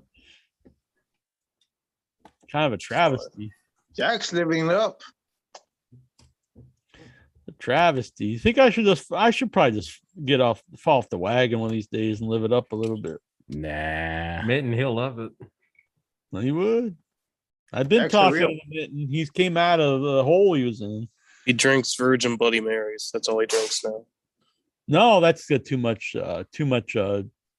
calories. Salt. Yeah, you don't want the high blood pressure. I do like I haven't had a Bloody Mary in years, though. I do like them. But I've been talking Meltzer. Mitten wants to travel. Wants to Don't go trigger JJ. Where's he wanting to go? I don't know. Anywhere. Yeah.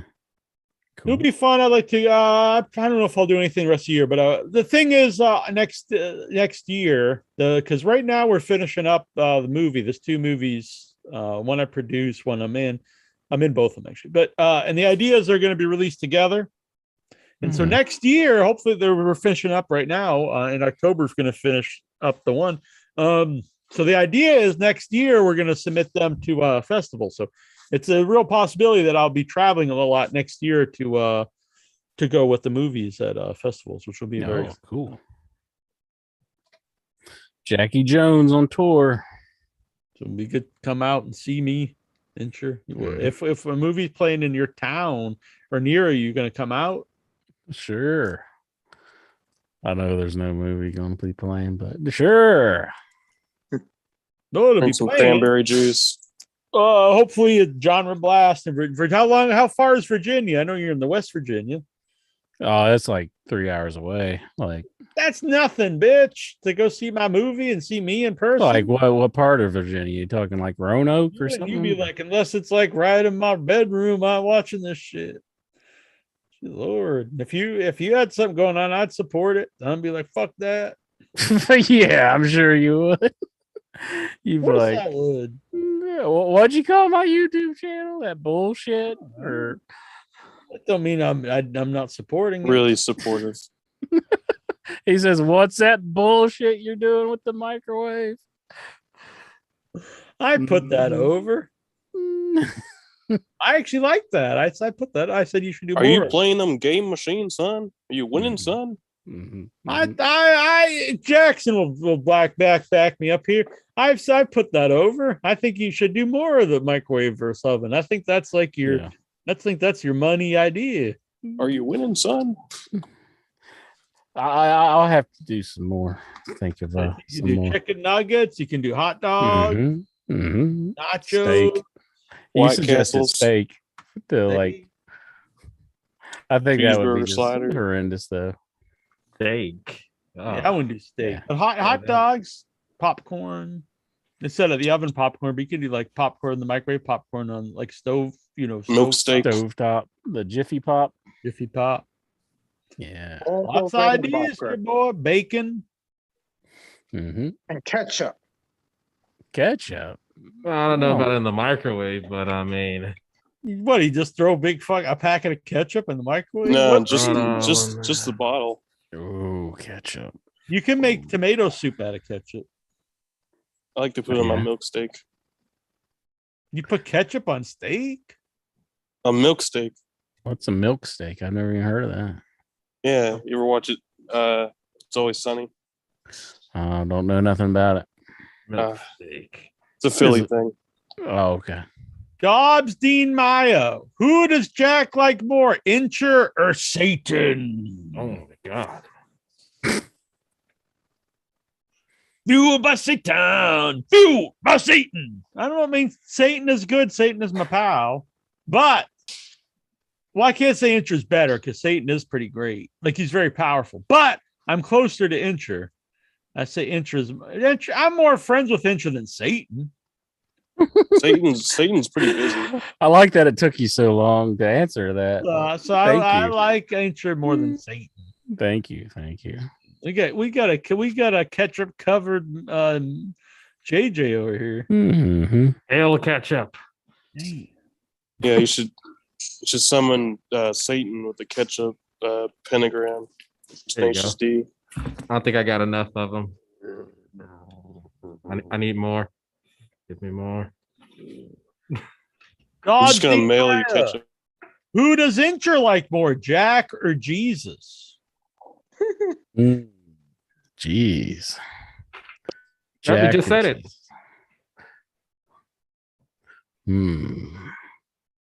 Who died for all your sins?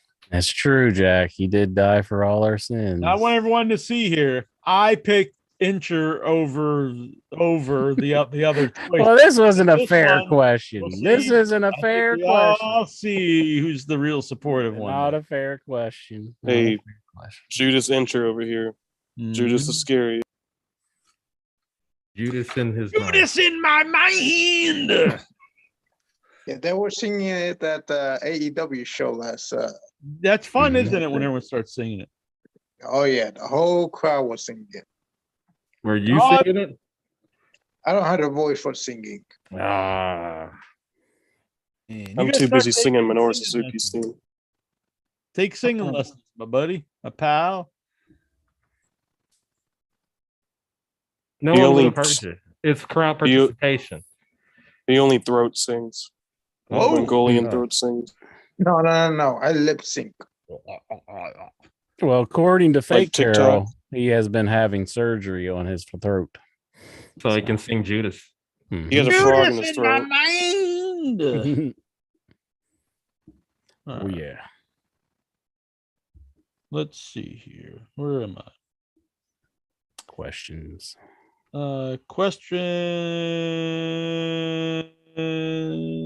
Questions. All right. Let's see here.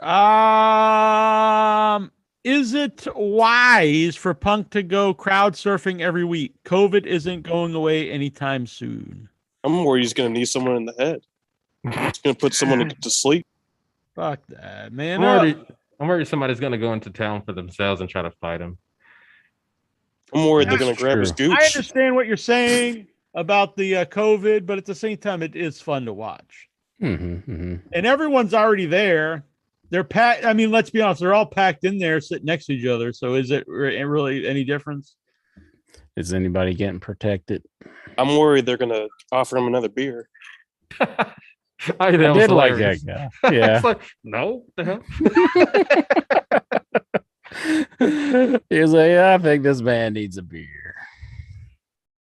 What if he just poured it on him? Like, you're going. What if it was non-alcoholic beer? Will he drink it then? Or duels? He'd be like, it's Compromise? old duels. And he's like, oh, okay. And he drinks and the guy H bombs him. Oh my God. Oh, that would be awesome. Horrible ending. Where's Hangman Page? He's normally the guy who drinks all the beer from the He's crowd. got a baby. Oh, Yeah, he's drinking with the baby now. oh, that's not good. He's throwing the baby in the air. Oh no. It's a Gracie family tradition. Gracie, what? Is he married to a Gracie? No, I just wanted to mention the Gracies for no reason. Since Incher is back, Jack, you should review the PWI 500 again. Yeah, last week, Incher, I reviewed I did the whole PWI 500. You got to do your 501 now. So I have it here, Incher, the PWI, the Jackie Jones 501 of the week. 501. Lulu Pencil. Lulu Pencil. Yeah. She's my number 501 wrestler of the week. Oh. Number 500, Titus O'Neil. Oh. Bro, slide. Man, I'd feel bad if I was Lulu Pencil. Titus O'Neil beat me. You gotta, she's had no matches. But I called bullshit on the PWI 500, ranking her 500. She's only ranked 501 on the Jackie Jones 501. Take it up with Mike Besler.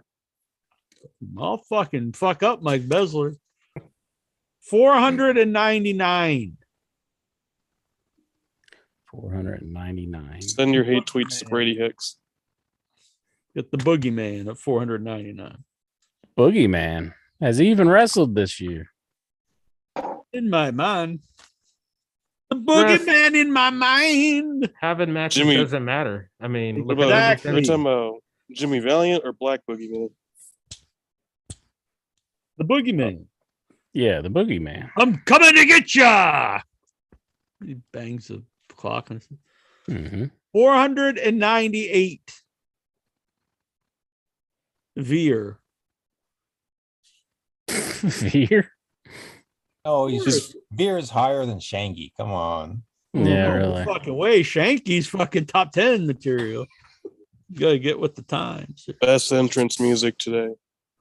497. Kojima. Soticha. How is he that low? He was just on That's pretty AEW low. All Out. Yeah. Yeah, That's but pretty- but if you my ranking system, this 496 better.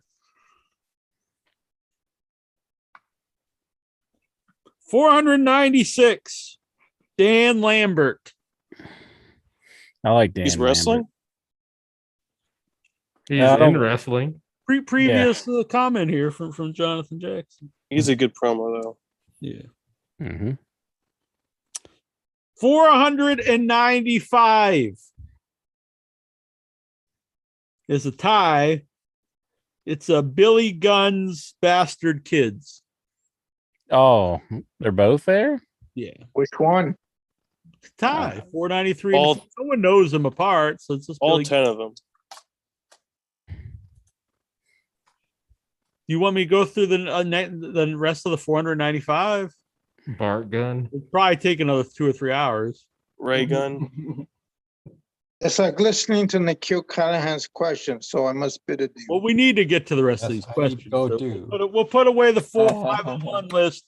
It's going to go up on my on the Patreon, and you guys can you can donate $501 a month, and you can get the weekly 501. You can put it in the background while you're doing some guys. self-love. Fuck background. You put life in the background when you're listening to Jackie Jones. Nothing takes precedence. It ain't background noise. Jackie Jones is the main event. That is what your eyes are on. That is what your ears are on. That is what's in your soul and your heart and your being. Everything else, life, your family, work, all that's set aside. And you're like, whoa. Jackie I was gonna say you Jones could- 501. That is what I'm focusing on. All this other bullshit can wait. No, I was gonna say you could self-love to it. Damn. Boom. Well, gents, Ooh, witching shakalaka. hours upon again. I must bid adieu. 495. Have a good night, everyone. See you later, Steven's trying to Steven. leave. Lexar's leaving too. Lexar's not allowed to Uh-oh. leave. See? Steven's what? Oh. They See? left. See? I'm hurt. It's all because I didn't go over the rest of the 496. First I score. think so. Yeah. Yeah. They got to pay the 501 a month. Exactly. In the dark, what? Where the hell are we? If the dark day ever came of In Your Head coming to an end, how quickly will Intra drop Jack? How quickly would I drop you? I don't understand the question though. If Like physically? He's holding them. He just The lets them go. show's ending. It's like, I mean, gravity's real. yeah. I mean, we don't interact at all besides the show. It's like, what the fuck's he doing? We do a little bit. I know. It's a joke. Private Zoom call. I love the Inchman. There, Mhm, no mhm. matter what, if there's a show, no show, more shows, reverse shows, Private shows. if the show goes black and white, whatever happens, the show gets canceled. Mhm. Whatever, the show's only on Patreon, only on OnlyFans. If it becomes hardcore graphic sex between me and Intra, whatever happens, which is in Gum talks Road right shows. I'm now, not going there. we will always be buddies and pals and amigos, and we'll be talking all the time. Talking at Castlevania. So fuck this guy. Fuck you, John Barker. What would the In Your Head plane ride from hell look like? Probably look like a plane. Lexar, and people.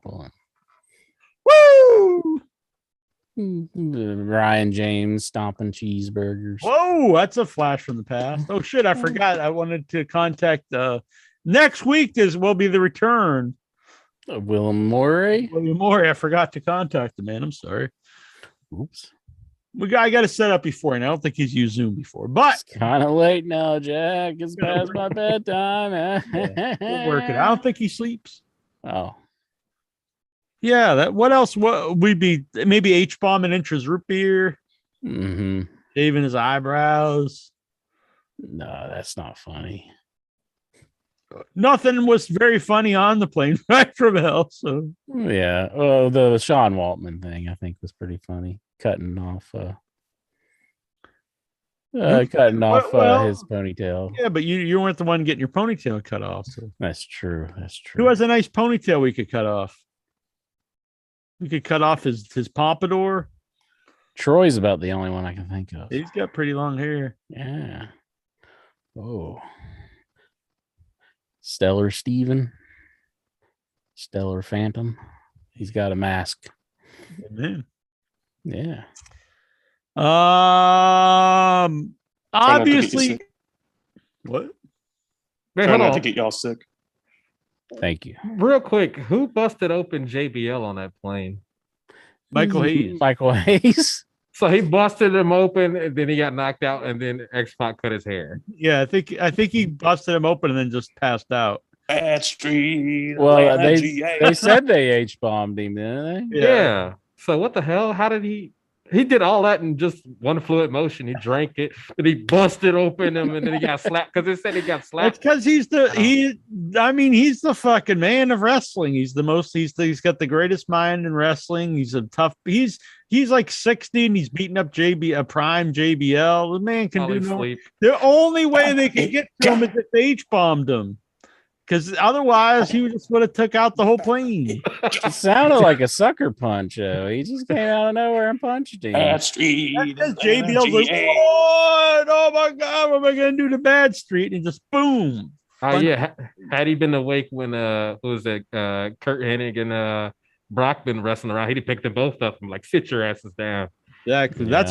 That's why it went downhill. If he was there, he would have kept everybody calm. Yeah. What if they did get that fucking door open and just Michael Hayes Everyone passed out? A ponytailless Michael Hayes just goes.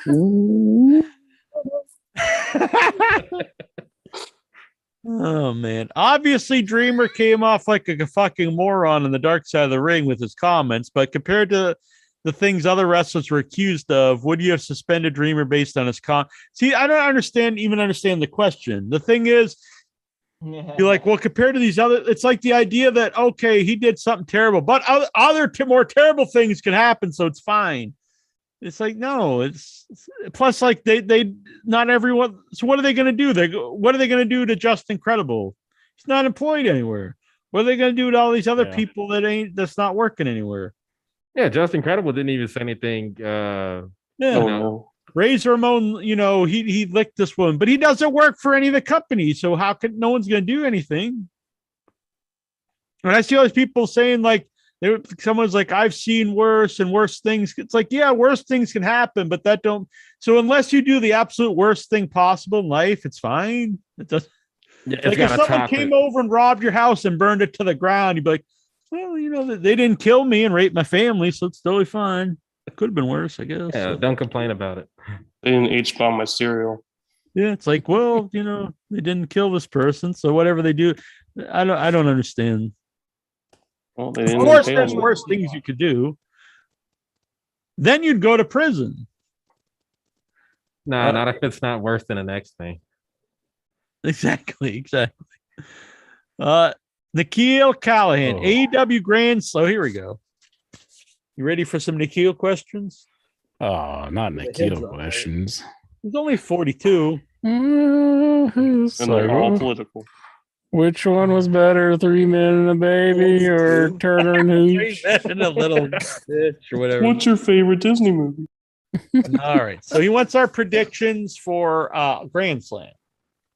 So this is a good question. Dynamite's Grand Slam consists of Brian Pillman versus MJF. I'm going to say that Pillman wins the first match, which will lead to a series, though. I think MJF will win the first. I think Brian will want a rematch. Yeah. I was going to say MJF, he was kind of undefeated until Jericho finally got that win back. So MJF. It's a good one. Probably. Yeah. Go with MJF. MJF, unless he gets cocky and Pillman gets a surprise pin in there. There you go. It's like Incher. He's always getting cocky. Then let's put that ass down. Malachi Black versus Cody Rhodes. I'm going with Malachi. Everyone predicts Cody, but I don't think so. I think Malachi wins 2 in a row. I think Malachi wins, and Rosario Dawson turns on Cody. I did hear Cornette calling her a D-list celebrity, but I was like, I don't think Cornette knows. Like, yeah, Rosario Dawson, she's pretty famous, so yeah. I want to say D-list. Yeah, I never brought this up, by the way. You think Malachi is like the new Randy Orton? He's the Sun Killer after he was the Legend Killer. I don't know, but I'm a big fan of Malachi Black. I think that's a perfect showing of someone who, in a different light, it comes off like a way bigger star than they did, in their previous company. Mm-hmm. I do think it puts the idea of bringing in Bray Wyatt is because you already have the dark character. You don't really want too many of the exact same thing. He's gonna lead the Dark Order because there's a rift between them. I want it to be Jimmy Jacobs. I know that's what everyone's thinking, opinion. but I think you still then have two like big dark characters in Malachi Black and Bray Wyatt with the Dark Order. Well, they were both in WWE at the same time. I mean, yeah, but barely. I mean, one was like an NXT and the other one was on Raw and stuff. But I just think you don't want too many like of those very similar characters on the show. I'm lobbying for Jimmy Jacobs to lead the Dark Order, like Age of Fall. Yeah, and they only wrestle on Dark. Then they could be literally the Dark Order.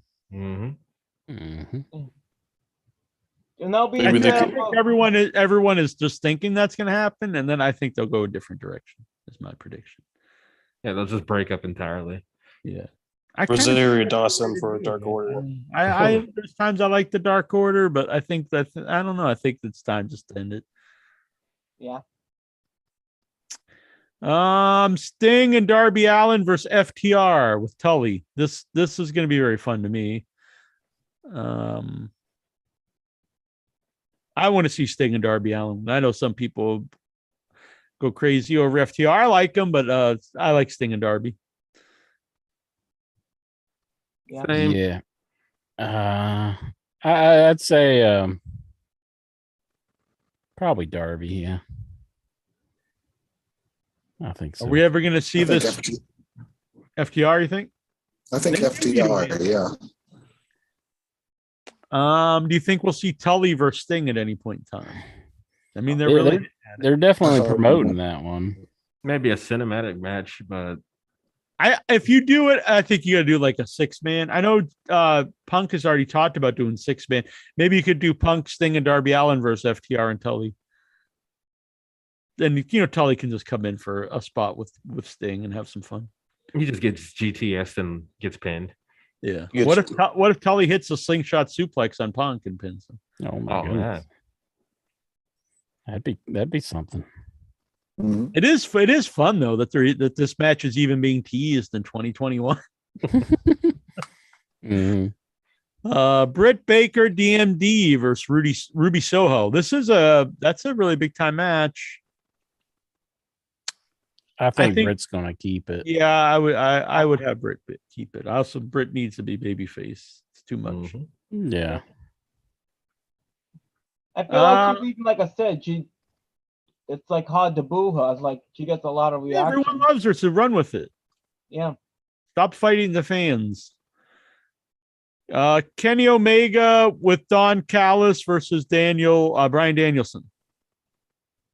It's non-title, so more than likely Bryan Danielson. Yeah. This should be a really good match, though. Yeah, Bryan's winning. Yeah. I think Brady. Eventually, but is the title on the line? No. It makes sense though that it wouldn't be because he has no matches in the company. So right. Yeah, that makes him like a good number in the PWI. It's true. Good He's challenger. He is going to beat, Lulu Pencil. Like that they got serious on Dynamite, that they're trying to, really promote that it's going to be like a really good match. It should be. It should be, yeah. Super Click, Adam Cole and the Young Bucks. What do you think of his name, by the way? Super Click. Stupid, but Adam Cole, baby. I agree. Adam Cole, future of wrestling. I'm not being facetious. I think you could build a whole company around him. Super Click, Adam Cole and the Young Bucks versus Christian Cage and the Jurassic Express. Fuck Christian. That guy. I gotta take up for Christian because I think he's been doing some good promos in the. Thank you, Enter. Enter the voice of reason. I think he has been doing good promos. Stop attacking Christians. I would put. I can't say this. I would put Christian. Hey, Roman Neal over here. I would put Christian Cage in a group with Big Show and Mark Henry and just call him the waste of money. That'd be a good name for a team. Yeah. The big waste of money. They could be just like this team. That's like their gimmick could be like they're just using Tony Khan as the money mark. Mm-hmm. So they can, get one last run and get a bunch of money and just sit around. That's life imitating art. Exactly. Mm-hmm. Christian That's Cage very much tries. so. I'll give him that, but he does it. I've literally no interest in him whatsoever, and he does not fit in with Jurassic Express. He doesn't fit in really with anybody. Like I see, he's interacting with these young guys and just like so out of place. He outworks everyone. How do you do, what fellow are you talking kids? about? He's a great wrestler, though. He outworks everyone. All right. He's okay. I never thought of him as a great wrestler. He's fine. Yeah. The Inner Circle, they still the Inner Circle? Inner Circle versus the Men of the Year, Scorpio Sky and Ethan Page. I think I'm calling that group a dud. I've given it a shot. I started to work with me. I'm not really into it. Dan Lambert, everyone's really loving it. I thought I don't know. Some of it's funny, but it's very obviously forced. And I also thought last week when he was talking about someone would, you guys will do these big moves and then kick out at 2. That's not good to say on the show because you're saying that the show is fake. Because why else? Self-aware. Why would a guy intentionally kick out when everyone want to kick out of the move anyway? Yeah. I don't like that kind of stuff. Too postmodern for him. I don't know. I'm not really a big fan of this thing. So I want Inner Circle. Mm-hmm. Yeah, I think Inner Circle will win. Man, that sucks though. Scorpion Sky is just fallen. He used to be so good, and that's the guy they've really missed. It should be called Scorpio Ground. Get exactly. Well, he was part of the original tag team belt holders. He was like all 3 of them champions. So that's his peak. He's just like, you were a tag team champion. Now go be with this guy and be nothing. I like Ethan Page. Won in the brass ring. He won a big golden donut, and then somebody said I think a few weeks ago he tried for the TNT title and lost. It's like why? Why would you waste it on the TNT title? Go for the freaking world. Was it like a Money in the Bank thing? What was it? It was the pencil. He fought Lulu Pencil. Oh no, I'm talking about the think they had a match. Why were there random women in the PW 500, but no women that people know? Everybody knows Lulu Pencil. She's all elite. Well, I know that one, but I mean some of the other ones, like Mad Max or something. I don't know. Slam a bitch and Alley Catch. That's who Songman was watching at the beach. Yeah, I'm sure that was fun. I'm sure Alley was fun to watch. Blast. And I don't remember the last time probably Hardcore Holly and Al Snow had a moment in the ocean like I saw that live. Oh yeah. Yep. He just saved a kid or something. Yeah, Al Snow. Right. He was in a riptide and I guess he swam out and got him him back. That's a hell of a That's pretty awesome. Yeah. He's a hero. Yeah, gonna go buy some of his t-shirts. Collar and elbow. CM Punk versus Powerhouse Hobbs. Punk. Punk's good. Punk's gonna win it, but it's gonna be a pretty cool match. It will be Powerhouse Punk. The last one I love some people. I'm very confused by some people with the last Punk match. I don't think they really understood it. Like it wasn't a slow match because he's old. It was like an actual wrestling match. But anyway, CM Punk versus Powerhouse Hobbs. This is the guy he's been wanting to wrestle. Powerhouse Hobbs to me has really elevated since he's come here, as opposed to Brian Cage, who I know a lot of people are into, but I see nothing besides him being jacked. I see nothing in this guy. I think honestly, he's one of my least favorite guys when he comes out. He seems totally lost. He has no like personality. And besides, he had a match with Darby Allin, which was fun because Darby will just throw him around. Besides that, I think he just sucks. I'm surprised he's not there, Brock Lesnar. I'm not, because he's not good. I wouldn't push him either. I know people like you got to push to put the belt on him, but I wouldn't put shit on the guy. He keeps trying to wrestle his original style. That's how he used to wrestle before he got all roided up and jacked. So it's like, dude, just slow it down. And yeah, it doesn't fit. It doesn't. I thought he was born that way. To do those moves better, it doesn't look good. He'd be better off if he just wrestled as a big guy, and then did a couple big moves. But it looks very like set up. They don't look natural. I don't. I think he's a big dud. Powerhouse Hobbs, though. I don't think he's perfect. He's still kind of green, but I think he's actually elevated his game. He gets better as he progresses. So I don't even think Punk's on that level. Like, of course, it's not going to beat the debut after 7 years gone. So I don't think Punk's even up there, like the level he was when he debut. Did he have the same level? Do you think when he had his match back? Oh yeah, that was great. Yeah, I just don't think it's built up as it's definitely not going to beat the debut, of course. But you think it's going to go anywhere that big over the next couple of matches he's going to have? I'm not sure the question, but I'm really into Punk, and the ratings have gone up, and sells a lot. When he comes out, it generally seems like a huge superstar. No, I mean the reaction for the crowd. I meant when he the reactions have been huge. Yeah. Yeah.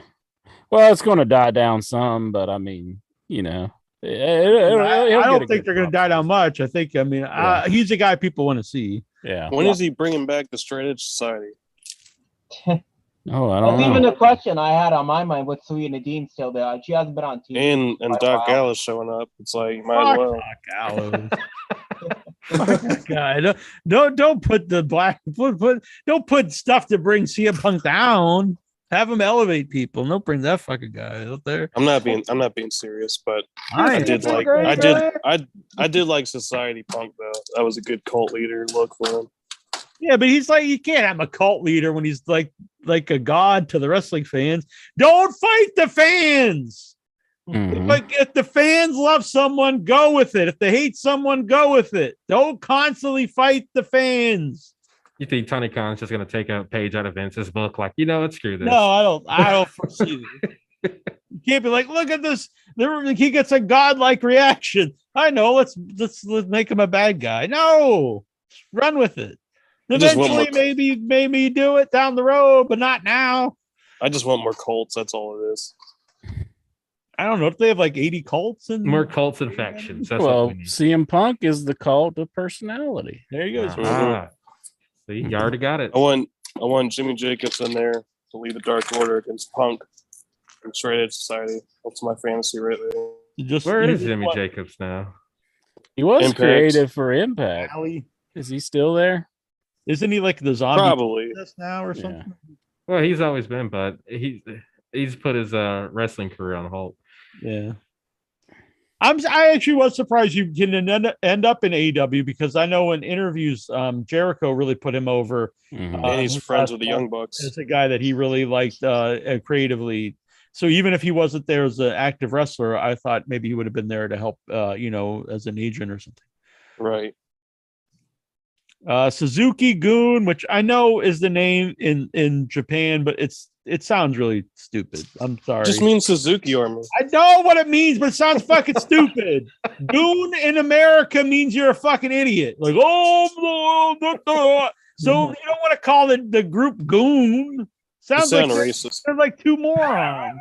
You know, I've got a lot more respect for Minoru Suzuki because I now recognize him as the Japanese Nick Gage. Pure ignorance on this show. Goon means idiots. So when they come out on a show in America and they say that's Suzuki Goon, people think that's two idiots. That's such a Philistine thing to say. It's a real thing to say. When the Goon was in WWF, did he come out like, oh shit, there comes the Goon, he must be a genius? No, he was the Goon because he was a moron who beat people up. Jack. He looked like a Kevin Smith extra. Goonies never die. That's all I gotta say. The Goonies, Suzuki Goonie. Suzuki. I always just took it as like they're thugs. Like here's the Suzuki Goon or something. Yeah, it's like, not a good name, Suzuki Goon. Yeah, Goon. it just doesn't translate very well. So Minoru Suzuki and Lance Arch. That's because you're well, like, it makes sense whenever you think Zack Sabre Jr. is in the group. So you're all canceled. Suzuki Goon. You're making fun of Japanese culture. You're Zack Sabre Jr. is number one in my BWR crying list. like Ric Flair. Do you think they said to Rick somebody dropped their hat over there and he just started bawling like that? He cries over that, but he don't give a shit about the woman. He's like, oh fuck this bitch. Holy crap. Grab my balls. Suzuki Goon with Minoru Suzuki and Lance Archer versus John Moxley and Eddie Kingston. Well, I want Moxley and Kingston to beat these fucking goons. Everybody on this show is gonna die. Well, we all are gonna die at some point. That's a fact. Not the fucking Highlander here. I like Minoru Suzuki, so I want Suzuki to win. Yeah, I said before he was one of my. I'll be honest, I thought he fucking sucked.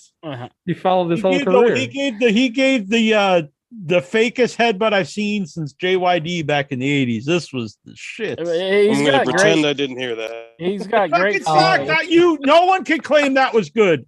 That slow motion headbutt that they gave each other looked like total shit. It looked completely fake and terrible. I'm just going based off the stuff I've seen in Japan, and he was like one of my favorite guys. That's nice, but I'm seeing stuff that I see on my television right now. Your brother likes him, don't he? Yeah, that's good for him. Yeah, he watches all that Japanese bullshit with the goons and stuff. It's better than most I'm of not watching stuff. it. Maybe it's good for that, but I'm not watching. I don't watch it, so I don't know. I watch what I see, and what I see is this guy's an old fucking looks like a complete idiot. An old moron. Goon's a good name for him. Comes out there, he's an old man, little tiny old man. Old man could kill you. Good for him. I'm 5'4" and I don't wrestle. Who gives a shit? He comes out there, he looks like a little loser, and he's got a haircut like a total imbecile. But I'm like, well, the crowd's treating him like he's a god. Okay, whatever. I'll give him a shot. Watch the match. I'm a Moxley fan. This match sucks. He can move better than Nick Gage. Their New Japan match was better though. I'm sorry, Jonathan Jackson. Yeah, I'm gonna start jumping on you like I'm losing the only guy who was on my side here. Yeah, you just turned on me, man. What the hell? I want Moxley and Kingston to wipe the floor with these guys. I want Suzuki to win. Suzuki and Lance Archer. Thank you, Andrew. Lord. This fucker.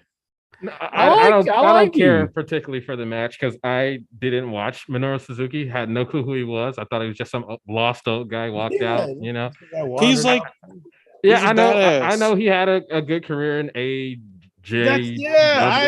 Whatever. It doesn't matter.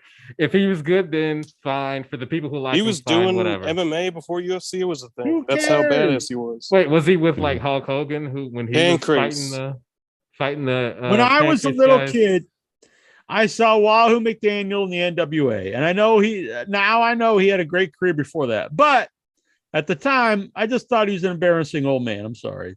I saw Baron von Raschke, who we've had on the show, and he's a very cool guy. But I saw him at the end of his career, and he just looked like an old, feeble man, and it was not impressive. And that's how I feel about this guy. I see him out there, and he's just an old man who looks feeble. Let's move on. and But they all can kill you. Not interest me. Thank you, JJ. What? No, I was actually being sarcastic. Whoever wins, whatever, it doesn't matter. It's a match. It's going to be entertaining, I'm sure. No, The crowd reaction will make it. The crowd. I think Moxley will win, but I am rooting for Suzuki still. Yeah.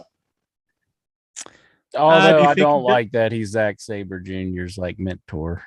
Is he Zack Sabre Agreed. Jr.'s little young boy? Oh, I don't No, know if Sabre- Zack Sabre Jr. was his young boy or not. Is that what you're saying? Or No, is he- Saber's in Suzuki Gun Yeah. over there. So yeah. I mean, I'll be honest. Minoru Suzuki was 492 in the 501. what? that's a sin. His theme song music alone should make Nick you Gage was Thank 320 you, and Inch. higher. this Nick Gage- theme song got cut short. What are you talking about? Yeah, they played it last week, and they said that fans are upset with them, and they're going to make it right. So. Yeah, 'cause they were they afraid the did. man was going to kill him. They were like, oh. Match number 5. Lucha Bros. Penta El Zero Miedo. It's a bad name. Yeah, I like the guy, but it's a bad name. Why do you have to Reef- change it from Pentagon Jr.? Someone owned it. Triple A Pentagon. owned it. Oh, But it's not like they had to That's change it fine. to something that no one can say. They could have changed Yeah. it to something people can pronounce and remember. just call him. Call him that- Pentagoon. Yeah, or Then he'd be an idiot. He'd be a Mexican idiot then. He'd be like, A Mexican asshole. Don't matter. You could be a Penta El Bendejo. Oh no. So Penta El Zero Miedo. No, did also that the Idelo guy also a bad name. It's a good. He's I'm not saying they're bad Idol? people, but yeah, it's not a good name. So anyway, Penta El Zero Miedo and Ray Phoenix. That's a fine name. And Santana and Ortiz versus the Hardy family. This bunch of that don't go. I think the Lucha Bros will. Yeah, I hope they just kill this group. Fucking, I love AEW, but you can just end this Hardy faction. Hardy he can go join Christian and Big Show Mark Henry in the Waste of Money group. Malachi Black should take over that group. No, he shouldn't. More No, cults, no, more cults and you factions. don't put people that bring someone down. This guy, he's good. Punk's good. Just keep them alone. If you have someone that actually fits them, okay. But you don't put. Oh, we're gonna put Isaiah Cassidy and Mark Quinn with Malachi Black. No. I meant Butcher and Blade. I think they'd be good for like a House of Black trio. Possibly. I don't even think Matt Hardy's even been up there since he debuted. He's been maybe a month or so when he debuted. Not He's good. been in and out, but I don't think I he's like going the guy and all. There's been times I really liked him, but he's not good. No. This gimmick is the shits. Yeah. I know Winter loves it. He Delete. loves the money. Delete. I'm Go big back on to the. You have the crowd now. He should start losing his mind. Go back to the delete stuff. People Mhm. want to chant that. Just go Yeah. with that. He doesn't have to teleport and stuff, but he can do the broken stuff. People like that, and he doesn't have to do as much in the ring when he's doing that character. So he doesn't have to. He's really broken down. So just run with that. It gets a reaction. People would enjoy it. or have Sammy Guevara kill him again. There you go. The big money stuff is just a dud. This can't be the. Why is this the main? This can't be the main event. AE dud. Wait a minute. So you have they come on. So you got the Goon match. The main event is Anna Jay versus Penelope Ford. That can't be the main event. No. Main event worthy to me. Wait, but did you already mention Daniel Bryan and Kenny Omega? Or That was Bryan on Daniel- the first day. That's on Dynamite. Wait, there are This is different days. Yeah, there's Rampage. There's Dynamite and Rampage. It's a 2-day event. Yeah. Oh, yeah. And they're Rampage both always 2-hour has shows. shitty Yeah. main events. So yeah. Yeah, but you can't have CM Punk in the mid card of the main event with Anna Jay and Penelope Ford. Yeah, that's what they're gonna Unless you do. just want everyone to leave. I think that Dave Meltzer report's gonna be for Rampage. Anna Jay and Penelope Ford. That's come on. That's say the people Anna who Jay watch will with win. their pants around their ankles. Jesus, Steven's gonna be loving that. That's an interesting dream match right there. And nothing against those the two. best. Well, actually, Penelope Ford sucks. She's not good, but So are you saying Anna Jay's going to win? yeah, I guess. Yeah. Dark Order prevails. Bam.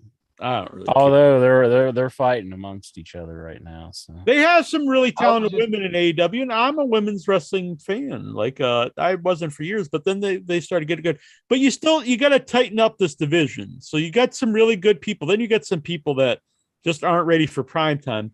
Weed those out. I'm not saying Players. fire them. Put them on darks, and maybe eventually they'll be ready for. put them with the waste of money group. Well, I'm not saying Penelope Ford's a waste of money. I actually think she's got charisma and a good look. She's very, very poor in the ring. So either keep her as a manager and have her wrestle in dark. Maybe she'll get okay, but right now she's not. Put her on NXT Bright Elevation. Does Miro not have a match? No, I didn't think. Yeah. What'd you think about him fighting for the dude's car last week, and then he didn't even want the car at the end of the match? I don't remember what that was. I thought it would have been funny if he just like took the car and like drove it off a cliff or something. That would be good. Yikes. Like he didn't Right. care about the car. He's like he just wanted to beat him up.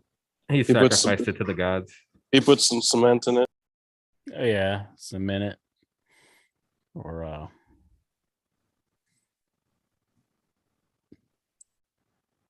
Pawns it off. or runs it into Trent Beretta's mom's van. Just like that would be What's Kaze Nanari? I don't know what that means. That's the Kaze song. Nina. It's become the win. Oh God. Yeah. Gotta get on that that's the Suzuki dude's bandwagon. Yeah, Jack's like the king of Suzuki goon. Fucking Suzuki. Goon. I was watching your Godzilla movies and Bruce Lee. You sound so boomer.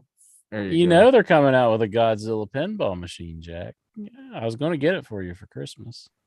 You did have some good Chinese buffet today, though. Now you're Chinese. We're talking about Japanese stuff. You're so canceled. Whatever. Painkiller They're all over good here. people. I don't see nationality. I just see like good and bad people. Oh God, that was question one.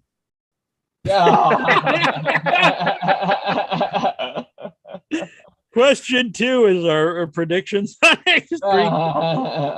Are our predictions for Extreme Rules? All right, so we got Becky Lynch versus Bianca Belair. Now, I'll be honest, I don't watch WWE, but the pictures I've seen, did they just totally got rid of the man? She's just a completely new character now. I don't think they've said. I don't even know what happened with that. He's like the Hollywood character. She's kind of like just a real like bitch anymore, and doesn't want. Is the Invisible Man here with us? She became Uh-huh. rated R Lita. That's what she became. Really? I don't know. Didn't seem like that. I've always seen. It just seemed like she's like this rich person or something. I don't understand. Yeah, She looks like the Dixie Chicks.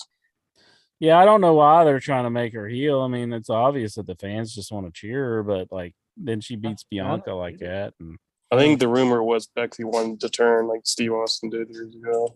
That was they should really go with that then. They're like, well, it turned out great when he did it. yeah, nobody liked it when he was hugging Vince and all that. Yeah. Mm-hmm. Yeah. Just because it's someone's idea doesn't mean it's good. I see this a lot in the IWC. They're like, well, the Nikki Ash is great because it was her idea. It's like, no, it's terrible. I don't care whose idea. Well, I think she wanted to do it because Roman Reigns did it well, and it's just not going to work for her. I'm not saying I don't disagree. I'm just saying though, why does it matter? It's not good. You love it. Context is interesting. It's not interesting. There's nothing interesting about it. That is the group. The waste of money. Christian, Matt Hardy, Mark Henry, and Big Show. I was just gonna say that. What would you rather watch, Jackie? Christian or Nikki? The worthless goon. Yep. I was Probably just gonna say Christian, that. I guess. I'd rather watch him than Nikki, but You need Luther in that group. Put him in there. but what's he getting? Like $50? Is he only making $50 a show? I mean, probably. He's not like I can't imagine he's making much. I mean, US or pesos? $50 these and a guys, hot I'm dog. sure, are getting like big money. Put Sammy Guevara's buddy in there, the one that Miro just beat. Fuego del Sol. I mean, Fuego there's del guys Sol. that aren't great, but like they're just like fodder. That's fine. These are like people that you're paying like a fortune to. One guy main evented the show and stuff. Money goon. I mean, like, that guy that has the spray bottle. I mean, he's worthless, and there's a lot of worthless guys. But Brandon Cutler. You mean Brandon Cutler? I'm fine with guys like that are barely on there. They're just like, guys who they're worthless and don't really do anything. But that other guy you mentioned, he's never on the show. But guys that are like huge paydays and are like all over the place, fuck them. Fuck them. That's all I gotta say about it. It's a real positive show. I love it. I think I'm a positive guy. I'm always talking highly of 8, but I'm not gonna lie and say all of it's great. Fuck these 4 guys. Damian Priest versus Jeff Hardy versus Sheamus. Who the hell wants to see that? What? That's happening at Grand Slam? That's happening Extreme at Rules. Extreme Rules. Alternative timeline. Are any of these matches even extreme? The first match is just a match, and then this is just a match. Yeah. I think Damian Priest will win because they seem pretty favorable for him nowadays. Yeah. Feels a little bit like a fully. Wasn't Jeff Hardy just going for like the 24/7 title, and now he's going for like the US title? The big Are any of these matches lights out? I don't think so. No, these are just matches. I don't understand. I thought all the matches. Why is it Extreme Rules if they're just matches? Yeah. Like I've been watching too. I don't recall them like booking this one very much. I don't. Charlotte Flair versus Alexa Bliss. Mm. I know people are negative Charlotte, but I want Charlotte to win. I don't. I'm not. Alexa Bliss is like, for me, that's turn off TV when I see that. Yeah. Not too entertaining. I don't like it either. The opposite. Even throwing babies in the air. I know. I'm throwing the babies in there. Wait, are they alive or dead? Doesn't matter. They're in the air. We do not support killing babies here. Well, Yeah, man, what the gravity hell? does. Gravity does You affect catch the the babies at some point. babies in there and let them fall. It's not the worst thing he's seen. Roman Reigns versus the Demon.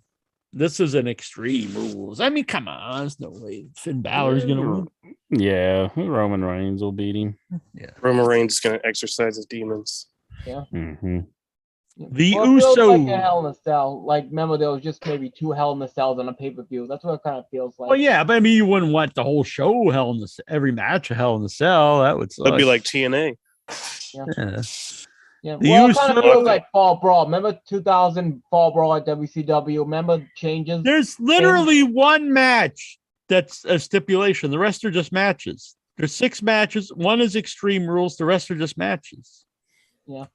They're just rules matches. I don't understand. Yeah. Do you remember Fall Brawl 2000? Remember when they had Only Connor one match versus took the Hellish place. Brothers and they changed it to a First Blood match? And I think there was a couple others. That's what it kind of feels like. They're going to change Yeah, it. but Fall Brawl doesn't mean like it's a hardcore. The idea Extreme Rules is all these matches are extreme. But if there's just one extreme, I don't get it. Yeah. Nah, whatever. The Usos versus the Street Profits. I didn't even know they were still around. The Street Profits or Yeah. the Usos? The Street Profits. Yeah, they've been around. Well, I don't watch a show. How do I know? Yeah, they've been around. They're never on the pay-per-views. That's all I watch. They're on this one. Usos I'll say the can Usos will win because the Usos are with Roman Reigns. If he doesn't see it, it doesn't exist. This can't be the main event. This must be in reverse order. Because Liv Morgan versus Carmel, that must be the opener. No, that's the main event. The main event's Becky Lynch, I guess, versus Bianca Belair. That's weird when you have Roman Reigns. It's like, well, whatever. Liv Morgan and Carmella. Jeez. Liv Morgan, she's pretty hot. I'm going to go with She's good. I Carmella. like I her. think Carmella's improved. I think she deserves the win. I agree. I say push Liv Morgan. I think Michael Hayes is really happy about this match. I hope Zelina Vega jumps in there. Jeez. I Makes hope the that ain't the triple case. They I ain't hope gonna do Michael anything. Hayes ain't doing nothing with nobody right now. Who would you be most disappointed to find out is giving favors to Michael Hayes and sure? Oh gosh. Maybe Alexa Bliss or geez, right now it's kind of hard to say. What if it's Linda McMahon and that's why he's never fired? Oh. Now we're definitely canceled. Vince is like, thanks for taking the bullet there, pal. It's like He's taking on the warrior role. Warrior Mhm. Horde. By the way, I want to thank Jonathan Jackson for creating the In Your Head 2.0 logo. Thank you, Jonathan. It's not a problem. Had to support my brand because I'm Drawn Draker. Draker, there we go. Yeah. Boom. Ah, welcome to IYH 2.0. Yeah, you gotta. Jack Jaker. Drawn Hey, Draker. Drawn Draker. What program did you use for the graphic? I just use Photoshop. Oh, okay. Ah, Thank you. Oh no, it's Drawn Draker, buddy. I'm a Photoshop guy. Oh, he's a monster. The Photoshop. God. you can count on Jonathan Jackson next time Intra's out. He can replace you after Whoa. the show. Damn. Hey, Dang, I like son, Incher. Yeah, I don't know about hosting. I mean, Maybe a third wheel host, but yeah. Man. Oh. There you go. Boom. I love this. This is exciting. You gotta recreate that for In Your Head. That's gonna be hard, but all right. No. Number 3. Do you think Hangman Page will return this Wednesday? No. Nah, probably not. It would be good eventually, but I don't think so yet. He's having a babe. This is my prediction. You got CM Punk in there. He's going to go on. He's going to fight a lot of these young guys, have good matches. Eventually, Page comes back. Page's gimmick for the last 2 years is he's a drunk asshole. Mm-hmm. Who's the straight edge? CM Punk. Instant feud. Drunk. That's straight edge true. guy. Page comes back. He says, "You took my spot. I'm back." He's back as a heel. Punk the babyface. Drinker versus straight edge. It's natural. You He's gonna- refused that drink from that fan, and it pissed me off. Maybe he's I gonna- always drink. he's gonna come out in a white horse, white hair, and he's gonna lead the Dark Order against CM Punk. That's what's gonna happen. It's possible. Pale horse. Yep, pale horse. Pale horse, you ride. All righty. But you could also put him back with the Elite, one of the original Elite guys. My brother's into that BTE stuff, being the Elite. Uh-huh. He's old. He's a lot older than me, but he's watching all this young stuff. He's been young, Elite. but Yeah, Dark Order were funny on there. they had really fun stuff with Adam Page on there. He was like, "I'm gonna get a drink and go find out, Hangman." And like, "Oh, he's not here anymore," or something. So He's gonna H-bomb him. That's basically what they do on it with their comedy. John Simmons That's is there acting like a fucking idiot. Like, oh, I'm gonna drink some piss this week. It's like this That's ain't how- funny. The fuck? That's how Adam Cole died on the show. Was he got H-bombed? Oh, thoughts on Ricky Stark now, the permanent announcer on Rampage? I don't get. I don't know. I don't think they should have an active guy who's so young be like a permanent announcer. Like, unless they're just wanting to transition him into the role and not make him a wrestler anymore. Oh, I'm in kinda my like prime. kind of like a Corey Graves kind of thing. Yeah, I was gonna say Tony Khan taking another page out of Vince's book. Mm-hmm. I think Suzuki should be the announcer. Minoru. Just got the speak in seniority. Japanese. He'd probably say as much as Mark Henry did. Well, Mark Bro. Henry disagreed with the finish of the matches. I enjoyed that. He's like, he's not doing that. Yes, he is. It's good stuff. Cody tweeted. Cody tweets coming back for the TNT title after his feud with Aleister Black. Thoughts? That's cool. He had a long. I want to see him go for the main belt. I want to see him be the champion. He can. He pigeonholed himself. I want that stipulation to be thrown out somehow. How would you go about doing that? I mean, I'm not against the idea, but how do you go about doing it? He just says, "I created this shit. I'm gonna go for it anyway." And he just goes for it.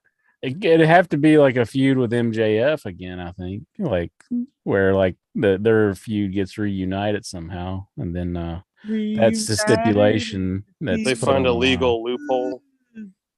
Maybe he helps out Brian Pillman Jr. They're both sons of famous wrestlers. Maybe he wins it at an Impact, and he's like, "I said I can't win it on AEW programming," you know. Ooh, loophole. Never mention it, and he goes for the title. Yeah, I like that idea, Jonathan Jackson. Thoughts on Cornette saying Tony Khan gave him the best birthday present ever, the greatest ever AEW Dynamite show last week. Oh, I didn't even know he said that. Oh my goodness, that's nice. Somebody wants a job. I was not aware of this. Happy birthday. Happy belated. Fishing for a job. No, old man Cornette trying to stay relevant for AEW. Wow. Well, it's nice that he is like actually admitting that they're doing something good. You know? Yeah, I agree. I like to like Cornette. I mean, I grew up. Was Walter on the show then? That's a joke.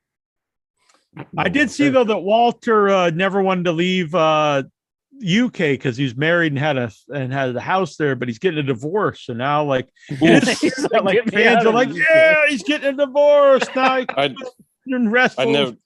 That's news to me. That's sad. He's just gonna leave his kids. Yeah. My prediction is they bring him in as a butler. I think he's gonna have some real shit gimmick. Oh my goodness, I hope not. He's gonna be like the wrestling Mr. Belvedere. And he's the manager for like the Viking Raiders. Yeah, he'll be God, no. He's gonna join Suzuki Goon. He'll be the manager for Regal Son. Oh Jesus Christ! His name will be like Kingsley, like Royal or something. I honestly predict he's gonna be a butler. Like he'll just be dressed up like a butler. Oh geez. So like Cameron Grimes, a dancing butler. He's like, he's like the English Funkasaurus. Oh my god. Thoughts on Keith Lee's new nickname, Bearcat? Like Bearcat Brown. Yeah, apparently his trainer was named Bearcat. That's what I read after the fact. Very dated, I think. Are they giving it to him so they can copyright it and they're just going to work out Keith Lee because he won't give up his name? Probably, honestly. Yeah, that's the master plan. I would say that's why they're That's doing a Jedi mind trick right there. Now you're just Bearcat, pal. I got him. I you, pal. That's the Bearcat out there. Pronouns, pal. I'm not a big Keith Lee fan. I know it's kind of blasphemy, but like, I don't know. His promos are horrible to me. It's just his whole style of speaking does not fit like a wrestler. I'm not a big fan, but I haven't seen a lot of him. I used to like him more when he first started, but like just that WWE stank is all over him, and it's always WWE. It's the WWE stank. It makes people. The first time I saw him, I remember I didn't really know who he was, and he came out, and the crowd was going ape shit and doing this. Not glorious, but like what we bask in your glory, and like they were just which no one in this glory. Yeah, I don't. Yeah, his NXT stuff was cool, but you come up to the main roster, you get destroyed. Him and Dijak were a good rivalry.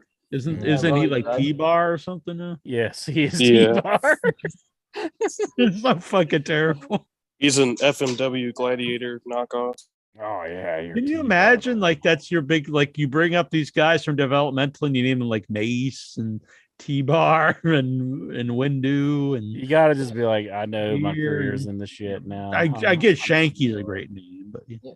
I think he was in a dark match by the way this past Monday, if I'm not mistaken. Oh, was he? Yeah. Big dark match. Any memories of TNA doing their own ECW reunion pay-per-view, Hardcore Justice? That wasn't the. We watched it together, didn't we? EV 2.0.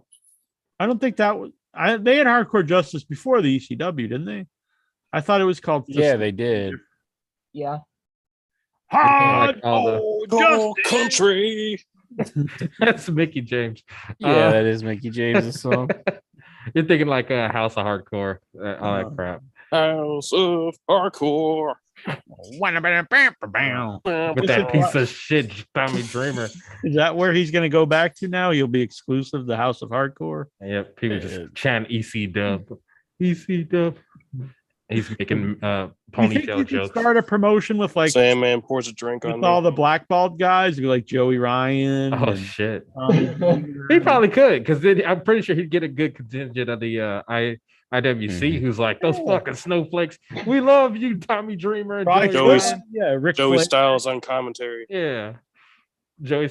Well, I don't know about Joey Styles, but who's a disgraced ring announcer? Mike Adamley. Val Venus, maybe bringing Val Venus. Oh yeah, he's just talking shit. Yeah, he'd be throwing all these like conspiracy theories. Wasn't Coach accused of doing something? Jonathan Coachman? I don't think so. Yeah. I thought there was something there. He was accused of being too nice. Oh.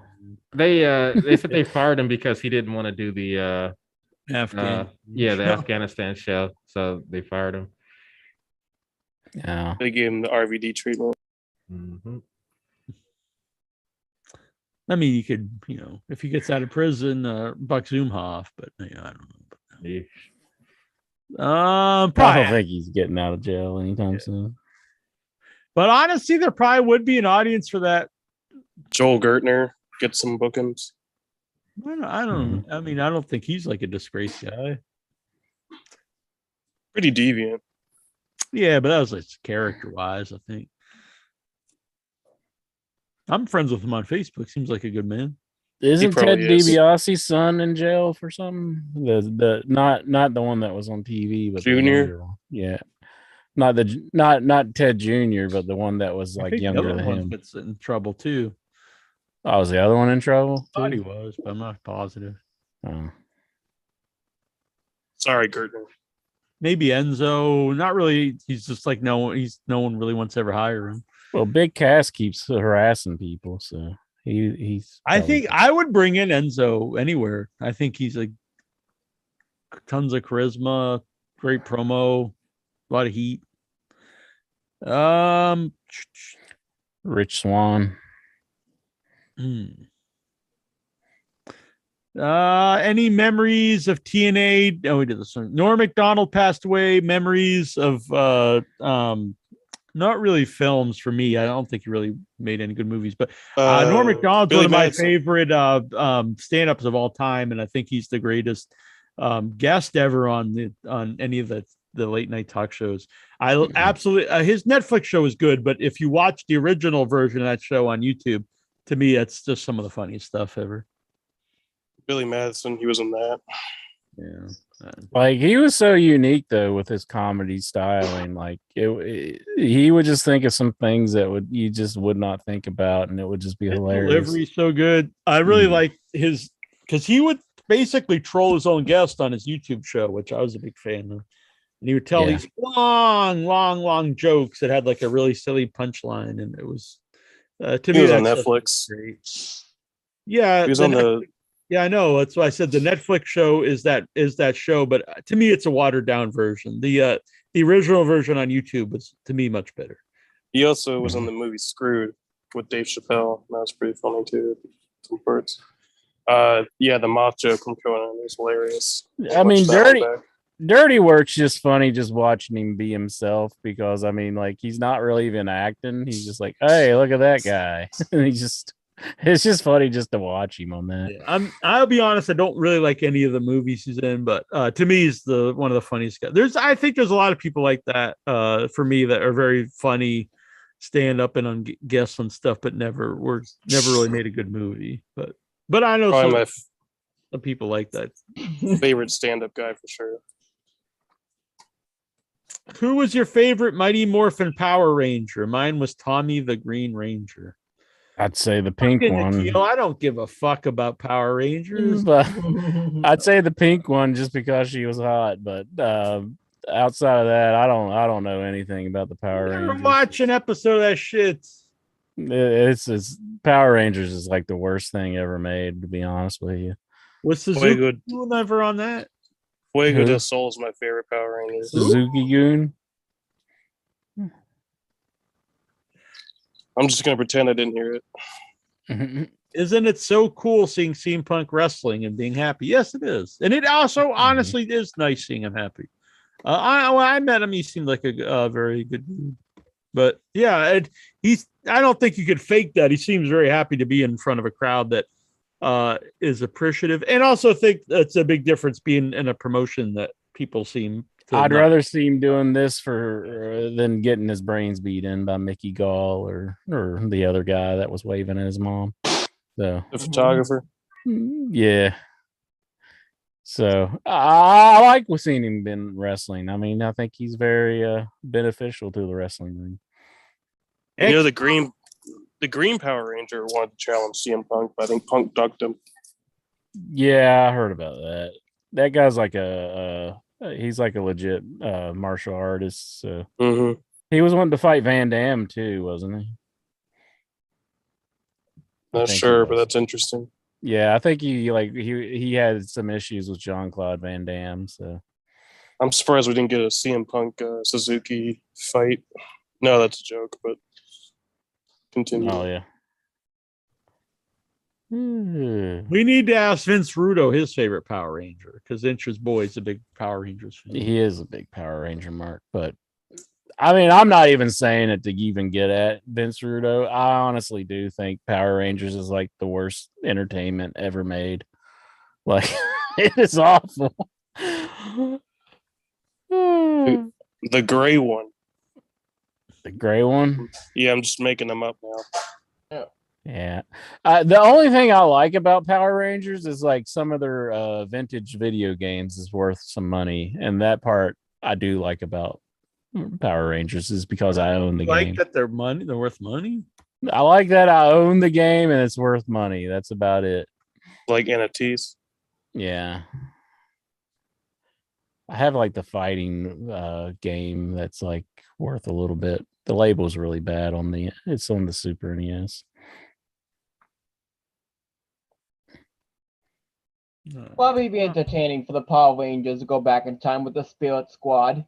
Oh yeah, Spirit Squad and Power Rangers. That might make it good. That might be one thing that would be good.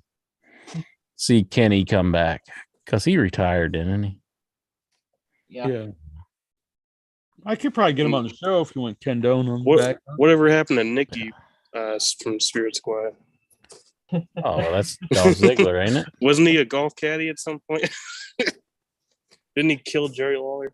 Yeah, I think he got murdered or something. Why didn't they play that up? Do you think they should have played that up? The man who killed Jerry Lawler. They did later. What did he kill him with a elbow drop? Yeah, that should have became his finisher. I mean, seriously, like he gave a man a heart attack. They could have called it the heart attack. The heart stopping elbow. That could have been his Oxbaker finisher right there. Exactly. It's an unfortunate accident, but run with it. Yeah, this has been the Attitude Era. He'd have had I killed Jerry Lawler shirt. Right. X-Pac wants to return to the ring at the next Royal Rumble. Do you think they'll let him? That'd be cool. Sure. I'm a big fan of X-Pac. He got himself in great shape. He's cured of Hep C. I'd like to see him return anywhere. Mm-hmm. Bring him back. Would you like to see Scorpio Sky reunited with Kaz and Daniels to reform SCU? Yeah, I'm kind of over it. I want Fallen Angel back or Curry Man. Curry Man. I thought he just retired, but I think he's back at Impact now. Is what I saw. What? Seriously, that's true. On the group. Yeah. I hadn't heard. You're dropping the Impact knowledge on us, Jack. You of all people. Curry Man's back in Impact. He's I didn't know that. Yeah, played by T.J. Perkins, probably. No, Christopher Daniels back in Impact. Oh shit! I don't think that's true. I saw. Seriously, it was on the. I don't know. I really don't know. That's what I saw. Yeah. He's my favorite Power Ranger. Awesome Kong retired. Your favorite matches, memories, and moments with her. Big Kong fan.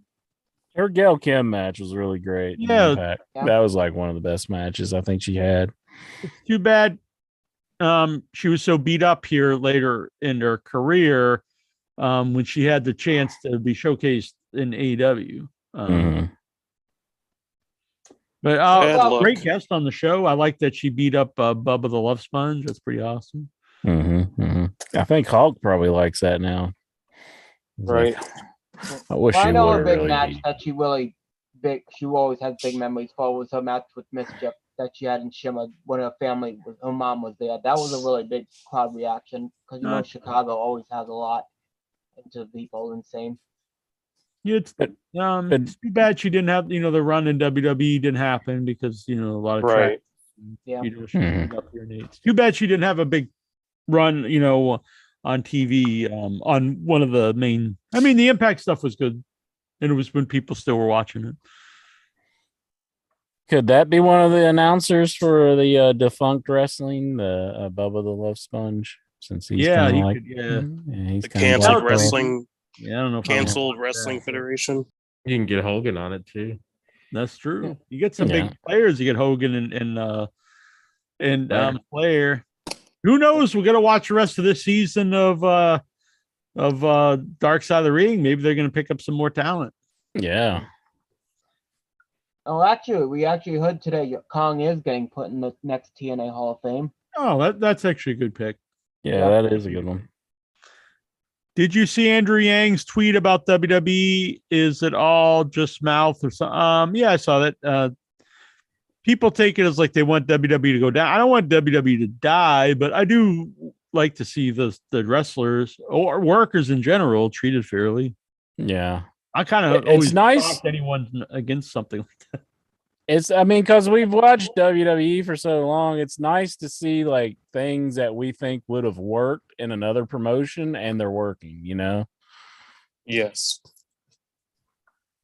I think that's the main hatred for like WWE because we've been force fed stuff for so long that it's nice to see somebody go out and make Vince McMahon like realize or he'll never realize that he was wrong, or even admit it, but if there's one company, no matter who's running it, they're going to have favorites and people they don't like. And that's always bad because there might be people that are talented, but they're just not the right person for that company, or the person who runs it doesn't see it in them. So if there's more places people can go, they can shine other places. It's good for all of wrestling. Good for the wrestlers, obviously. And good for the fans. When did you first hear about Adam Cole? Oh, I don't know. It was, I guess, in Ring of Honor, probably. Yeah, that's the first place I've seen him was Ring of Honor. Yeah. 31 years ago yesterday, Goodfellas came out in the cinemas. When did you first watch the movie? It's one of my favorite movies of all time, possibly my favorite movie of all time. Where did I think I probably saw it at the theater. Good soundtrack. I've seen it many, many times since then. I went to see it a few years ago, actually, a 35 millimeter print. I never watched it till I was older, but I remember my brother renting it when when it first came out on VHS. But when I watched it, it's a really good movie. Back to the Adam Cole thing, though, I think I remember him in Ring of Honor, and he had like a really bad injury, like where he got messed up. Like I think it was his arm or something like that, and he was in a cast for a long time. But it was around that time I think I discovered Adam Cole. When we went to see I think it was the 25th maybe anniversary of Goodfellas at the in the North End in Boston, which is like Little Italy, and we dressed as gangsters. Became Big Italy. Became what? Gangsters. Oh, Big Italy. But yeah, I mean, I'm straight up gangsta. Jonathan Jackson flipped upside down. That picture was just flipped him all around. He's got like one of those hanging by like falling down there. It's cool. What's those things you put around your ankles and you can like hang yourself upside down? And what are those called? Like some kind of sexual device? No, I forget what they're called. I don't know. Like Batman had in the Michael Like Keaton when you Batman. sleep upside down. Yeah, or you just like it's like supposed to like help your back or something like that. Oh yeah. It holds you by your ankles. Shackle. No, You were self-love I just that way. wanted to put Jonathan Jackson in shackles. No, I don't know what the things are called. That either sounds kinky or something else. But like Batman, he was like when he got with Kim Basinger. Those were the bat shackles. Bale. And then afterwards, like she wakes up and she sees him and he's hanging up. The H bomber? No. Well, actually, he did like pull up his cape, and that was like the end of it. So maybe he did. I don't know. Did Scarecrow spray some toxin in there? Nah, Scarecrow wasn't in the Michael Keaton one. Oh, that's right. How Oh, lame you're was talking about Scarecrow though? I thought that they could have done a lot more with him. I agree. The cartoon Scarecrow was freaking awesome. Same thing with Mr. Freeze. He was fucking awesome in the cartoon, and then the movie's just like freaking Arnold. He became Austrian. And it became better, I think. No, dude, the cartoon, he was awesome in that. This is the best Vic ever looked.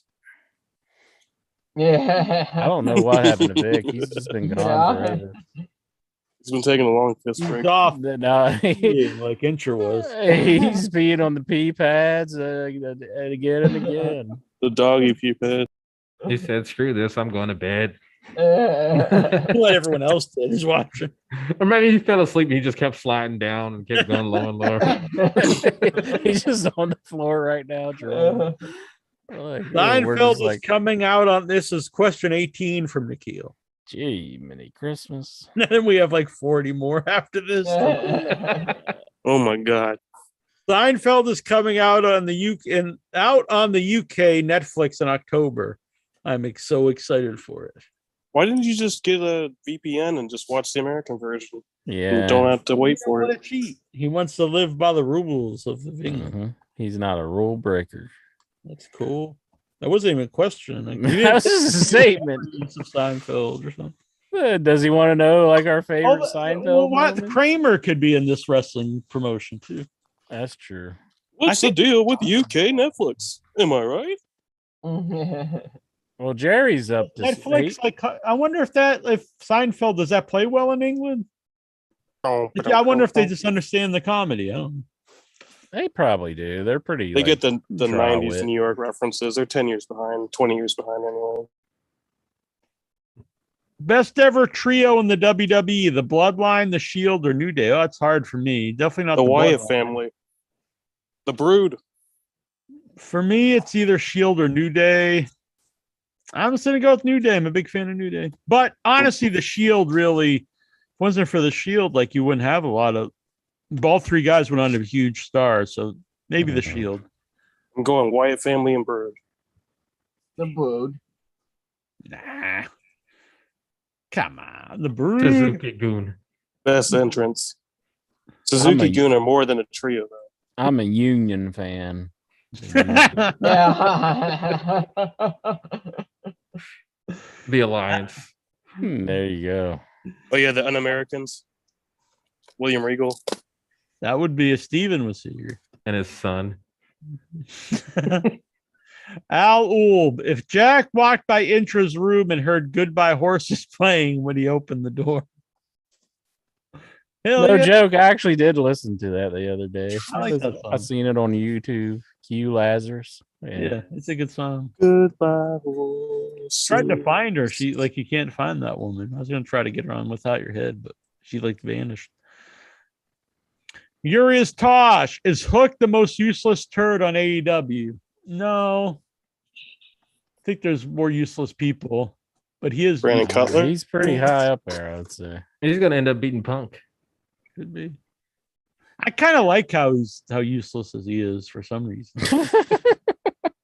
He's a good goon. Just out there, and he's got like this really like effeminate haircut. You know, I would say other things, but wouldn't get canceled. And he totally looks like that group. Pop Looks singer? like that group. Honestly, looks like they could be like Powerhouse Hobbs and like his boys. You know what I'm saying? He's like, I can't go any further. I think I know. He what looks you're like saying. he looks like a musical Yeah. villain. Canceled. Just if you get fans of the old Where show am I? Oz on I have to point that away. on HBO, come on, this Canceled. totally works. It could be like, you know, they should, you know, well, you guys get the idea. He's like Dogstein Maya, what are some of your favorite mockumentaries? Well, one would be the Once and Future Smash, which is coming out.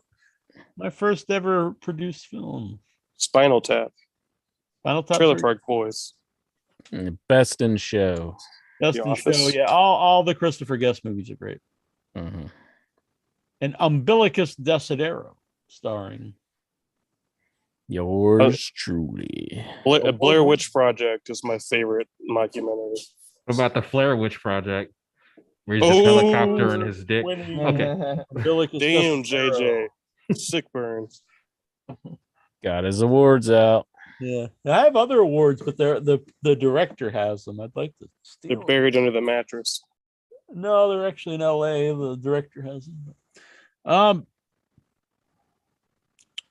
What is Swax's Facebook name?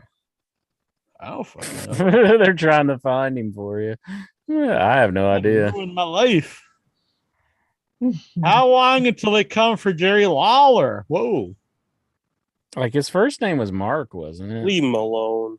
Mark. He's already dead.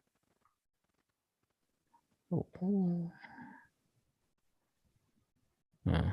Oh, Lawler. I was thinking he meant Swax is dead. Who, Oh, Lawler? are they going to do a Lawler's not Dark dead. Side of the Ring of Lawler? Well, Never actually, know. wait, hold on. They can because Brian Lawler passed away, and that was unfortunate. In Yeah. prison. And Jerry That would Lawler, be a Jerry sad- Lawler, Christopher. Jerry Lawler suspects foul play, so that could be something. Yeah, I don't know about that. But is it true that you are going to edit Flair out of the In Your Head intro? Whoa. Well, there's a reason we don't play it anymore. Mhm. Tyler Stevens, will Triple H and Kane be held accountable for Katie Vick? That shit's never going to be. There's never Kane going to be did any nothing justice in wrong. that case. What if they did Kane a did nothing kayfabe Dark Side of the Ring where they like, you know, research like that kind of stuff? You That'd mean be the pretty dim the dim light side of the ring? I would watch that. Yeah, they And I go think we after should Mike make Knox. that. That should be like a new In Your Head podcast where we like Get- really seriously talk about the Katie Vick incident. Get the governor from Knox County in to talk about it. You could do a whole series on Undertaker and Kane's like family. That'd be sweet. I am pushing for this idea. We get some backers. Thoughts on Impact being so cheap that Josh Alexander's wife has to sell her ring gear in order to buy a plane ticket to go to Bound for Glory. Shout out to William Morey. Woo! Bound for Glory. Who's Josh boy, Alexander's my wife? man, Jonathan Jackson posted a tremendous video where he heard that song on the radio. Yep, it was on the top 15 hits. Just popped up. I'm like, oh, Always a good time, Incher. Tyler S. in the chat room. He says, "Boys, almost missed the show. Love you guys. Had a rough week. So hopefully your week gets better." Look at this. Boom. There's Jonathan Jackson. He's just sitting there at work, looking out the window, thinking about, I gotta go get a taco. And boom, what's that on the radio? Sounds familiar. Whoa! Hell yeah! Oh my goodness. Oh, shout out! It's- Ow, ow. This is JJ and Ow, Inception. Hot damn! Now that's This music. is Inception here. So yeah, this true story, unlike the bullshit intro tells everybody. I was when I was for my walk yesterday, and Oh, this ain't bullshit. I went for my walk the other day. I went on the train tracks the other day. I was walking on the train. You could talk to me like that, but no fucking collars. I'll kick you off. So there was I forget what I was gonna say now. Oh, I went in. I was Bullshit. I was cashing in on a $2 scratch ticket. And I go to Oh my god, this is the biggest bullshit story ever. and so You're talking about scratch off tickets? Is that what you're talking about? Scratch and sniff tickets. I brought it in, and there was an old woman there, and at the package store, and oh Jesus Christ! I'm doing a pic. And I went, hey, yeah, I'll have a number 30. And she kind of went startled, and she was like, "Oh, you're always so loud and boisterous, like you're hosting Top 40 radio," which I thought was a very dated reference and very funny though. Give me a scratch off with a bullet. But then I realized that, like, I used to put on a voice for the show, but that voice became me, and I became Jack. So there's no real separation anymore. They're all really kind of the same person. What a maneuver. Oh, wow, pal. I don't know. Whatever. That question. Dobbs, Brian Maglinger, you ought to zoom into the show tonight. That's a good question. Urias Tosh, after the recent flirt sessions, how many months until Jim Cornette is all elite? Yeah, I don't think it's gonna happen. I think it's coming. Really? I don't think so. I think it's coming. He's not. I don't always like agree with him. A lot of the time, I don't. But I don't think he's a guy that does a lot of stuff for money. Could be. I mean, we'll know. Who knows? I'd like to see it, to be honest. But JJ was all elite for a second. Since everyone in the Headyverse knows about, this is from Jonathan Jackson. Since everyone in the Headyverse knows about Jack and Incher's shady past, how long will it take for the snowflakes of the group to cancel the show? I don't think that I've ever said anything in the history of the show that would be questionable. The Suzuki stuff earlier. Very clean past. I don't think calling Suzuki Goon, if saying Suzuki Goon's a bad name is reason to be canceled, then I'm all aboard saying fuck you, cancel culture, because that's nothing. Tazo instead of Steven. You can't just love everything that happens because it's Japanese. It's a bad name regardless of where it's from. It sounds like shit. Whoa. Well, not that directly. I'm just saying you were getting in that territory when it was talking about Japanese culture. I think whenever I said that I've never said anything controversial on the show, I think Al Wolf's head just exploded. And it was just like, didn't you say you don't eat dog? He ejaculated. Oh my God. At the head of his penis. Okay, I'm doing the Ric Flair now. I don't recall any of these things. It's never happened. I think anybody who knows me, and that if these things had ever happened, that they would have brought it up. The ESPN show, like saying, like he said, like I didn't do, but before that, he totally buries the guy and says, whenever he's talking, he's lying. It's like, why would you say that everything this guy says is a lie and then use what he says as some type of evidence? I mean, well, he's a lying piece of shit. This guy says, but he said I didn't do this, so there you go. Yeah, I don't get that. I think he's a fucking lying piece of shit, but that part he said was right. That's the one time that he's right. And I think anybody who was involved with the 30 for 30 probably didn't want to make Ric Flair look that bad, I mean, I'm pretty sure JJ has a photo of him doing a white face. Probably. That's pretty But that's just it's called it's a ghost. Usually you get a white picture than a ghost. And people without the melanin take it as a insult. I'm not. I need the context, and that I'm a big fan. That explains it.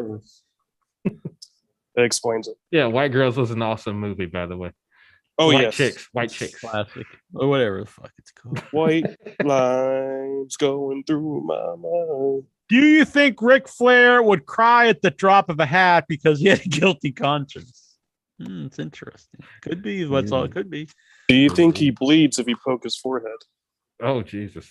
Yeah, definitely does. Just like JBL and Michael Hayes. I bet Cody Rhodes. JBL didn't even ever cut himself. It was just Michael Hayes went up there and boom, one punch, fucking blood everywhere.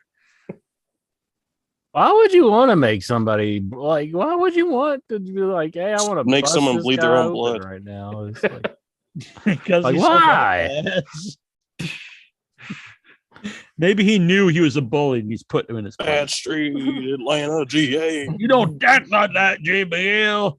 He had the foresight to know that JBL is the one who coaxed X-Pac into cutting his ponytail off.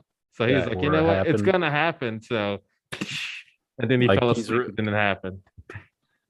It's like he had like a time machine almost. Yeah, Almost. He's clairvoyant. he is the greatest mind in all of wrestling. Tyler S so here. Go on. Tyler S here in the chat room. He says, if people get hungry enough, they eat a dog. Tyler S also says Dahmer ate people. Okay. Well, didn't Dahmer get canceled I think from he got- existence? From existence? He got killed in jail. Oh, I thought he was gonna be part of this wrestling group. No, he's dead. Are He's a people gonna be man-eater. pissed about that too? They're like, "What the fuck? All these snowflakes canceling the cannibal? The fuck? Yeah, have John Dahmer and Kamala Cancel as a tag culture team. all over again." Damn snowflakes. Fucking libtards. How many times has Intra been instructed by Jack? Don't sell it. I don't know if you've ever instructed me to not do. I think you want me to sell everything. Yeah, because no, that makes it better. for the Makes show. a better show. Yeah, I'd be like, yeah, fucking sell it, bitch. You know, there are times when I know I probably shouldn't sell stuff, but I just go ahead. But you're doing it for the show. I'm doing it for the show. Is it too late to get that Car Shield ad? Car Shield? You could try it. Do it up. Am I the new nature? I've been the new nature boy, but am I the official nature boy now? Maybe. Do you want to be the Nature Boy now, though? I don't know. How many times we already asked that one? Does Incher intend on canceling Jack? Those from Dobbs. From breathing or from the No. internet? Hey, do you I'm want not to gonna cancel Jack? Damn. No. Who would be on Incher's Nazi Mount Rushmore? What? I don't know. Is that Dobbs again? Oh, it's Al Wolf. Hitler, Himmler. Yeah, this guy's got like Hitler. At the drop of a hat. He's like, man, I got all these. I guess that one guy who helped us David with Duke. with Dr. blasting Him the- Linkler. the blasting the rockets into space. I guess he was a good Nazi.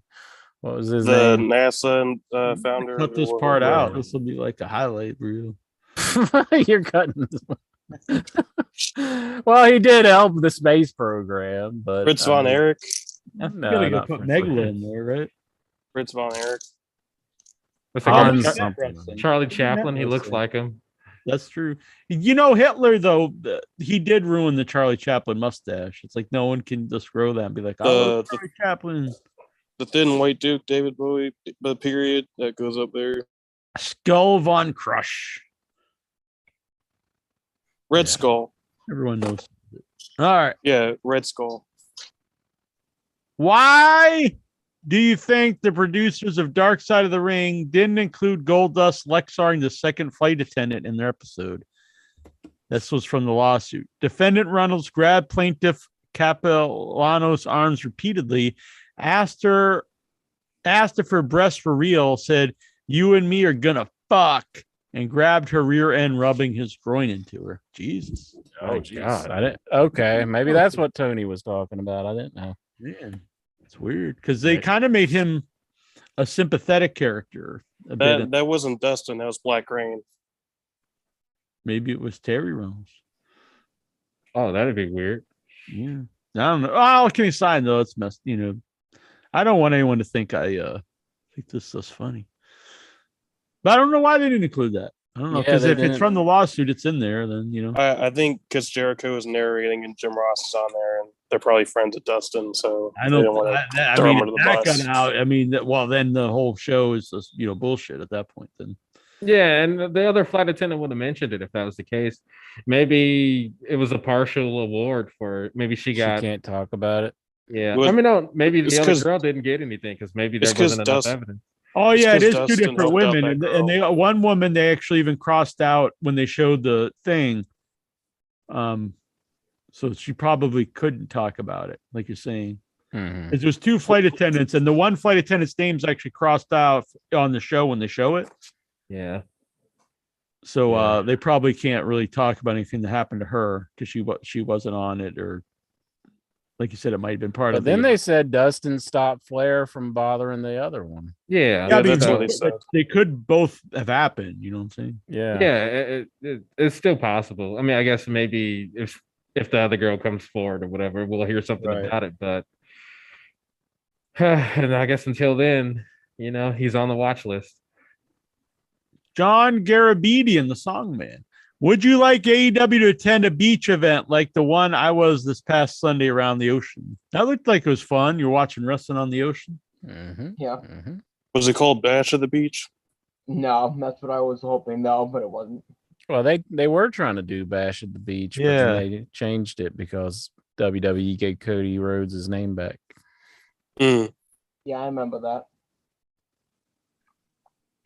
How angry is Incher that not only does Brian B-Mag have a better video collection than him, but he's also slept with a lot of women? His post or whatever, I heard about that where he's like talking about all the girls he's been with, but is he? I mean, He has an awesome probably video. got him because he has such a great video collection. I mean, that is how you get the women. video game collection, or does he have videos as well? Like videotape collection? I don't know this shit. Both. Like snuff films or all. No, he's got like Atari and Nintendo and all that bullshit. I mean, all that cool stuff. All kidding. He's got like a bunch of Nintendo games. he's got an Xbox station. He's got like all the N60. I don't know. I don't fucking know. I don't know. He's got the Super Nintendo. video games. You know what I'm saying? Video games. Like Yeah, Netflix. He's got the Super Box 64. He's got the Pong. I said I'd put my game collection up against his. Is it just winner takes all? When it takes all the Nah. women. Boom. But I'm just saying. I mean, mine's up. I got like a lot of mine archived. Yeah, he's just talking about it. Yeah, I don't see nothing. Just saying, I got all I'm this. posting it. But I will say, I believe he has Tecmo Bowl and Duck Hunt. That's I those super rare withdraw. games. I He's withdraw. even got Japanese consoles. I'm out. I'm sorry. Yeah, he's got the Game Boy, that Japanese marvel. Oh my goodness. Which member of the Headyverse do you think has the best helicopter? I'm thinking Song Man. I'm thinking Prez. He's got Air Force One. Well, there you go. I wouldn't go there.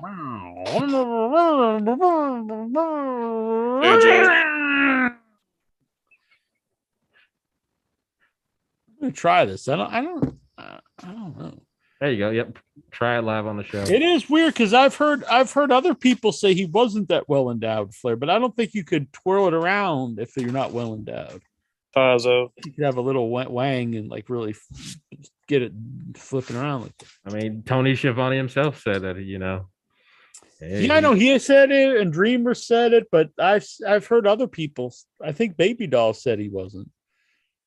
Said he was like the ladies will know, so I'll Yeah. trust the ladies. Yeah.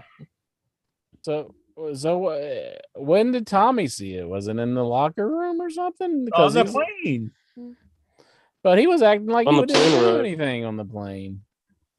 No, the He- helicopter. I don't know Ric where you Flair get this said- intro. He said he saw him do this stuff. Yeah, Ric Flair said But the he was, helicopter was a real. I thought he was kind of saying that, like, from He was his. just saying it was all a joke. It was, it's Really? fine to do this Okay. stuff. Well, Well, he the probably- helicopter. He probably Probably invited were. him over home one day. It was like, hey, family, come watch Flair. He's gonna do something funny. He just comes out the bathroom. Woo! It's like, oh shit. that's the best joke ever. Yeah, he's laughing. His wife and daughters are horrified. Like, what the hell? Like, what the fuck? It's just a joke. Start laughing. Blow out the candles.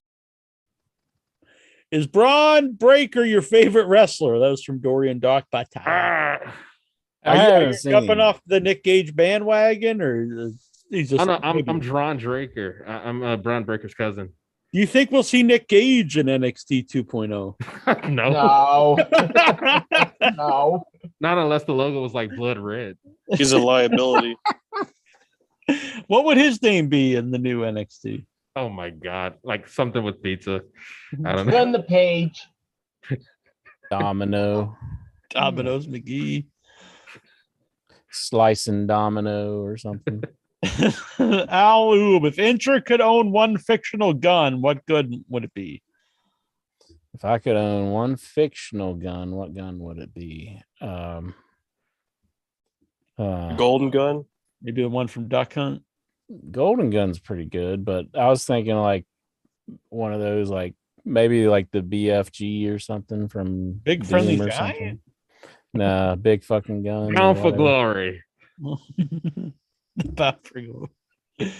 Or yeah, so I don't know. There's a lot of cool video game The guns. 007 Golden Gun. Yeah. Yeah, that one would be cool. The Hellboy, Big Baby. This is my rifle. This is my gun. This is for fighting. This is for fun. Mm-hmm. What about Ghost Rider's shotgun? How about the Death Star? It's a good You gun. know what they should do? Make a new It's a big Star gun. Wars, and it's all about the Empire trying to rebuild the Death Star. I think And Rosario Dawson's in it. And it's called Suzuki Gun. Because they've never done this yet. Again, Dude, maybe the BMF from Duke Nukem 0 Hour. exactly. Well, you continue to watch Rampage since Mark Henry's no longer in commentary. It's ruined now. Ah, dang. If they make another I Star think Wars I'll- movie, then Crowbar's got to be in it. Crowbar. WCW. Yeah, he's a big Star Wars fan. Yeah, he was a Star Wars nut. The name from the past. Yeah, I think He's the best person to follow on Twitter. Best promo guy today. Honestly, underrated. Yeah, How with come he was Mason terrible? T-Bar. So he couldn't cut a promo back when he was an active wrestler, but he can now. Yeah, look at his Twitter. It's like full of promos. They're Ooh. awesome. Right? Tyler S brings up a good one. RoboCop's gun. That was a cool gun. How about the crotch gun that Tom Savini has? Oh yeah, that's pretty sex machine. What about Billy Gunn? No, I'm just kidding. Ooh, yeah, Intro would love to own Billy Gunn. I'd invite ZZ over and we would throw stuff at him. Got the love for ZZ. The Love Gun. Does he have the same for OIB? I guess he doesn't. Never showed up on the show. Wonder if that's ever popped up on the radio. The Suzuki Gun. Oh god. A wave motion gun from Battlestar Galactica. No, what's the old Japanese animation show? How about the Star Wars phaser?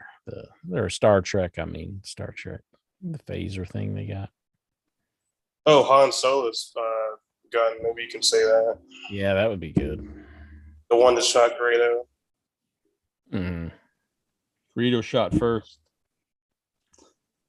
Excluding the Highlander movies and Mortal Kombat, what is your favorite Christopher Lambert movie? Wasn't he in a Tarzan movie? It was pretty good. Greystoke, The Legend of Tarzan. God, I'm not a fan of Christopher Lambert. What? So excluding Highlander and what was the other one? Mortal Kombat, but that movie sucks. I'm gonna say Greystoke, The Legend of Tarzan. Jeez, I don't even know. I guess I don't even think I've seen the one that you're talking about, but I'm not a Christopher Lambert fan. Got to get with the times. Wasn't he in something called like? Come Jeez, I don't even know any of his movies.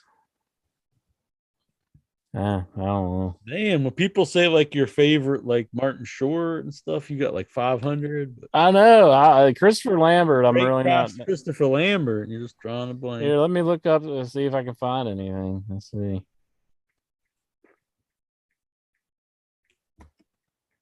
Christopher Lambert. Let's see. Movies. Highlander, Greystoke, Tarzan Mission, Highlander, Fortress, Beowulf, Night Move, Night Move, Resurrection, The Creeps. Oh, no, The Haunted. Oh, the Hunted is what it is. I remember seeing that all the time whenever I was renting movies back in the days. A lot of movies. Nirvana, Mean Gun, Loaded Weapon 1. Who asked this? Was this a Nikhil question? No. It was Al Ulb. John Garabedian, what is the best Christopher Lee horror movie? Horrors of Dracula. Wicker Man. Even though he doesn't. I'm going with Wicker Man. That's my favorite. Yeah. Wicker Man's good. That's good too. I like the Horrors of Dracula. Yeah. If Fincher broke both his legs and couldn't afford a wheelchair, would Jack carry him to the bathroom every time he had to poop? It's kind of far to go, man. It's fucking West Virginia. You'd be You want to come take care of me? Dude, you'd be shitting all over the place by the time I got there. Would you want to wait like a half a day for me to arrive to carry you to the shitter? No. Oh, to answer Dom's question, I think I'd maybe just put you out of your misery. Like, I'm sorry, man, but I don't want to see you live this life of just sitting in your own filth and just end it all. Oh, to answer Dom's question, Hitler, Himmler, Red Skull, and Ingmar Bergman. Those are your favorite Christopher Lambert movies? No, those are my favorite Nazis. Oh, okay. Ingmar Bergman, he's the film guy from Europe, and he made like Seventh Seal. He was a Nazi in his. I'm going to go with The Secret of the Whales for my favorite Christopher Lambert. Oh, I thought that was your favorite Nazi. No, The Secret of the Whales. Because the whales, they got a secret, and we need to know what it is. And Christopher Lambert's going to get it out of them. Do you agree with Robbie Scar that conversion therapy works and God will cure you of being homosexual, and even if you keep sucking, we don't want to answer. What the hell? Was that our old question? No, I don't believe that at all. It's a bunch of bullshit. Was Intra happy that Jack did a show last week solely despite him? You did a show? Not you personally, despite Al Wolb. Oh, despite I really Al thinks the world's all about them, doesn't he? He's like, are you pissed that the sun rose just to get me out of bed? He has a very high opinion of himself. He's kind of an egomaniac. Yeah, what the fuck, man? Mm-hmm. I did the show for all these fine folks. The Headyverse out there. There you go. Booyah! And I wasn't happy gonna everybody got a show. Yeah, and Geraldine was going to call in and zoom in. I was like, all right, so then up in the show. John Garabedian. What are your thoughts on Daphne's passing on Instagram? Taking her own life. It's really real shame. Yeah. Obviously, and mental health is something you should take care of, just like physical health. And out there, you should listen to people with problems. And if you are, thinking negative thoughts, you should find someone to talk to. Yeah, it's unfortunate that pretty well-liked people are having issues. Like her, Hana Kimura. if you're not well liked, I mean. Well, yeah, true. I'm just saying it affects everybody. Is what I mean. Yeah. I'll say after all the passings that I had, this probably was the most heartbreaking for me after how much of a sweetheart she was. I met her twice. Yeah, it's very sad. Yeah. Yeah, But I was always a big fan. Probably be honestly, if we talked about last week, but I think definitely before her time, if she would have been around today with a bigger, more platforms for women wrestling, I think she would have really done well. Because fairly decent in the ring, and I think if she was around more better, like a lot of better workers, probably would have even better in the ring. But unlike a lot of people, she actually had a lot of personality, so I think she would have had a chance to shine. And no one ever says anything bad about her. Apparently, she's a very nice, person to everybody. Yeah. Well, I think she had heat with Eric Bischoff, I think. Because, Eric Bischoff wasn't a big fan of the women's wrestling back in WCW. Yeah, but that's not so much anyone saying anything bad about her, yeah. As opposed to, Right. Yeah. Josh says, thank you, Jack. Well, you're a good man. You're welcome, Josh. I think he means you're doing the show last week. Tyler says Fortress is a great movie, though Lambert does suck dick. And the show is about a poll. That's right. I put up a poll if people wanted me to do the show, and it was voted yes. Mental health is hard to maintain. Yeah, honestly, when I got myself in better physical health, that also greatly helped my mental health. It wasn't just a physical thing. Eric Bischoff should be canceled. No. If you give me like a specific reason, not just for the hell of it. Right. Right. I don't like the idea of like we just can't. But if someone does something shitty, I don't. It's a weird thing. This idea like this guy should be canceled, but it's not a blanket. Like it's not like just like an easy thing. Like if someone does something really shitty, and a company that has them employed or whatever like decides to fire, not to disassociate with themselves with them. That's been happening since like forever. You can't just be like I could say anything I ever want, and okay, you can actually do that. You could say whatever you want, but people then can have response to that as well. Like, well, I don't want anything to do with this person. I mean, that's their right too. You got to remember, it's all the same thing. So sexual assault and just being annoyed by a certain person wants them to be canceled. Yeah, there's levels of things. There's nuances. It's not all like I can do anything I ever want. Say anything, do anything, do horrendous things, and you can never, say I shouldn't do this or whatever. Now, do I agree people go back 10 or 15 years on someone's Twitter and say, oh, this was some, off-color joke? And no, that's just like silly to me.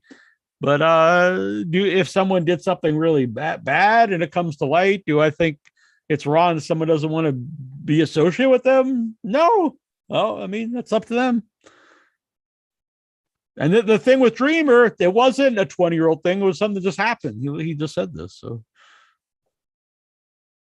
he said what he said. And if people don't want to have him on their show or their program, but I don't blame them. Get him out of here. Screw Dreamer. Hit the bricks, kid. You sucked anyway. I agree. I mean, it's not particularly good. Whoa. That's right. I said it. I'm more of a Raven guy anyways. I was never a fan of Dreamer. I'm the man in the box. Or in Impact, I'm the guy in the crate. Quote the Dreamer, nevermore. All right.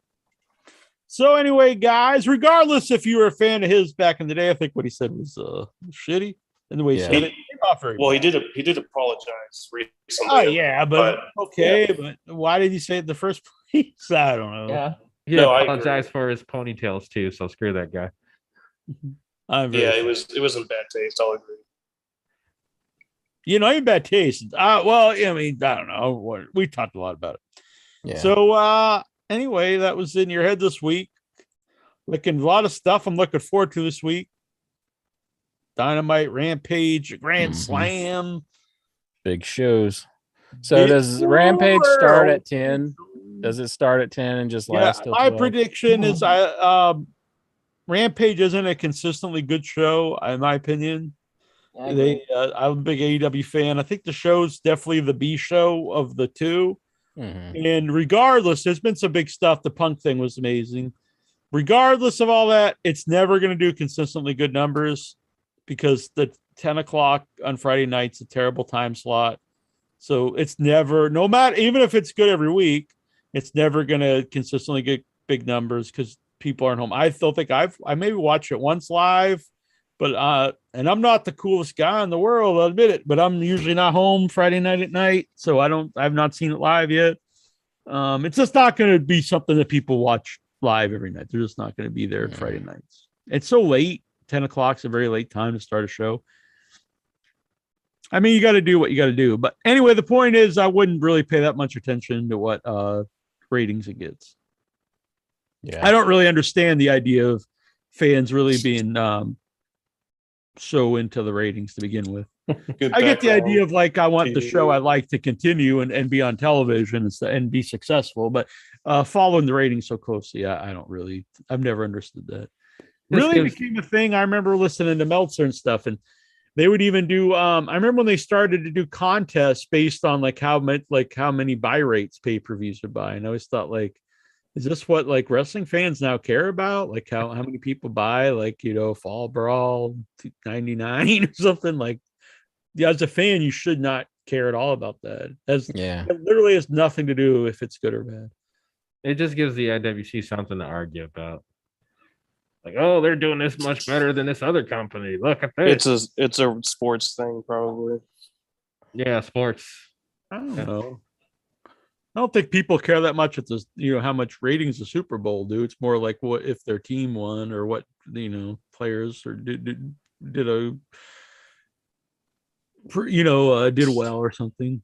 Well, I guess it's like one of the only ways that you have a rating, but it really doesn't reflect the show. But like, it just depends whether people watch it. But it's like a number that you can say, well, this many people was interested in it. Right. Nowadays, it's so hard to even gauge anyway because everything's done people don't watch live TV.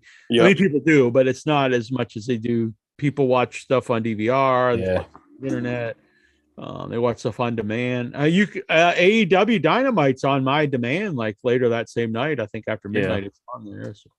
I think I noticed it. They post it pretty early too.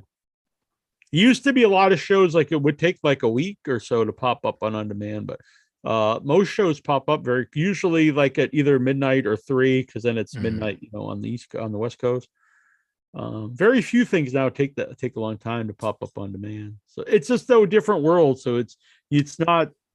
I mean, one really long ago, 20 years ago or so, when if you didn't watch something live or record it, and it was harder to record, you had to set up a VCR or whatever. VCRs are like stupid back in the day. Like they were hard to program to record. Yeah, it's really weird because you think. You could see originally when they first make them because maybe they didn't foresee this, but then years after they're out, you think they would have made a really easy thing like you just like a menu that you could select like nowadays. But like back in the day, you had like you just looked at the screen where the time was, and you just had to like punch like channel up and channel down and then program and then all this stuff. I remember trying to set it up a lot of times, and it was kind of hit or miss if you got it right or not. Yeah, you don't know if you had it right until you actually check the tape, and you're like, oh, thank goodness. Yeah, because I always, but it was different when there was the shows on at the same time because I'd watch one in the living room and I'd record another one in the other bedroom. But you were there and you just hit record. But and I swear sometimes I would set it up correctly and it just wouldn't work. Yeah, I'm pretty sure I've done the same. Yeah, back in the day, I always say it's so different because now if I'm not home Monday, like I don't care. But back in the day, like if I wasn't home Monday, like I'd not panic, but it would be like, oh shit, I gotta make sure I've got both the shows recording, and because it was a big deal for me to watch, Raw and Nitro, and if I missed one, like I'd get bummed. I can't Yeah. imagine that today. Like, oh, if I missed a show, like, oh, whatever. I haven't watched it in a year and a half. It's really weird. I mean, all the people I hear it all the time from all, Russo and Disco and all these people. If you're a hardcore fan, you just watch it and don't pay any attention to those people because they'll just watch whatever you put out. But I watched it since I could remember being alive, and had the mind to have memories. So probably like 5 or something, and watched everything that was on TV, all the Saturday morning wrestling and Sunday. I'd get up every Saturday morning, watch all the wrestling, stay up late. When ECW was on in the 90s. I mean, I did this from the 80s till way until the 2000s where you're doing the show. And then they wore me out. Maybe part of it is getting older, but I think a lot of it is because then when AEW started, I genuinely do like it. And I look forward to watching it. So it wasn't like I just totally lost interest in wrestling. It was the product was so bad. Let's just face it, wrestling got boring. It's bad. It's not good. No, I mean ROH and New Japan were the hot thing before AEW kicked off, and then they kind of got a lot of the former ROH NXT talent.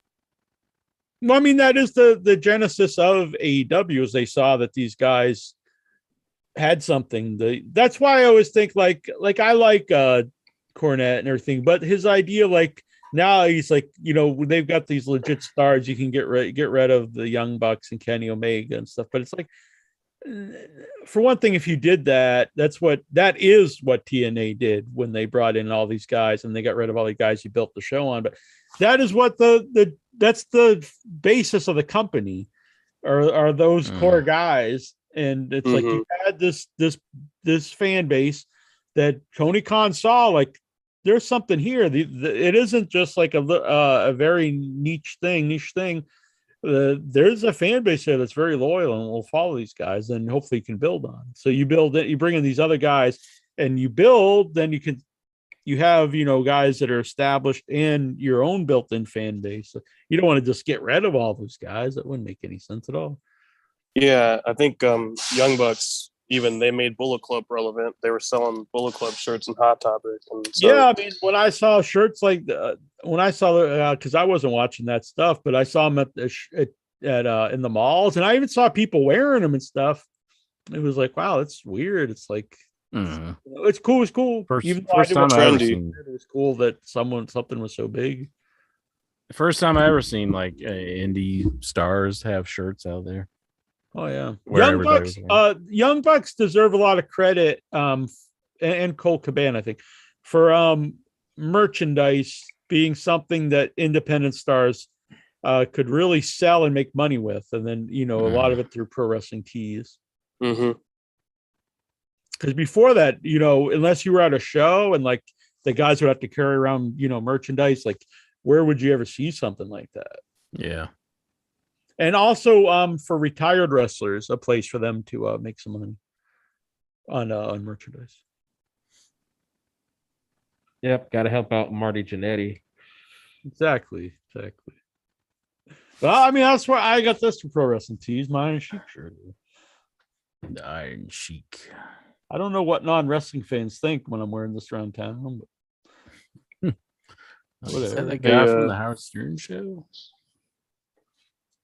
I don't know. Probably non-wrestling. Probably a lot of people know Iron Sheik. What is it? You don't even notice it says, "I break your back and make you humble." I didn't even notice it says that on the shirt. That's pretty cool. Yeah, if you on the back, it says, "I fuck your ass" or something. No, that'd be pretty sweet. In your case, he'd probably kill you if he did that. Yeah, back in the day. Yeah, well, you don't know if it's all right. He said, you can't receive sodomy unless it's intra because it only goes in so far, so it's not going to hit anything. I think Iron Sheik versus Minoru Suzuki would be my dream match right there. See those two humble each other. Oh my god! I think Iron Sheik's probably a better worker today than that guy. But, oh jeez! Pretend I didn't hear that. I will say Iron Sheik in his heyday was better. Yeah, I don't think it's arguable. It's arguable. I'm not going to be offended by that.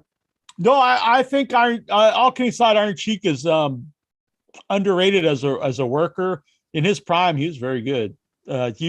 people talk about the Steiners doing the suplexes, and they definitely did take it to another level. But back in the day, Iron Sheik was throwing some pretty sweet suplexes back when not a lot of people were doing it. You mean the breakers? Exactly. What if they go back? Okay, they say we can't own Steiner. What if they go back to the network and just edit everything, and now they're the Breaker Brothers? Goodness. I think they could probably sue them over that or something like. That'd be terrible. The Breaker Brothers. Hey, Entry, remember working with that guy? What do you mean working like at McDonald's? Good old Colt. Breaker Brothers. You mean like the Brothers of Destruction? Breaker one. Kayfabing us. All right. Demolition. Jackie Jones. Inch baby. I think in your hat there, you see the ending of the show. I was thinking about, we're doing IYH 2.0. What if we took it in a totally different direction and we were doing In Your Hat? And we just did a podcast all about hats. I think. Are there seer stones in the hat? No spoilers. People would love it. We are talking more about wrestling lately, though. Yeah. Imagine that. It gets good and we actually want to talk about it. Exactly. God bless Dark Side of the Ring, because they do give us some stuff to talk about. Even though it's horrible things normally. Yeah, but it's good times for us. Yeah. We'll probably have to next week Good figure out times. who is Till on the they do dark side. Dark Side of the Ring in Your Head edition. And then we're like, He'd never hurt anybody. If they came to you and said, we're going to do In Your Head Dark Side, what would you tell them is the worst thing like they could look into about the show? Lexar's arsony. That's a good one, actually. Yeah, that is a pretty good one. The worst thing. Probably just all Lexar would be good. Probably I don't even Dark Side of Lexar. Because it's Shield not on even the funny. family. It's not even funny what I have to say. So, yeah, but that's probably the topic they would want to look into. The dark side of Vic Schiavone's chair. Yeah, Vic. And the night Vic Vic just Nail the song, disappeared. man. Let's get her song about Vic Schiavone's chair. We gotta get him back next week on the air, just so everyone's aware that it was creepy just seeing his leftover chair. Excellent. That's good. The Stellar chair versus the Vic chair. Who wins? All right, let's get out of here, folks. I had a good time. It's good to see all the Headyverse originals. Our man here, Steven, and our man here, Jonathan Jackson. John Breaker or Draker. Inject there. Do you think Braun's at home just all pissed that they may have a new Braun? Yeah. Who knows? Who knows? Is he on Impact? I know they're Not talking. yet. Not yet. Man, if they're getting Braun, why am I canceling my Impact for? Yeah, you gotta double it up. I think you should get two subscriptions if he's on. Watch it on like TV and your phone. I think you can do that with just one subscription. You don't need two. All right. Well, just show how much you love Braun. You're like, I'm gonna subscribe twice. I love it. He's way better than that other colorful Braun. All righty. By the way, one last question: are all the wrestlers gonna start wearing these colors now in NXT 2.0? I hope so. No. That's why I'm wearing this. Right. We gotta in the works. Okay, out there, folks, we gotta get this done. We gotta get an NXT 2.0 shirt where it's just all colored. It's all color. I love it. Ooh, Yeah. I gotta talk to JJ here. I need a big blown up version of this to put on shirts. There you Looks go. like a good postmodern painting that you can make into an NFT. Yeah. Fuck the NFTs. Sell it for $400. It's gonna be In Your Head 2.0. Fuck the NFTs. NFTs. And fuck you, Swax. That's my shirt. Make some without your head NFTs and sell me on it. They've been telling me to do it, but I think it's just a bunch of bullshit. Then I looked into it. I thought, okay, I'll just put them out there. What the hell? It's not going to take any of my time. So, but you have to pay to make them. You put them out there, then you got to pay to like some stupid word they call it, some stupid bullshit Process yeah, but it's not even process. It's like to mint them or something. And so it's like, I think it was like the time like $12 or something. I don't know. I mean, I guess not a lot of money, but it just seems like a total waste of money though. Yeah, I don't understand all that stuff. Then you set like how many, and it's like it recommends not doing more than 5, and then you got to set like a price. So like you start them at 20, and then if so, let's say someone buys it and then they resell, so they buy it for 20 and they resell for 25. Why? I don't know. Then I get it seems like a pyramid scheme. It's like I get a percentage of that, and then it keeps going every time they sell it, and I keep getting a percentage of it. I don't get it. MLMs are pretty good cults, by the way. The hell is that? It's got a fucking cult man over here. Colt Cabana. All right. Colt Cabana. All right, we're out of here. MLM, NFTs, and Bitcoins, and all that bullshit. We'll be back next week to talk the wrestling. Subscribe, hit the bell icon, not the internet icon. Get all the notifications every time we're live, every time a new video is posted. Share this. Help spread the head. Share it on your Facebook. Share it on the Twitter, on the Instagram, your Grinder, all the places that you frequent. And go and join the In Your Head group on Facebook. It's very active. Follow us on Twitter, even though it's not active at all, but gets our hits up. And follow us on Instagram. It's also not very active, but a little more active. Just follow us everywhere you can and subscribe on iTunes. And maybe one of these days I'll update it. We're out of here. Good night.